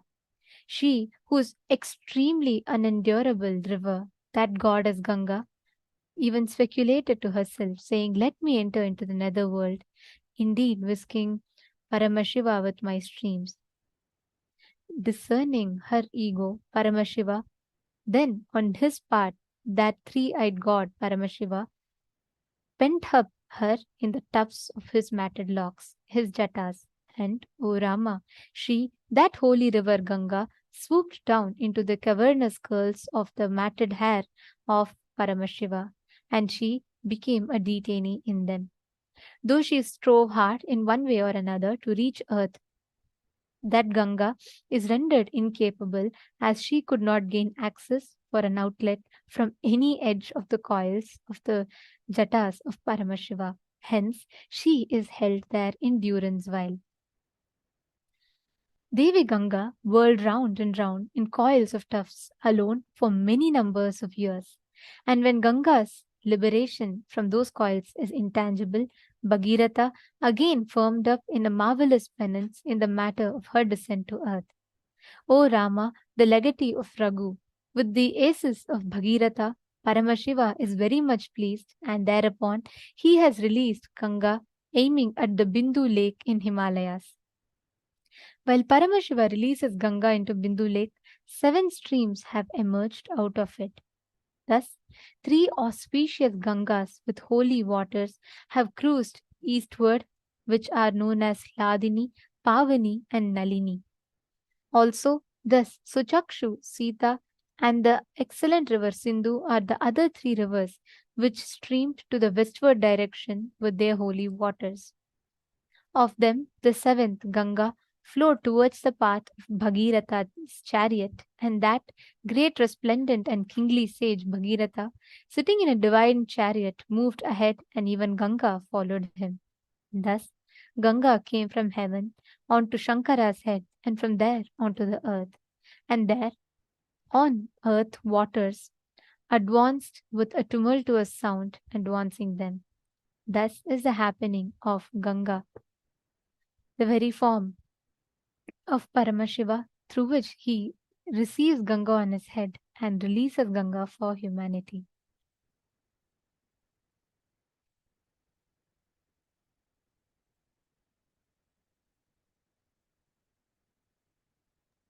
This is a very auspicious form whose darshan all of us are going to be enjoying today.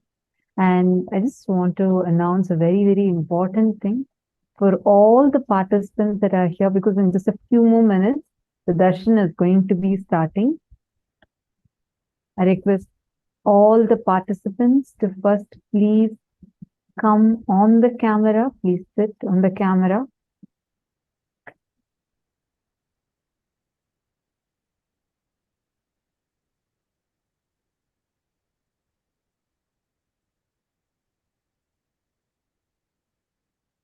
Understand, during the darshan, Swamiji himself will be personally blessing all of our messages. Whatever boons, prayers that you have, you can put it in the chat to Swamiji. Please make sure you're putting it in all the platforms.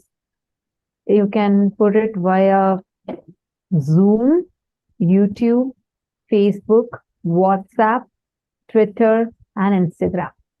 Any of these 6 platforms, you can put your request. Through any of these platforms, even Facebook, through these 7 platforms you can put. So, whenever at any of these platforms, Bhagavan's eyes fall on your message, immediately he blesses it and you will see it become reality. One important thing, we are noticing that many of you are putting in only one platform. We humbly request all of you to put it on all these platforms so that you don't miss out on receiving the blessing, because Bhagavan's eyes can fall on any of the platforms at any time. And Swamiji also looks at each screen individually, blessing every single one of the participants sitting on the Zoom rooms. So that is why it's very important for your prayer to not get missed. Swamiji has opened up all these platforms, so all of you can post your prayers and requests for blessings, wounds on all these platforms. And the next most important thing, we are noticing that some participants are posting the same message multiple times, especially on the Zoom. We request all of you to post one message only once. Do not type the same message. For example, if you are asking Swamiji, please make me SJP Karta. Just give me an example. Please bless me to become a Sarvanya Pita Karta. You are asking this as a boon. You can ask one other boon as another message, no problem. But do not put the same one message multiple times. We are noticing that many of you are doing this, and what is happening is you are missing out the response that Swamiji has given to you. We noticed multiple times that even if Swamiji has responded to your message, you are missing out on that, and you are continuously posting the same message. And because of that, it's also affecting the other participants to see the blessings that Swamiji has given to them.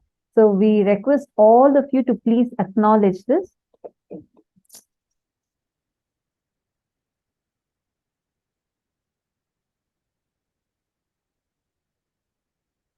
And also along with that, all the participants that are sitting in the darshan, every time you are posting a message, please be assured that every message is being seen directly by Swamiji, and we will be receiving the boons and blessings. So each time you post a message, you would not have to repost it again and again. So let's all be sensitive to that fact, and please make sure that each of you are seeing to it that you're only posting it once. And pertaining to social media, you can post all your questions, messages in all of the social media platforms, right? You can post it in all of the social media platforms. That should not be a problem.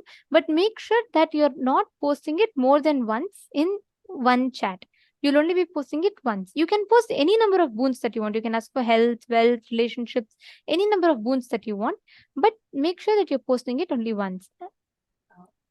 We request all the participants to please take a moment and acknowledge. If you have understood this, please acknowledge it in the chat. We're also going to walk you through what all are the platforms that are available.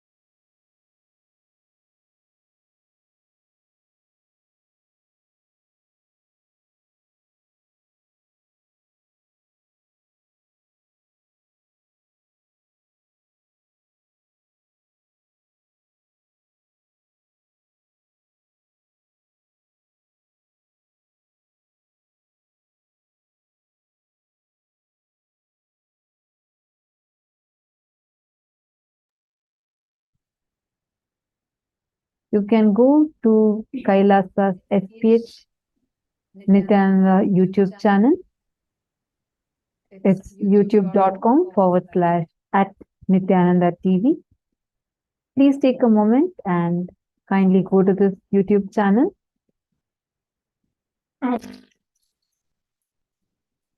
Once you go to the YouTube channel, you will see a live video right on top of the YouTube channel. So please go to the live video.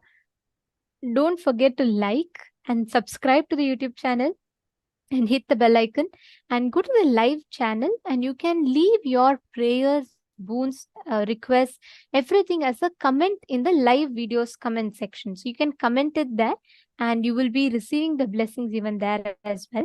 So you all can comment your prayers, boons, blessings, requests, etc. on the live chat of YouTube. And also do share this link and invite your friends, your close ones, near and dear ones to watch the darshan and enjoy it as well. The next is WhatsApp. So yes, Paramashiva is available to you on your WhatsApp as well. So you can head to kailasa.org, our official website, and click to join the WhatsApp community. You will see right on the home page, you will see an option called Join WhatsApp Community, and it will give you it will automatically lead you to a WhatsApp page, and you'll just have to click join chat, and you can join that. And in this chat, you can ask all your prayers, blessings, requests to Swamiji. The next is Twitter. On Twitter, you can go and find Swamiji's official Twitter handle, which is @Sri-Nithyananda. And you can go to that Twitter handle, and you can post your questions there. So once you go to Twitter, don't forget to follow Swamiji on Twitter, and you can see the top pinned tweet. And make sure you go to the pinned tweet and use the hashtag #AskTheAvatar in that pinned tweet, and you can post a reply to that tweet with hashtag #AskTheAvatar, and you can post your prayers on Twitter.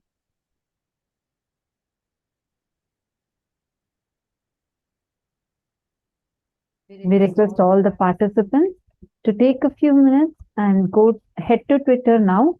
And if you are able to see this and you're able to reply to the pinned tweet, kindly let us know. We'll give you all a few minutes.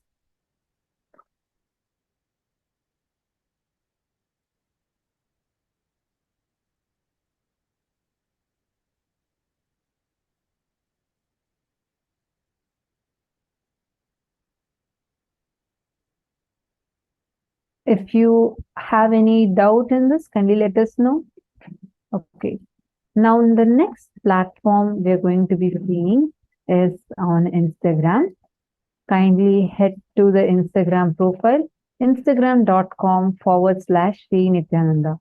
And this is Swamiji's official Instagram handle. The name would be KAILASA SPH Nithyananda, and the username would be Sri Nithyananda. This is the username. And once you go here, click on the profile picture. You'll actually see a notification saying live. Click on that live button. And in the comment section, you can post your prayers. So these are the platforms through which you can connect to the avatar and ask the avatar your questions, prayers. And the last one is Facebook. Please go to facebook.com/Paramātma Nithyananda.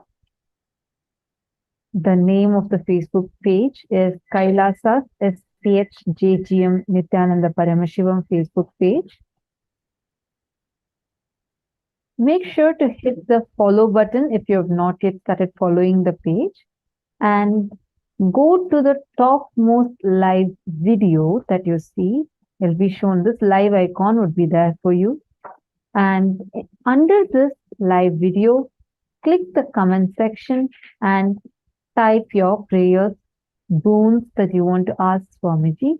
And also don't forget to put a like to the video, as well as share this video on your timeline and share it with some of your friends as well, so they can also enjoy the darshan like how you're enjoying. Hope this helps all of you to identify all the platforms so that all of you can ask your prayers in all of these platforms, so your messages do not get missed. And again, I just want to repeat once more to all the participants that are here sitting with us. I request all of you to please acknowledge that you will ask your prayers and boons only once in the chat, meaning you can ask multiple prayers, multiple boons, different messages. You can put how many ever you want, but please do not repeat the same message multiple times, as this affects you because you missed out on seeing the response Swamiji gives to your message, as well as the other participants who are also not able to see the response they got from Swamiji. So I request all of you to please acknowledge this. Many of you have already acknowledged. I request all others also, other participants. I see many more joining right now. Can I request all of you to please acknowledge? You all can post in the chat saying yes, you acknowledge. So we're sure that all of you understood. And another most important thing is each of us here are very, since like so many of you are from China, Australia, different parts of the world, many places where it's nighttime, many places where it's your early morning, midnight or afternoon. And each of you log in from different time zones to have the darshan, to sit with Swamiji. Now, one important thing is during darshan, understand your place literally becomes a temple. When Swamiji says Gangadhara Murti is manifesting, literally from Kailasa, Swamiji is bringing down that energy, his dimension of Gangadhara Murti, and Swamiji is manifesting it for us. So every one of you that are sitting here, understand the darshan space is extremely sacred. So do not move around, do not stretch your legs, do not look away from the camera. This moment is where you are coming face to face with the divine. It's a very sacred, powerful process. So make sure we are maintaining the sanctity, the sacredness of the darshan. Please do not stretch your leg, do not lie down, do not put your camera facing the ceiling. If any of this happens, our digital security will be moving you all to the waiting room. But apart from that, take every step to make sure that you are maintaining that sanctity of the space, sanctity of the darshan. When when Swamiji is blessing you as Ganga Dharamurti and Ganga Visarjanamurti, he is literally giving you that energy to manifest your reality. He is creating the reality for you. Every word of Swamiji's is an initiation. And in this sacred space, every one of us need to make sure that we are maintaining the sanctity, and each of us are receiving the best experience from the darshan. So I request every one of you to please sit straight and settle down in front of the cameras. We're all going to be entering into the darshan. Please sit straight. Sit with your head, neck and spine in a straight line.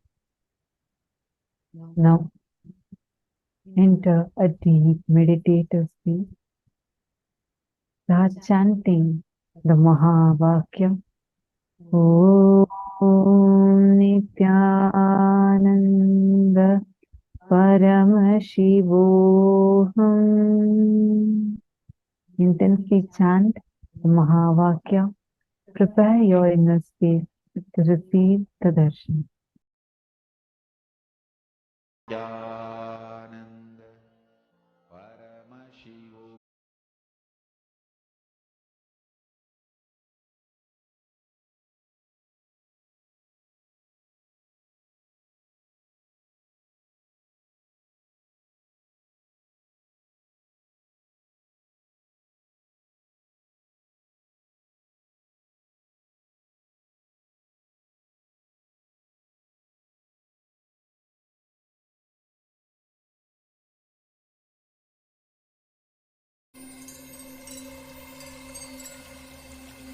I welcome you all with my love and respect. Let you all open all your three eyes. Om Nithyananda Paramashivoham.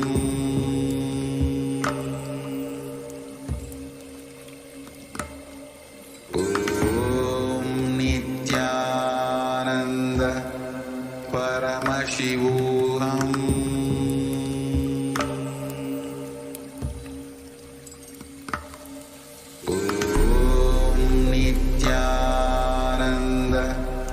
Paramashivoham.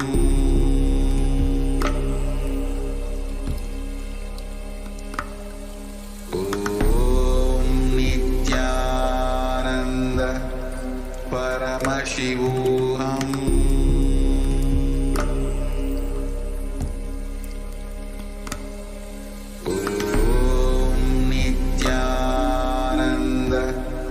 Paramashivoham.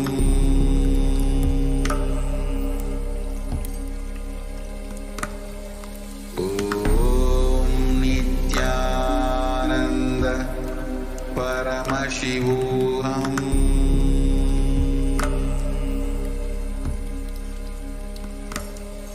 Om Nithyananda Paramashivoham.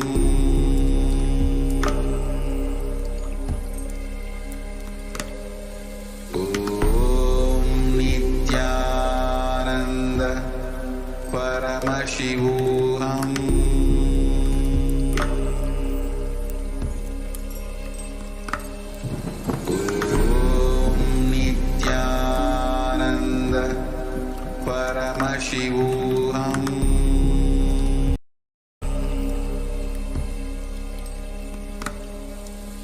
Om Nithyananda Paramashivoham.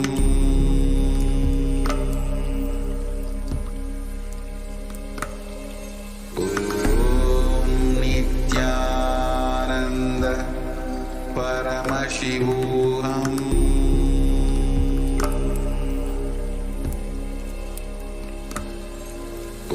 Om Nithyananda Paramashivoham.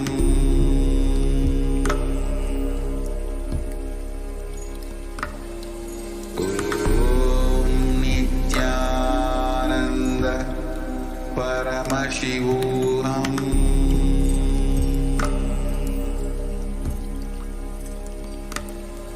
Om Nithyananda Paramashivoham.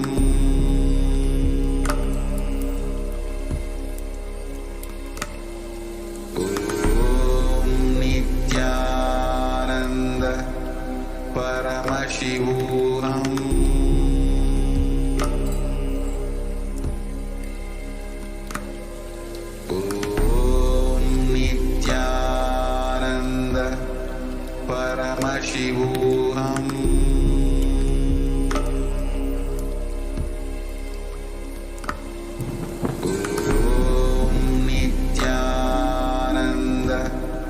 Paramashivoham.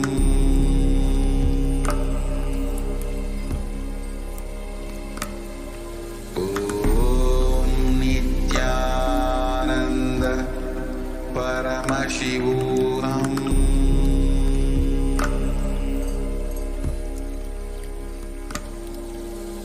Om Nithyananda Paramashivoham. Paramashivoham.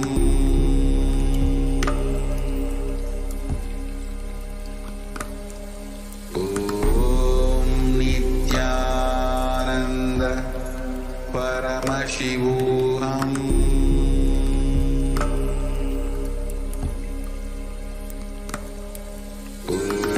Om Nithyananda Paramashivoham.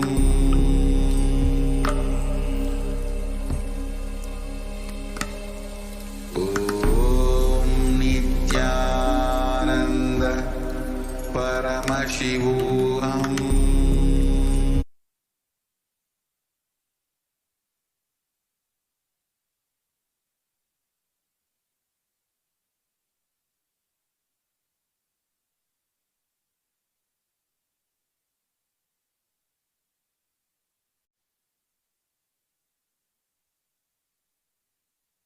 Connecting with the divine with your eyes closed is meditation. Connecting with the divine with your eyes open is darshan. Come, let us all now move from meditation to darshan. Slowly, very slowly, please open your eyes.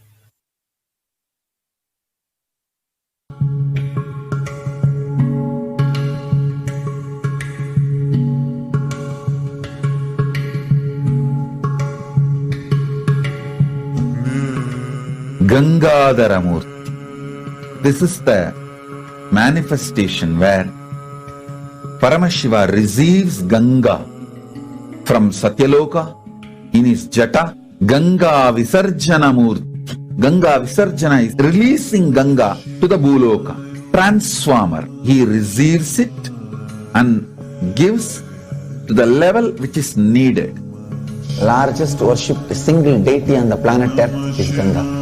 The very context for our coming to planet Earth is for completion.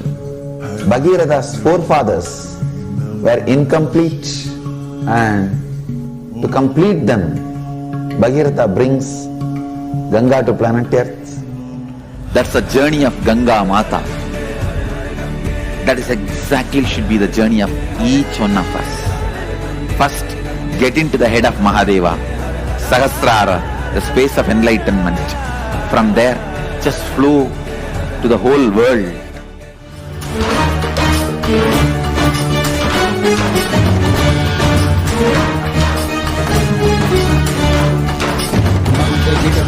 Ganga முடிக்கொண்டு நர்த்தனம் புரியும் ஈசனே, சுடலை பொடி பூசி புடுக்கை தனை ஏந்தும் காலனே புலிதோலனே, மீன் விழியால் உள்ள முறைகின்ற மதுரை மாநகரின் ராசனே, இன்னல்களை கலைந்து இன்பங்களை அளிக்கும் சுந்தர வடமணி நேசனே, ஞாயிறு திங்கள் நித்த முறைகின்ற செவ்விழி கொண்ட செல்வனே, சொக்கனே எந்த சோமனே, ஐயா சோதி வடிவான ரூபனே, அடிமுடி காணா அண்ணாமலையே அகிலமும் போற்றிடும் ஐயனே, நாதாவரணனே நால்வர் போற்றிட நயமுடனாடிடும் நாதனே, ஆழகாலம் உண்டு ஆழம் காடுதனில் ஆனந்த நடமிடும் ஆதி செய்வனே, மங்கையிடம் கொண்டு கங்கை முடி கொண்டு நர்த்தனம் புரியும் ஈசனே, சுடலை முடி பூசி உடுகை தனையேந்தும் காலனே புலிதோலனே, மீனின் விழிகால் உள்ள முறைகின்ற மதுரை மாநகரின் ராசனே, இன்னல்களை கலைந்து இன்பங்களை அளிக்கும் சுந்தர வடமணி நேசனே.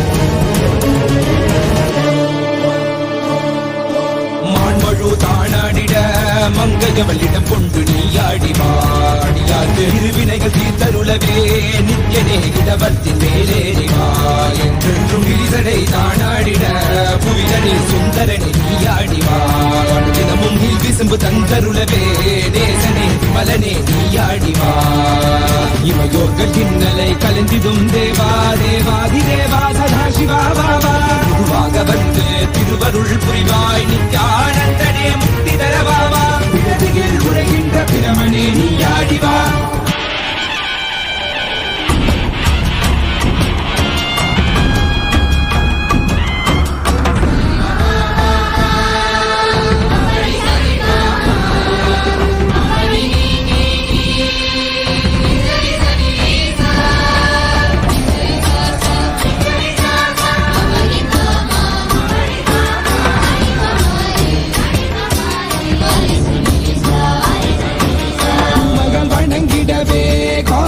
மண்ணாய் உரைபவனே அப்பாய் காட்சி தரும் எங்கள் ஆணை காவலசே ஆதியந்தமில்லாத ஜோதியாய் அருணகிரி உரைநாதனே உலகை இயக்கிடும் வாயு வடிவே காலகத்தி ஈசனே சொல்லுதிடத்தில்லை நகர்தனி வானில் ஆடும் கூத்தனே பஞ்சபூதமும் நித்தம் பணியும் பரமனே பரமேசனே ரசித நித்ய வைபவ குப்த கைலை வாசனே ஈசனே சர்வேசனே பரமேசனே ஜெகதீசனே நித்யனே ஆனந்தனே என் ஜீவனே குரு சேவனே நித்யனே ஆனந்தனே என் ஜீவனே குரு சேவனே நித்யனே ஆனந்தனே என் ஜீவனே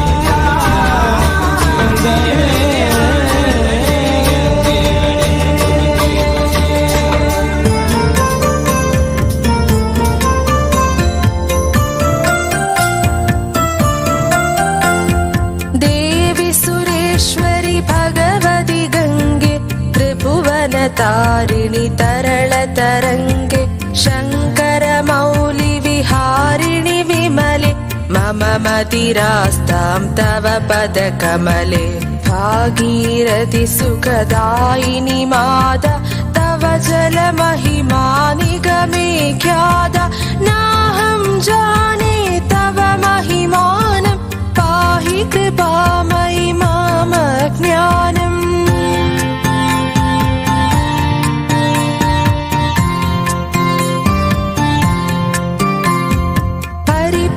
पाद्यतरङ्गिणि गङ्गे हिमविदुमुक्ताधवळतरङ्गे दूरीकुरु मम दुष्कृति भारं कुरु कृपया भवसागरपारम् तव जलममलं येन निपीतं परमपदं खलु तेन गृहीतं मातर्गङ्गे त्वय्यो भक्त किलदं द्रष्टं नयमः शक्ति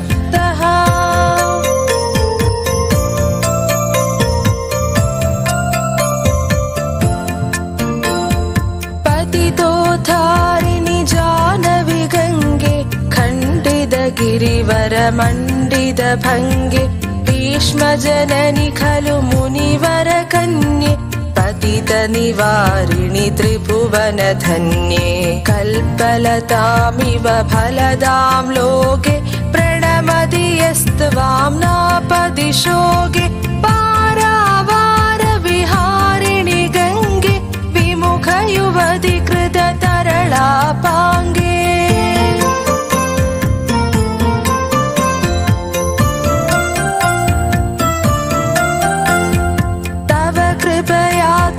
स्रोतः स्नाता पुनरपि जतरे सोऽपि न जाता नरकनिवारिणि जानवि गङ्गे कलुषविनाशिनि महिमोत्तुङ्गे पुनरसदङ्गे पुण्यतरङ्गे जय जय जानवि करुणापाङ्गे इन्द्रमुकुटमणिराजितचरणे सुखदे शुभदे प्रत्यशरण्ये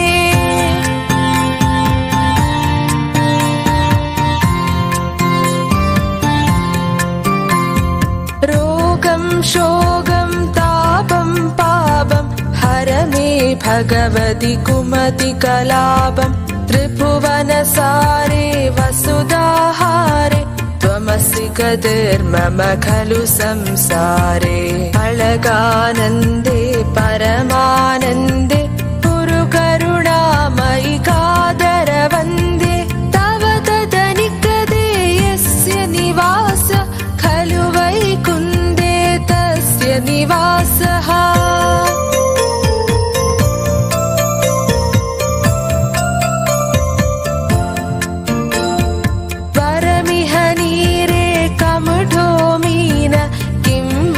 तीरे सरः दक्षिण अथवा श्वपचो मलिनदिनास्तव नाही दूरे निपति कुलीन भो भुवनेश्वरि पुण्यधन्ये देवि द्रवमयी मुनिवरकन्ये गङ्गास्तवमिममलं नित्यं पठति नरो यः स जयति सत्यम्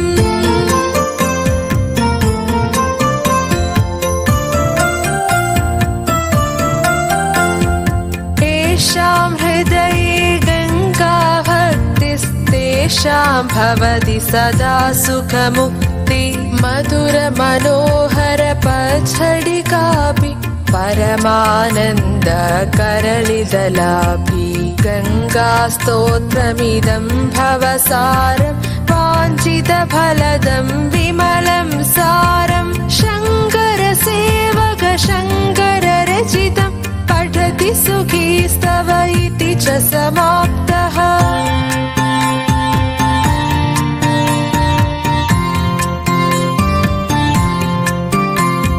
जय जय गङ्गे जय हर गङ्गे जय जय गङ्गे जय हर गङ्गे जय जय गङ्गे जय हर गङ्गे जय जय गङ्गे जय हर गङ्गे जय जय गङ्गे जय हर गङ्गे जय जय गङ्गे जय हर गङ्गे जय जय गङ्गे जय हर गङ्गे जय जय गङ्गे जय हर गङ्गे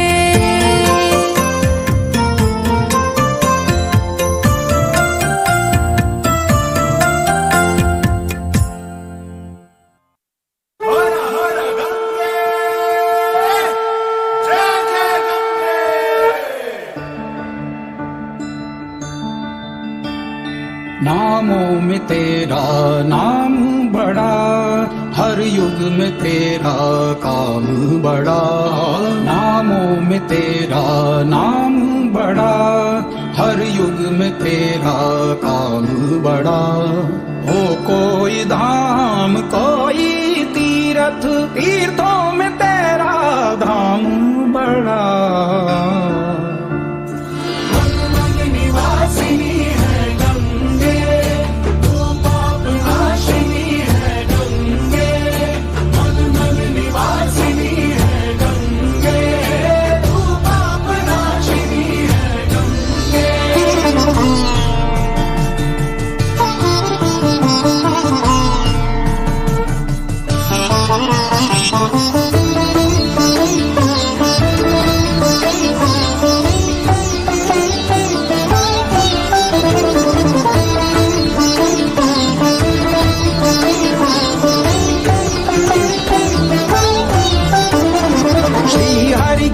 बदनख से जन्म तेरा, गंगा जय जय गंगा, ब्रह्मा का मंडल भवन है तेरा, गंगा गंगा जय जय गंगा, शिव की जटा पे उतारी गई, गंगा गंगा जय जय गंगा, भागीरथी तू पुकारी गई, भागीरथी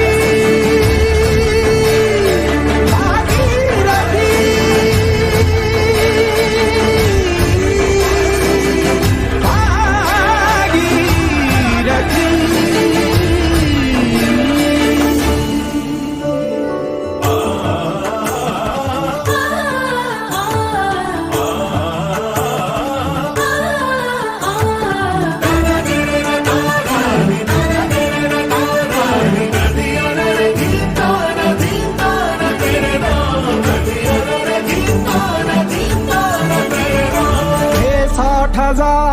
सगरवंशी मुनिशाप से उनकी चिता जली, सगरवंशी मुनिशाप से उनकी चिता जली, उनका तूने उद्धार किया, उनका तूने उद्धार किया, तेरी धारा ने उनको मोक्ष दिया, निवासिनी है गंगे, नाशिनी है गंगे, निवासिनी है गंगे, नाशिनी है गंगे, देवी सुरेश्वरी भगवती गंगे, त्रिभुवन तारिणी तरल तरंगे, शंकर मौली विहारिणी विमले, भगवती रास्तां तव पद कमले,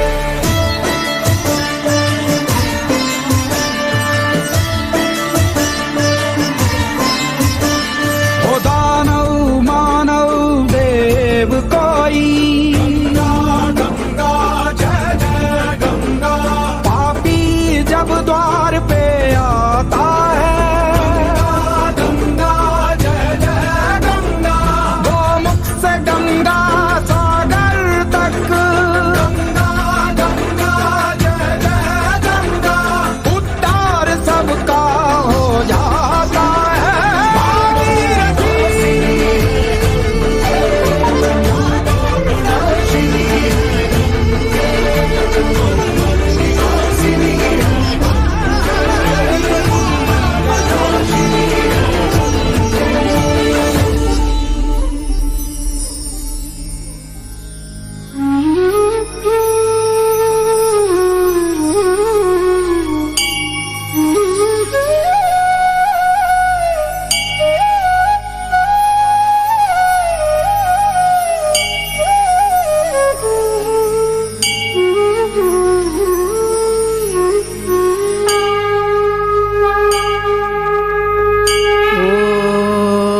नमः शिवाय, ॐ नमः शिवाय, ॐ नमः शिवाय, ॐ नमः शिवाय, ॐ नमः शिवाय, ॐ नमः शिवाय, नमः शिवाय, नमः शिवाय,